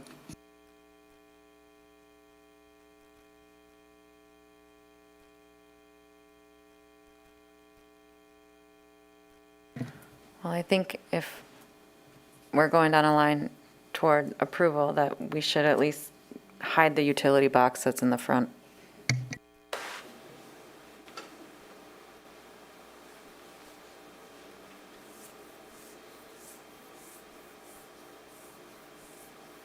I'm not sure where we are with numbers, but I'll give a shot at a motion if I don't want to curtail conversation, though. All right. Now therefore be it resolved, the Planning Commission approves the request of QCW Enterprises 2 LLC, Bandy Brower, for special land use approval to construct an automatic tunnel car wash facility at 1216 and 1228 Leonard Street Northeast for the following reasons.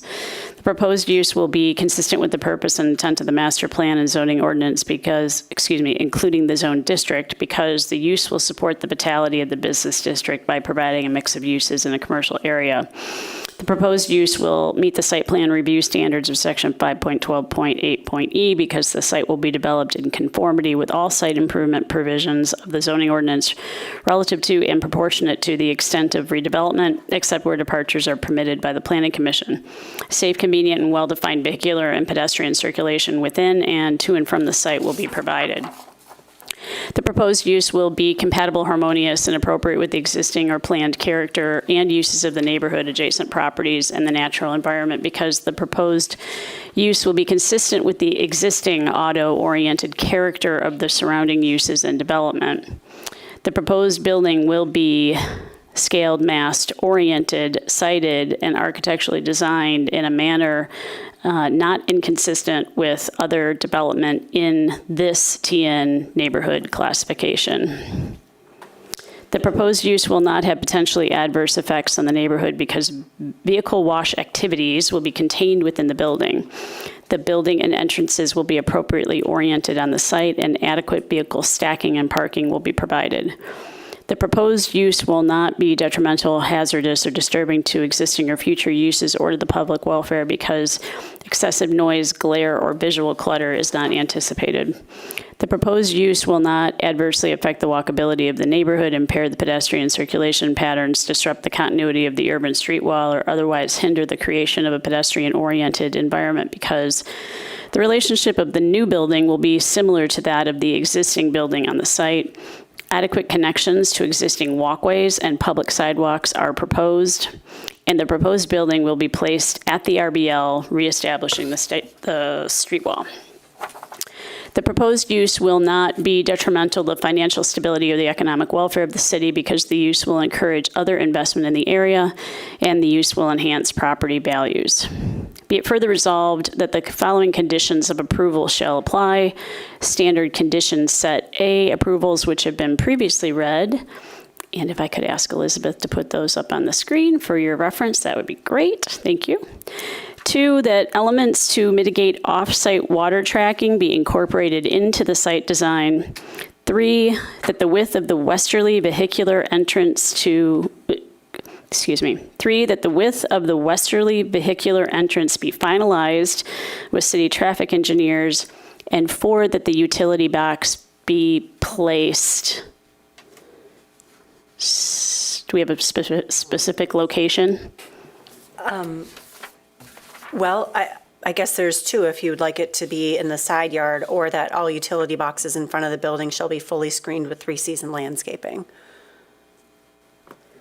So we'll require that all utility boxes will be screened with appropriate, say it again, Kristen.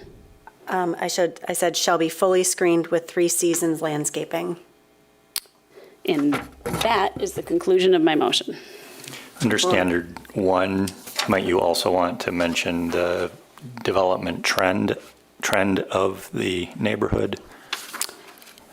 Yeah, I think that we can add that the proposed use is consistent with the master plan, not just because it supports the vitality of the business district, but it is aligned with the existing uses within and the trend established within the adjacent uses within the TNTBA zone. Support. Regarding number 2, would you be willing to add to be reviewed and approved by the city's stormwater engineer? 2 of the supplemental conditions, yes. Mitigating off-site water tracking? Yes. By the city's stormwater engineer.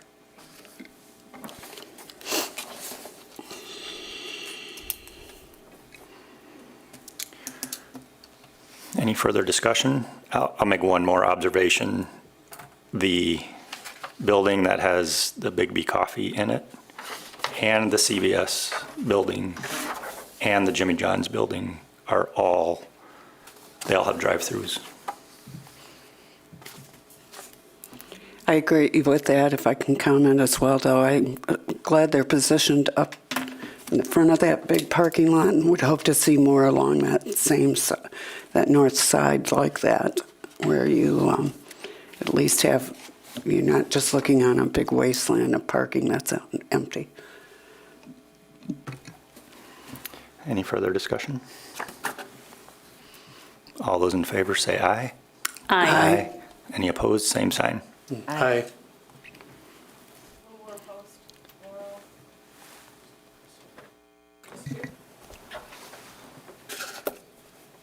Passes. Thank you. All very much. Thank you. Thank you. Our next agenda item is Planning Commission discussion. Anything for Planning Commission? Just a reminder that we do not have the March 24th Planning Commission meeting. We don't. I know. Now I feel less guilty. We did not receive, well, I shouldn't say that. I've mentioned before about staff's capacity and such, and where we can reduce down to 1 meeting a month. That gives additional time for us to be thorough in our reviews and analysis. And then we have our public comment opportunity. Hearing none, we'll close the public comment opportunity, and we're adjourned. Thank you.